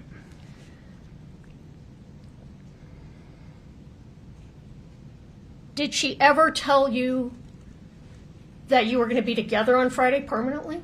Objection, Your Honor. It's. I think he can say yes or no. We're not asking what Ms. Richins said specifically. Well, no, you are Very specifically. specific in that question, sustained. All right, let me ask it this way. Did you ever have the impression that come Friday, the two of you were going to be together forever? Objection, Your Honor. Foundation on how he would get an impression. I'm going to overrule that one. Go ahead, sir. No. Did you ever have any impression that as of Friday, Eric Richins would be out of the picture? No. All right. And then let's go to 239D1. So this is Friday, March 4th, the day you were supposed to meet for brunch, right? Well, the beginning might be March 3rd, if I can see that. Yeah, I'm just seeing 3-3. Okay, let's scroll down. Okay, we can stop right there. When you say it's official now, are you talking about the property or are you talking about something else? The Midway Mansion? Or do you remember? What was the text previous, please? It was from you. It just says, I hope I get to see it. Do you know if you were referring to the mansion? That's what it sounds like. Okay. You'd have to go up another text. Yeah. But well, let's keep going. That's fine. I mean, if you don't remember for sure, I get that. Let's keep going. You can see that. Okay, maybe this helps put it in context because her response is the possibilities are so endless with that place. And I would run to love it as a business. I skipped a little, but that's the gist. Right. Does that help you recall? Were you talking about the Midway Mansion on March 3rd of 2022? If that text is directly following the ones in front of it, then yeah. Okay. But then March 4th comes about, and this, we can skip down to this, skip this. And you two are supposed to meet for brunch, correct? Yes. But Kouri doesn't show up. Right. And you text her to see what's happening. Yes. And why she isn't there. Yes. It's not like her to not show up? It's not like her to be a minute late. Okay. And that's when you find out that Eric Richins had passed away that early morning. So I thought it was, my recollection, when she says brunch, I'm thinking 10 o'clock sharp, right? Okay. And I thought that I texted her because I could just sense, I could feel something was wrong because she was late. I hadn't heard anything from her. So I texted her, is everything okay? And she responded, that's when she told me. But, I thought it was, how do I say it? I thought all that would have happened prior to noon at least. But, can I say? Yeah, go ahead. But I was shown texts that say that it happened at 2 o'clock. But I thought it happened earlier. So your question was that morning. I don't know if it was that morning. I thought it was that morning, but I've seen texts that say 2 p.m. So. All right. So your recollection is different time-wise as to what shows on these texts. I think so. At one point in time, I asked for some some texts of mine and hers so I could review them. You asked who for some texts? I was in a meeting. Miss Margaret provided them with me. And by Ms. Margaret, do you mean the county attorney, Ms. Margaret Olson? Yes, ma'am. Okay. But all I got was the month of March, but it was like that. So What do you mean when you say it was like that? It was thick. There were a lot of text messages that month. So I'm not faulting her for stopping there, but I just want to make the record clear.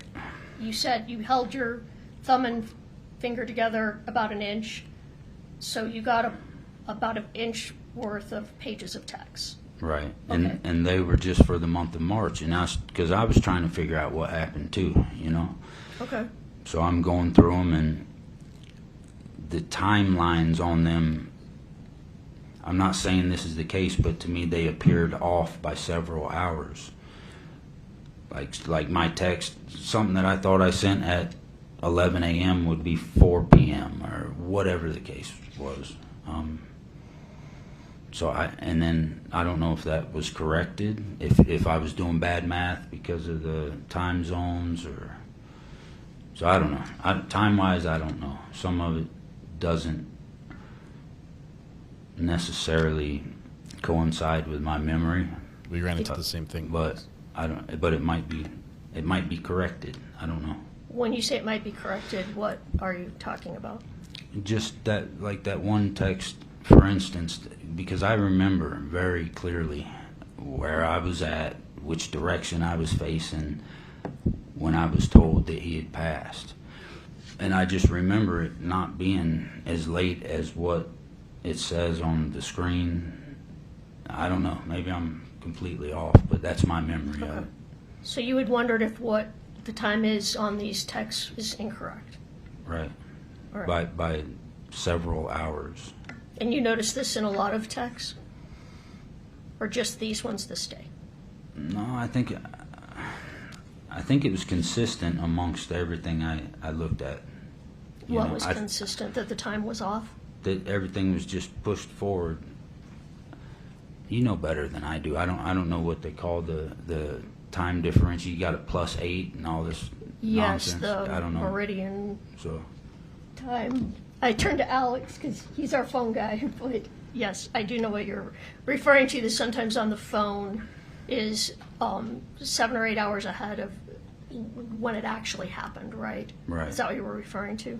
yes. So you were just wondering why the times didn't seem to comport. Right. Okay. All right, that's fair. But let me ask you this. Was it March 4th that you found out that Mr. Richins had passed? March 4th of 2022? Yes. All right. Were you surprised by that information? Yes. Yep. So you didn't meet up with Kouri as planned on March 4th, correct? Correct. And you didn't see Kouri for a couple of weeks, approximately, give or take. Yeah, I would guess 10 days to 2 weeks, something like that. Okay. I'm going to come back to that in just a moment, but can we quickly look at State's Exhibit 253D? Where, do you know which one I'm looking for?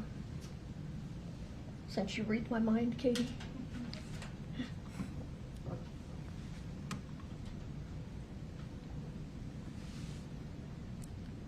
Okay, this is when Ms. Richins tells you that she found out that Eric died of a fentanyl overdose, right?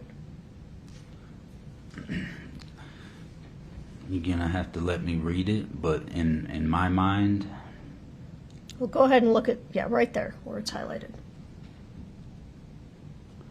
you know, I didn't know what fentanyl was then, so I don't know if that's why it didn't stick, but I remember, I mean, I can go through and read all this if you want me to. No, I just want to know if this is the text where she told you. I mean, you don't have to know what fentanyl is. Is this the text? It's written right there. All Yes, right. ma'am. I just wanted you to confirm for the jury what the date of that text was.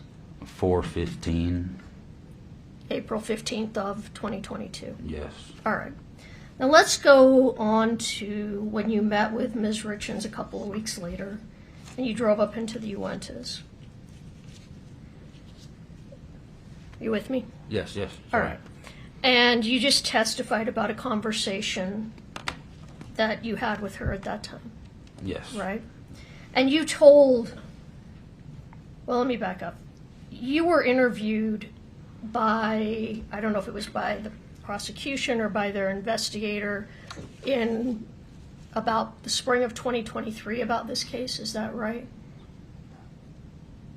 It was warm outside. I don't remember. Was it shortly after Kouri was arrested? I think, yeah. Okay. And that's when you told them about this conversation, right? No. When did you tell them about the conversation? Let me ask this question. You're the one that told them about this conversation. That information came from you, correct? Yes. Why did you tell them about this conversation?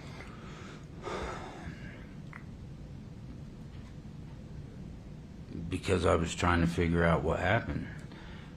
And,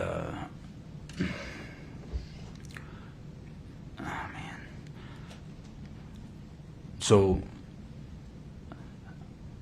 never for a moment did I have a clue, a hint, not a fleeting thought that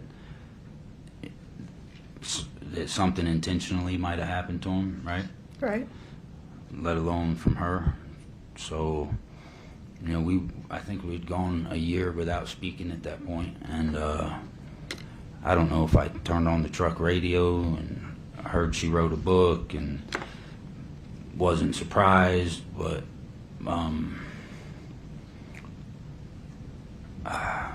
then I started. I listened to the interview she gave about her book, and then maybe I did some research on my phone and saw that she had just been arrested, or either she just got arrested. I don't know, days later, a week later. Okay. And then do you recall who you met with when you talked about this conversation? After I found that out, I was overwhelmed with,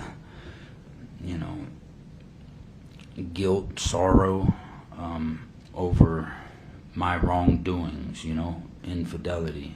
And, and that's when I called. I was trying to get a hold of Eric's sister to tell her I don't think she was home. I spoke with her husband instead.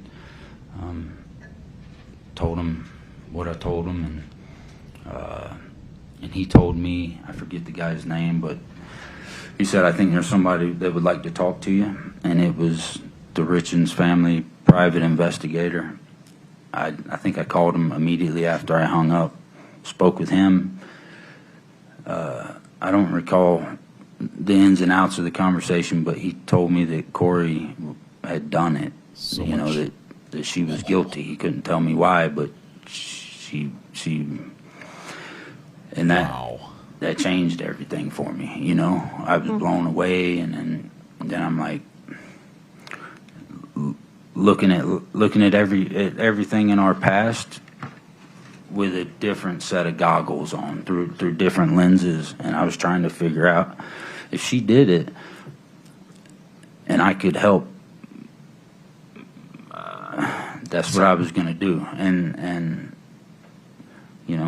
that's sometime after that. It wasn't the first time I met with the investigator. I think it was the second time or something. It dawned on me, oh man, what about that one time she asked me this? What about the time she said that? Okay, and so let me just stop you just for a minute so I can ask a couple of questions.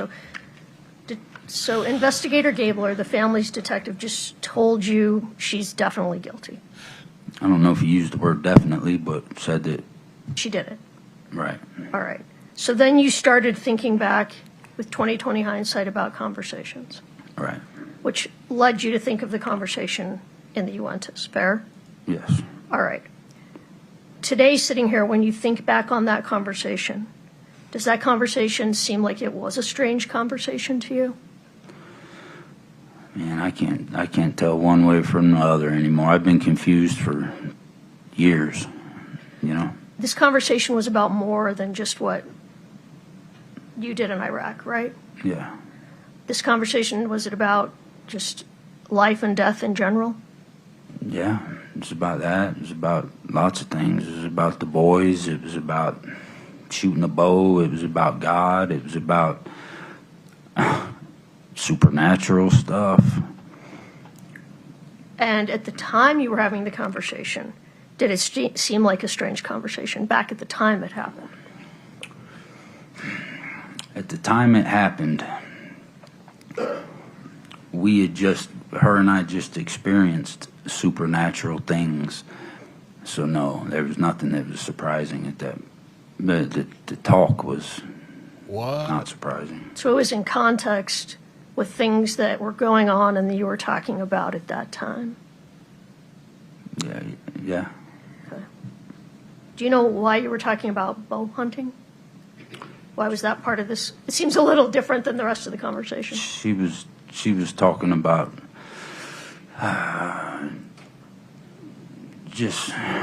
she was talking good things about Eric and how phenomenal of a man. And I don't know. And she mentioned it, how good her boys were, or I can't remember. One of them can, one of them can't. At that time. Bow hunt. Well, I don't know. It was one of them was shooting a bow, one of them wasn't. Oh, okay. I don't remember. But so she wanted to learn to shoot a bow. Is that what that was about? she did. She told me that. Okay. Or she already knew how. I don't remember.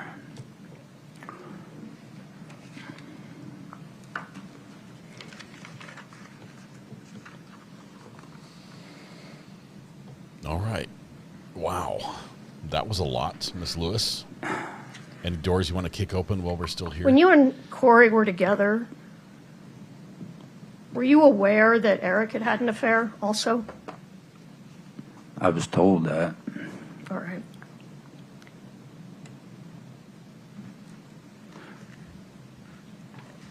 You'd mentioned during direct that you did work for Kouri here in Utah, and that sometimes she would just pay you in lump sums. Do you recall that?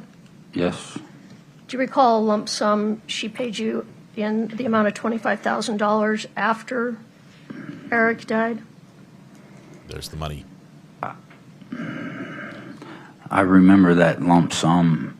My timeline's pretty foggy, though. Okay. I feel like it was after he passed, yes. Okay. And was that for a house that you flipped together that she felt she owed you money on? Yeah, I think... Is that what you thought it was anyway? That was, if not all of it, that was definitely a large part of it. I mean, I don't know. Yes. You were aware that Kouri got a life insurance policy, right?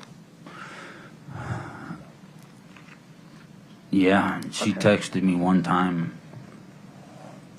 I believe she texted me. She just found out and sent a text like, look at this kind of thing. And what was her reaction about receiving that life insurance? I don't know. It was through texts, I believe. Well, And she just seemed like surprised, like it was unexpected. it was unexpected she was going to get that policy, is what your impression was of her demeanor. Yes. We're sitting here right now. I mean, it's in the text messages, though. Okay. Would it be fair to say that Kouri was protective of Eric and his reputation? Yes. So after Eric passed away, did Kouri see you as often as before he passed away? No. I mean, immediately thereafter, we didn't see each other at all for a little span of time, and then, no, I think she was doing things with other people, grieving, whatever she was doing. So, Did she appear to change after he died? yes. How so? Like, yeah, I mean, Well, I was hoping you could tell me how you thought she was different after his death. I would just say in the normal ways that anybody would be different after something of that magnitude. I mean, the effect it has on her children and how she's got to handle that. You know, you can't go from that to talking to me on the phone and be the same, I don't assume. Did she come across as happy that Eric was gone? No. Did she come across as grieving or sad? Yeah, but I didn't see her in that window directly thereafter, but when I saw her, I think it was more sporadic than usual. But yeah, there were times where, you know, she was bent out of shape in front of me. All right. And you said you couldn't remember how long you continued to see each other after Eric passed away, but does 3 or 4 months sound close? I don't know, because it was so sporadic. It was like a chunk here, a chunk there. But I thought it was longer. I thought it was 6 to 10. All right. I don't know. Okay, that's fair. But then Kouri ended the relationship, correct? Right. And you, what was your feeling about ending the relationship? I mean, were you sad? Yeah. Did Kouri, though, appear to have made up her mind? It was just done?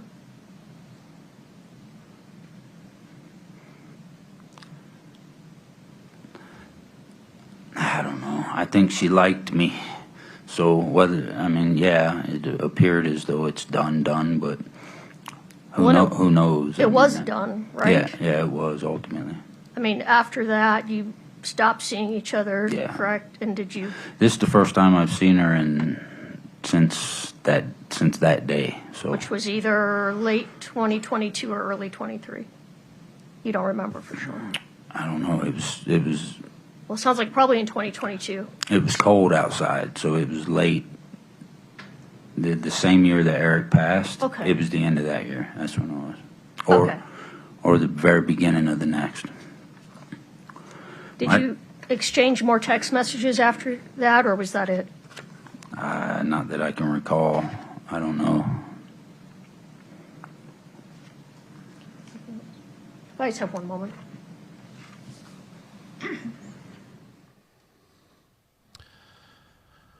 Wow.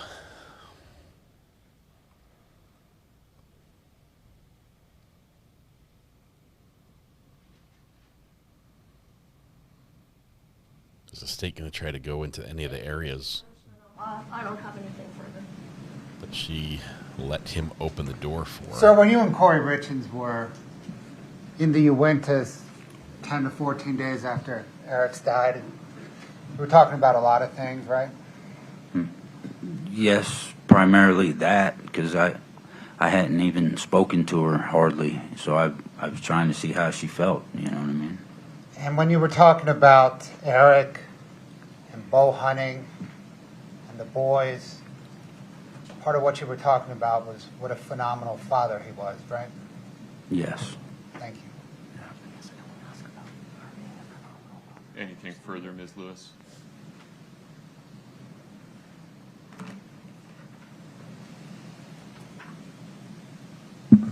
Phenomenal father, yeah. Please listen to Ms. Sorry. It's okay. Did Kouri give you an impression about how she felt that the boys had lost their phenomenal father? Objection, Your Honor, hearsay. Sustained. Anything further, Ms. Lewis? Could we approach? Sure. This was not what I was expecting. Wow. This is the first time they've seen each other since 2022. It's still raw for Mr. Grossman. This is still tough. I mean, this goes into, this line of questioning went, into his most, private text to somebody he was, thought he was very close to, even broaching, PTSD from war type situations, talking about conversations that many veterans don't share lightly. This has been a brutal cross-examination, even though he's given us, despite the rough start, with him like appearing to not be willing to take the oath, he's been the most honest and open and truthful witness I think I've ever seen. Is anything else for Mr. Grossman? No, Your Honor. Okay. Counsel, may we release this witness? Yes, Your Honor. Yes, Your Honor. Sir, you are free to go. Thanks. Sorry. Thank you for your patience. All right. Please watch your step.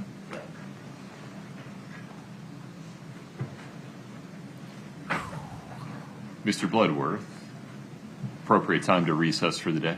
Yes, Your Honor. Ms. Lewis, actually, would one lawyer from each side please approach regarding scheduling? One rider from each team, please ride your horse up to the judge's bench to talk about the schedule going forward. We may, depending on if the defense has submitted their motion over lunchtime or during the day, we may discuss that mistrial thing now if the judge had a minute to Folks, review we're going to start at 9:30 a.m. tomorrow It's morning. gonna be tomorrow Between now and then, please maintain some discipline. Do not speak about the case. Don't allow anybody to speak to you about it. Affirmatively avoid reading, watching, or listening to anything about the case. And please do not do any online research about the case at all. Please travel safely. We'll see you tomorrow morning. Please rise for the jury.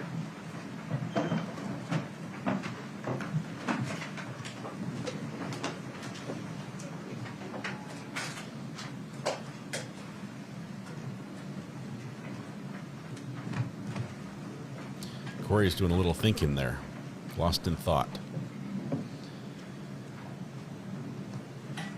Please have a seat. Mr. Bloodworth, Ms. Shervanack, anything on the record before we recess for the day? No, Your Honor. Ms. Lewis, Ms. Nestor, Mr. Ramos? No, Your Honor. Okay.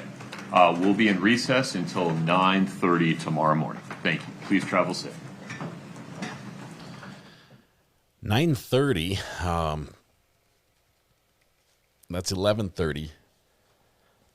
But I don't know. The jury starts at 9:30. Jury starts at 9:30. Yeah. All right, let me shut down the Top Mark Media live stream. Give me just 1 minute.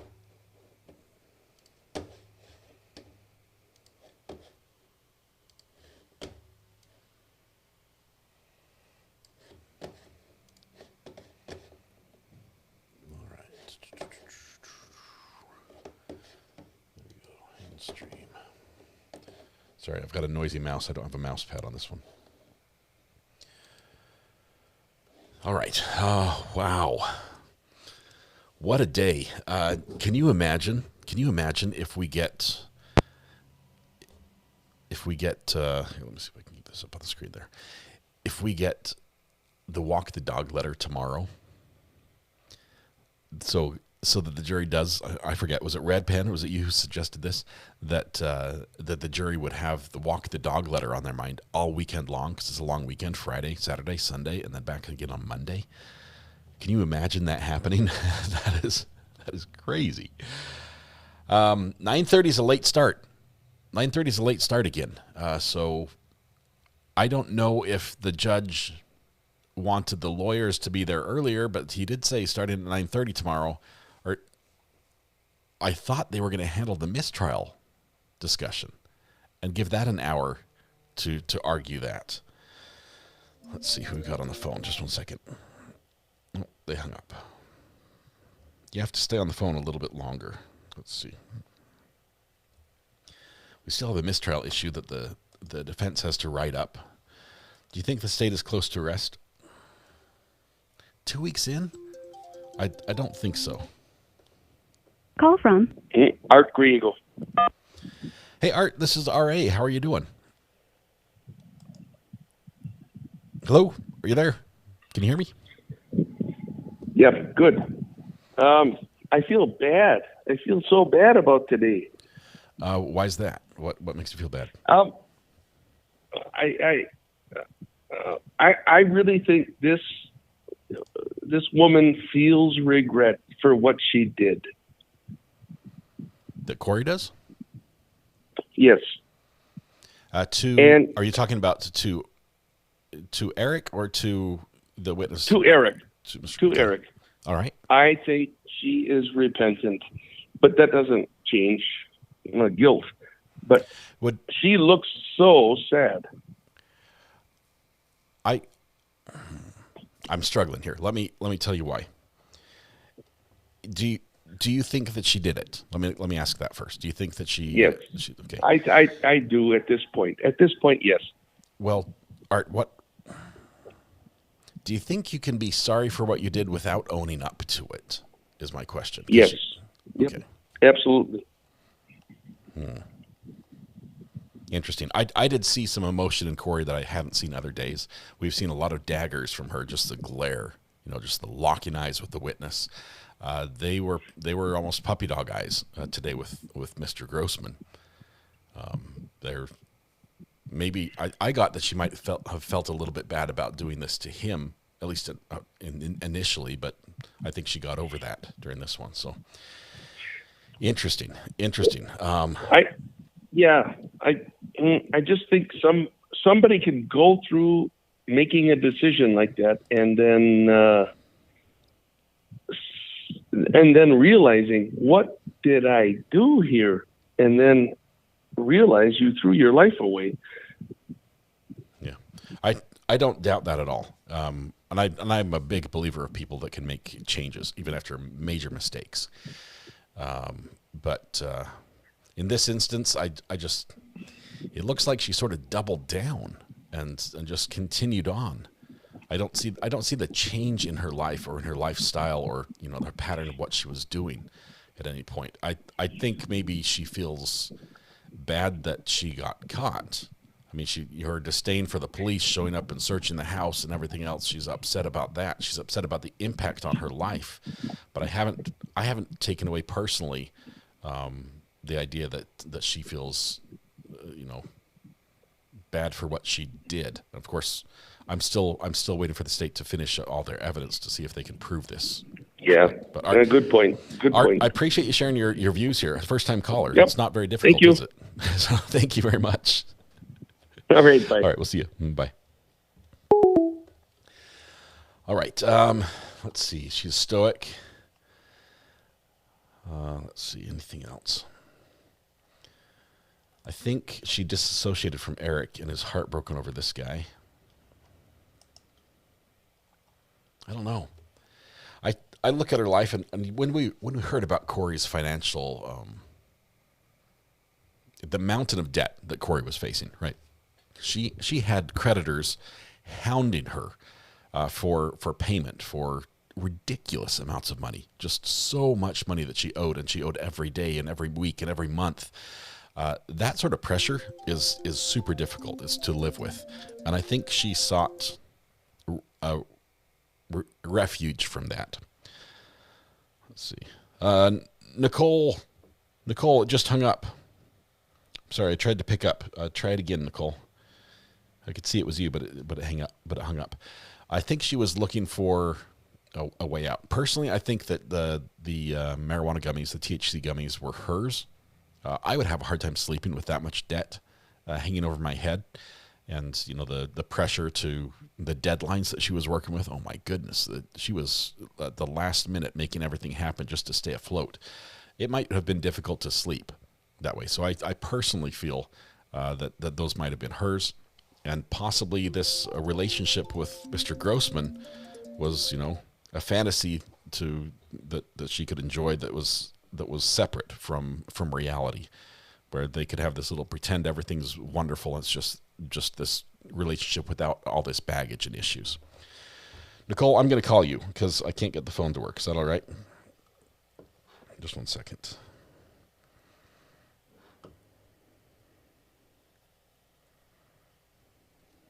Please leave your message for... Sorry, I'm going to hang up before it gives your phone number. I'm going to call you again. Your call has been forwarded. No, it's not working. Nicole, I'm trying here. Nicole is trying to connect with us. She's had some scheduling things yesterday that caused a problem. Here's Amber. Just one second. Hello, Amber. How are you doing? Hello. How are you? Great. I figured since Nicole didn't call back and she didn't answer the call when you called, I figured I could call. Yeah. She's on the other line. Because I have a question. Huh? Yeah, go ahead. I'll hang up if Nicole's on the other line. Go ahead and do that. Okay, go back. Ask your question. Ask your question. Technology is hard, guys. It's very difficult to make things work. I'm struggling here. Oh man. I should have been more clear, Red Pen. My language was not okay. Here we go. This one works. This is it. Call from. We're literally calling each other at the same time. Nicole, I'm so sorry. Are you there? No, yes. What was funny was, so I have to turn off YouTube to call you, right? Otherwise it's going to chirp or whatever. Yeah. And I'm calling you, and then when it goes to voicemail, I log off, go back onto YouTube, and you're calling me. I should just let things happen and not try to force them. Nicole, glad we could connect. I know we were going to try to connect yesterday. A lot of stuff has happened in court. I'm going to let you sort of take it away with what you wanted to talk about, either from yesterday or today. What's your takeaway from what we've seen so far? Well, first, I respectfully disagree with the last caller.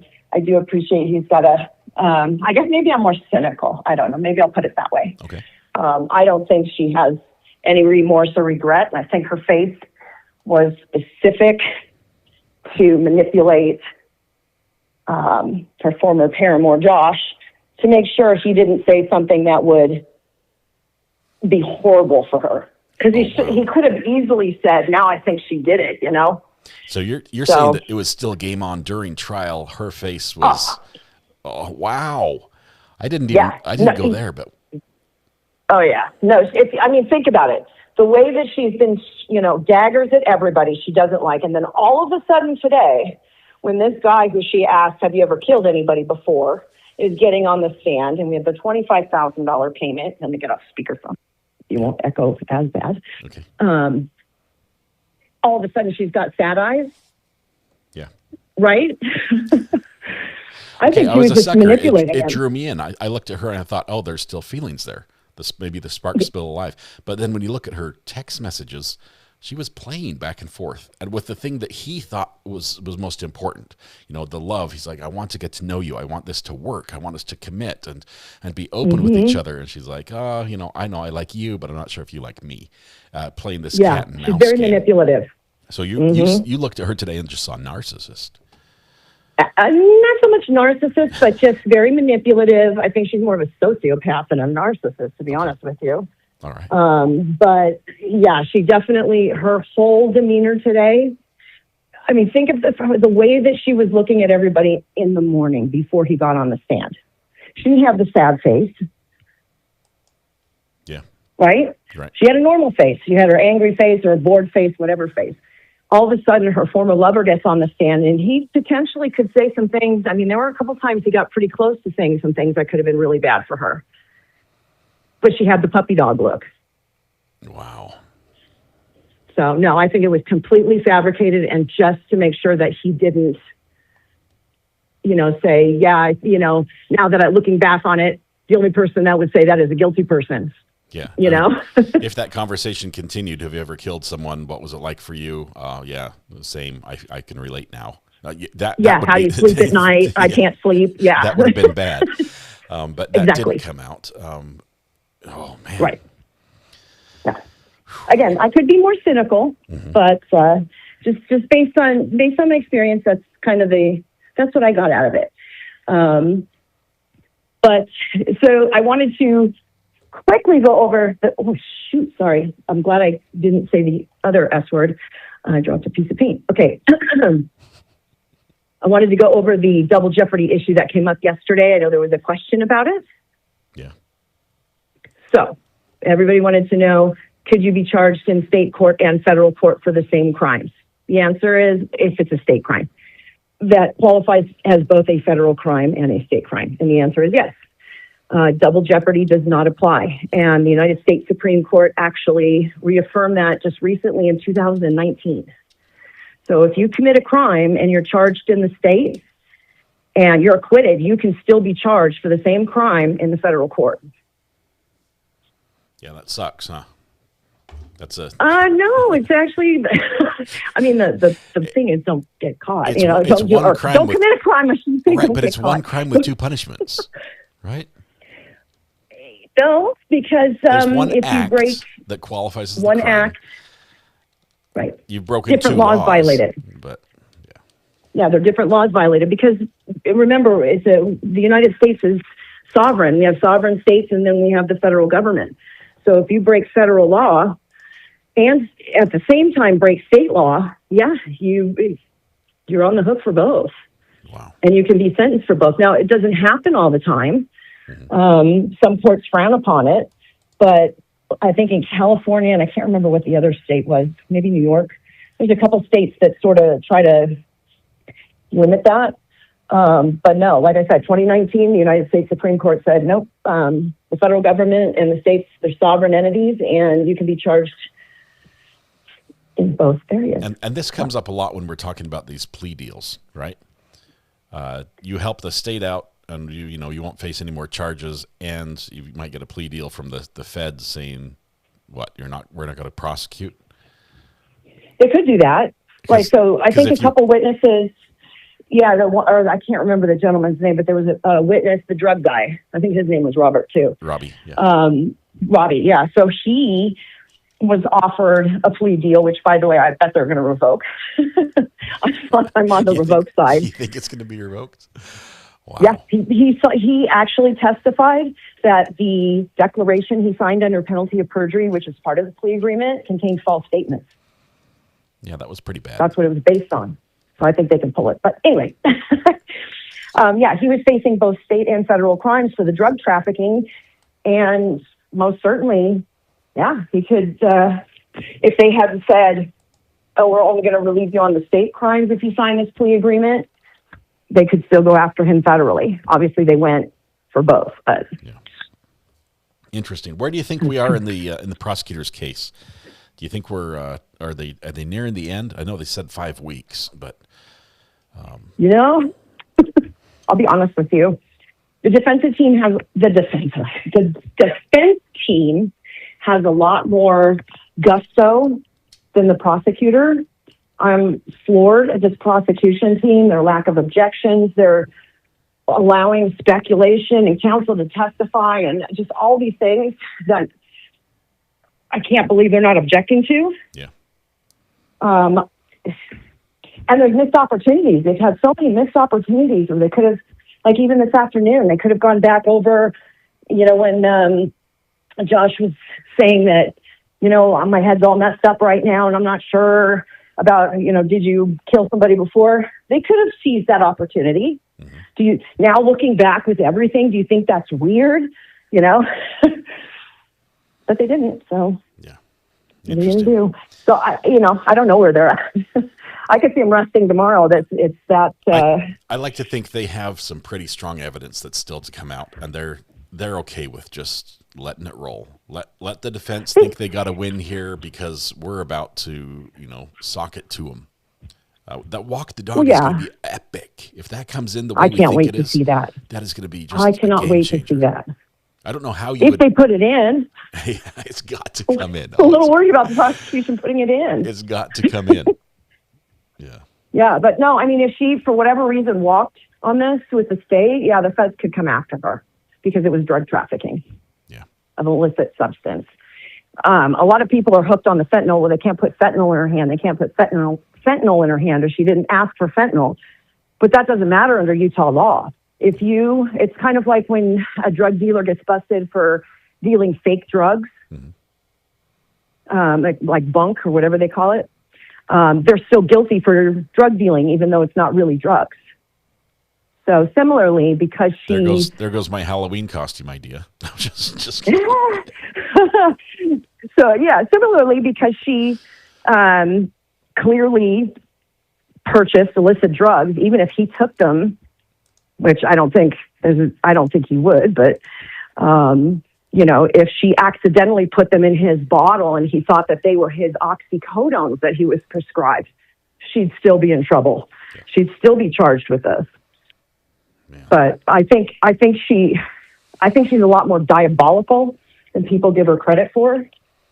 And I don't think that her the lifestyle issue, I don't think that was the issue at all, why she had to get rid of him. I don't think it had to do with lifestyle or anything. She had numerous loans out there that were acquired under false pretenses, forgery. Those are federal crimes. She was looking at a lot of time. The house of cards would have collapsed regardless. Right. Yes, and she would have gone to jail for the financial crimes. So if she hadn't, I think she was in a position where she's like, okay, I got to pay these off. I got to kill him, whether she wanted to or not.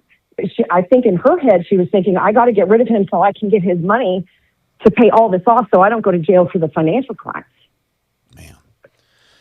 He was disposable is what the impression I get. Yeah, and they weren't happy together. I mean, things were not, everything was not well in the home. And so clearly. I am surprised that the prosecution keeps, I'm surprised the prosecution keeps bringing up the fact that Eric had an affair, because hers is so much worse. Oh my goodness.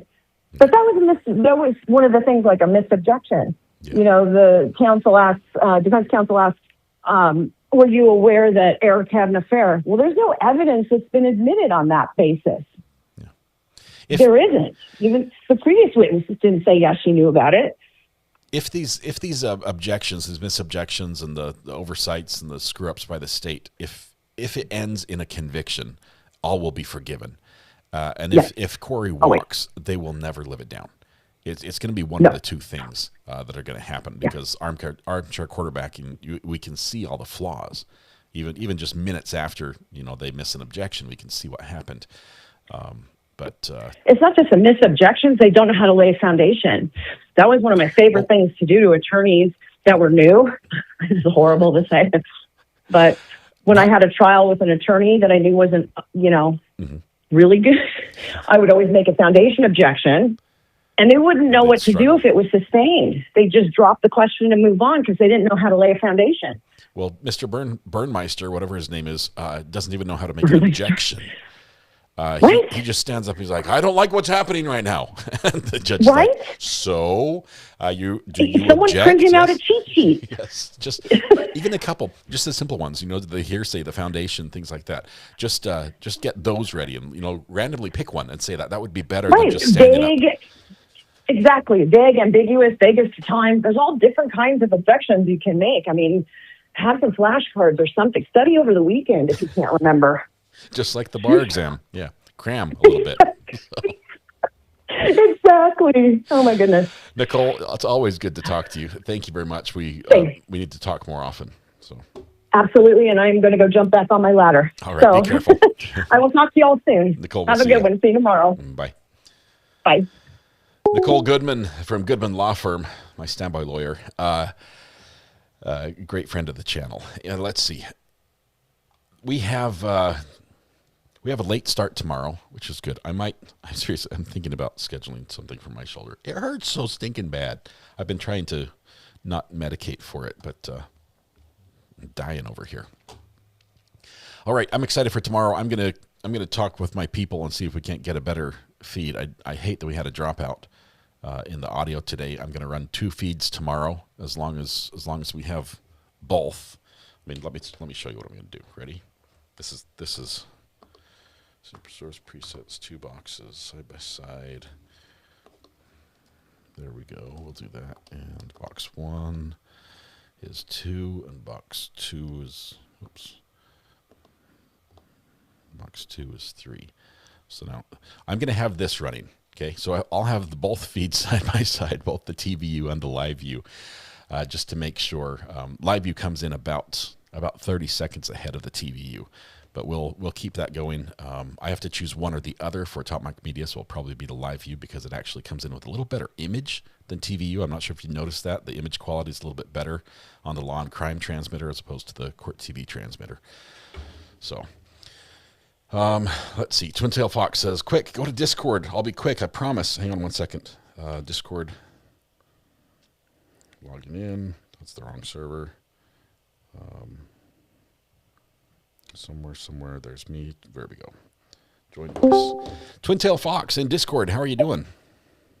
Hey, I'm doing okay. How are you? Great. Although I do require you to send a picture to the burner phone of the Northern Lights. You said they're beautiful tonight, and I'd like to see them. Yeah, they're beautiful tonight. I had to run over to my mom's because I forgot a big day for my family. Yeah. Anyways, I just wanted to call in and just remind everyone that today is the 4th 4 years anniversary of Eric's death. If people didn't know, sadly. And what got to me the most is that sadly my family also has a death anniversary on this day. Oh, no. So I'm sorry. That hits hard. Yeah, that's. I'm sure the Eric's family would like to be somewhere other than in court right now. Celebrating that anniversary or remembering together or spending time together. But they're here, and they've been here every day, and they're going to keep being here. Yeah, I could not even imagine having to have to be in court because it's also a death anniversary. My cousin died in a car accident that my dad unfortunately caused. They were drunk. Oh, I'm sorry. Stupid. And they, thankfully, the family forgave him and even backed the cops not to arrest him and stuff. So we meet every year, but after COVID, that kind of stopped. Yeah. So, yeah, I cannot imagine having to have to be in court and do all of this while going through, it's been 20 years this year. Yeah. But still, it's always difficult, and being so close, 4 years, I could never imagine. I just hope that they will sit down, have a nice dinner, and just be able to be a family tonight. And people say rest in peace, but with a pending court case, that isn't peace, right? The investigation. There will be no peace the conferences until and the all of this is interviews. over. Yeah. It is terrible for the family for sure. Everyone's commenting as always. Your audio is fantastic. Discord does that. And I'm on my phone this time. Discord has great audio. They do something right. Oh, it does. So. Yeah, they are definitely doing something right. But yeah, I just want to. I'm sorry that I made it about my family, but this day is so close. I was like a zombie today. I have been sick with the influenza, so my head has been cloudy, and I literally, the only reason why I know the Northern Lights are beautiful is because I darted over to my mom's to be able to hug my dad. So yeah, I just want to give respect to Eric, even though he will not be able to rest in peace until after everything is done, and just I don't know. It's just. Twin Tail Fox, I appreciate you sharing that. We are like a family here, and sometimes we share our ups and our downs and our tough times. And I appreciate you sharing. I know how it feels to have someone in your family be called a murderer. So yeah, people actually have called him a murderer, one in front of me. So yeah, it's horrible, but it was an accident. So. Well, but sadly, I know the feeling of being the family of a person on that end, so it's never easy. On the not popular side of the trial, yeah, that's. Oh yeah, and thankfully we didn't have a trial because the family refused to have a court on it. Wow. So we were very lucky. Yeah, they forbid the cops to arrest him, and they forbid a judge to. Any charges or anything. We were super lucky with the family. Yeah, it's amazing. So, Twin Tail Fox, I know you're not feeling well, so as soon as you take that picture of the Northern Lights, I'm going to let you go to bed and get some rest. Oh yeah, it's midnight here, so yeah, I'm going to sleep. All right, thank you so much. Good talking to you. Thank you. Bye. Bye. All right, thank you, Twin Tail Fox. heart goes out to you and your family as well. Thanks for sharing that. All right, we are going to play the music. We are done for today. Tomorrow we're going to be back at. I will be. Let me give you this. I will be ready to go if they start early. Because I'm just surprised we have another late start on a Thursday. It just doesn't seem right. So if they start early, we're going to be there. Otherwise, we're going to start at 10 o'clock. Is that right? No, 11 o'clock. Oh my goodness. It's another late start and a late night. It's already 7 p.m. here. Tomorrow as well, we have the podcast, 8 o'clock on this channel. So we'll just barely be wrapping up the day on the court case and then have the podcast that night. We are going to be giving away memberships, so please be there for that. Tonight when you go home, please hug the people you love, smile at someone, make their day just a little bit better, and please stay safe till we go live again tomorrow at ish time, like 10-ish or 11-ish, something like that. We'll put the thumbnail up for you guys an hour or two early, and so you'll be able to gather and we won't miss a thing. Right. Appreciate y'all. You guys are amazing. Thanks once again to my absolutely incredible mods for the work they do and for the flack they take and for the hassle I give them. So I'm so sorry for that. Thank you all. You guys have a good night. We'll see you in the morning. Bye-bye.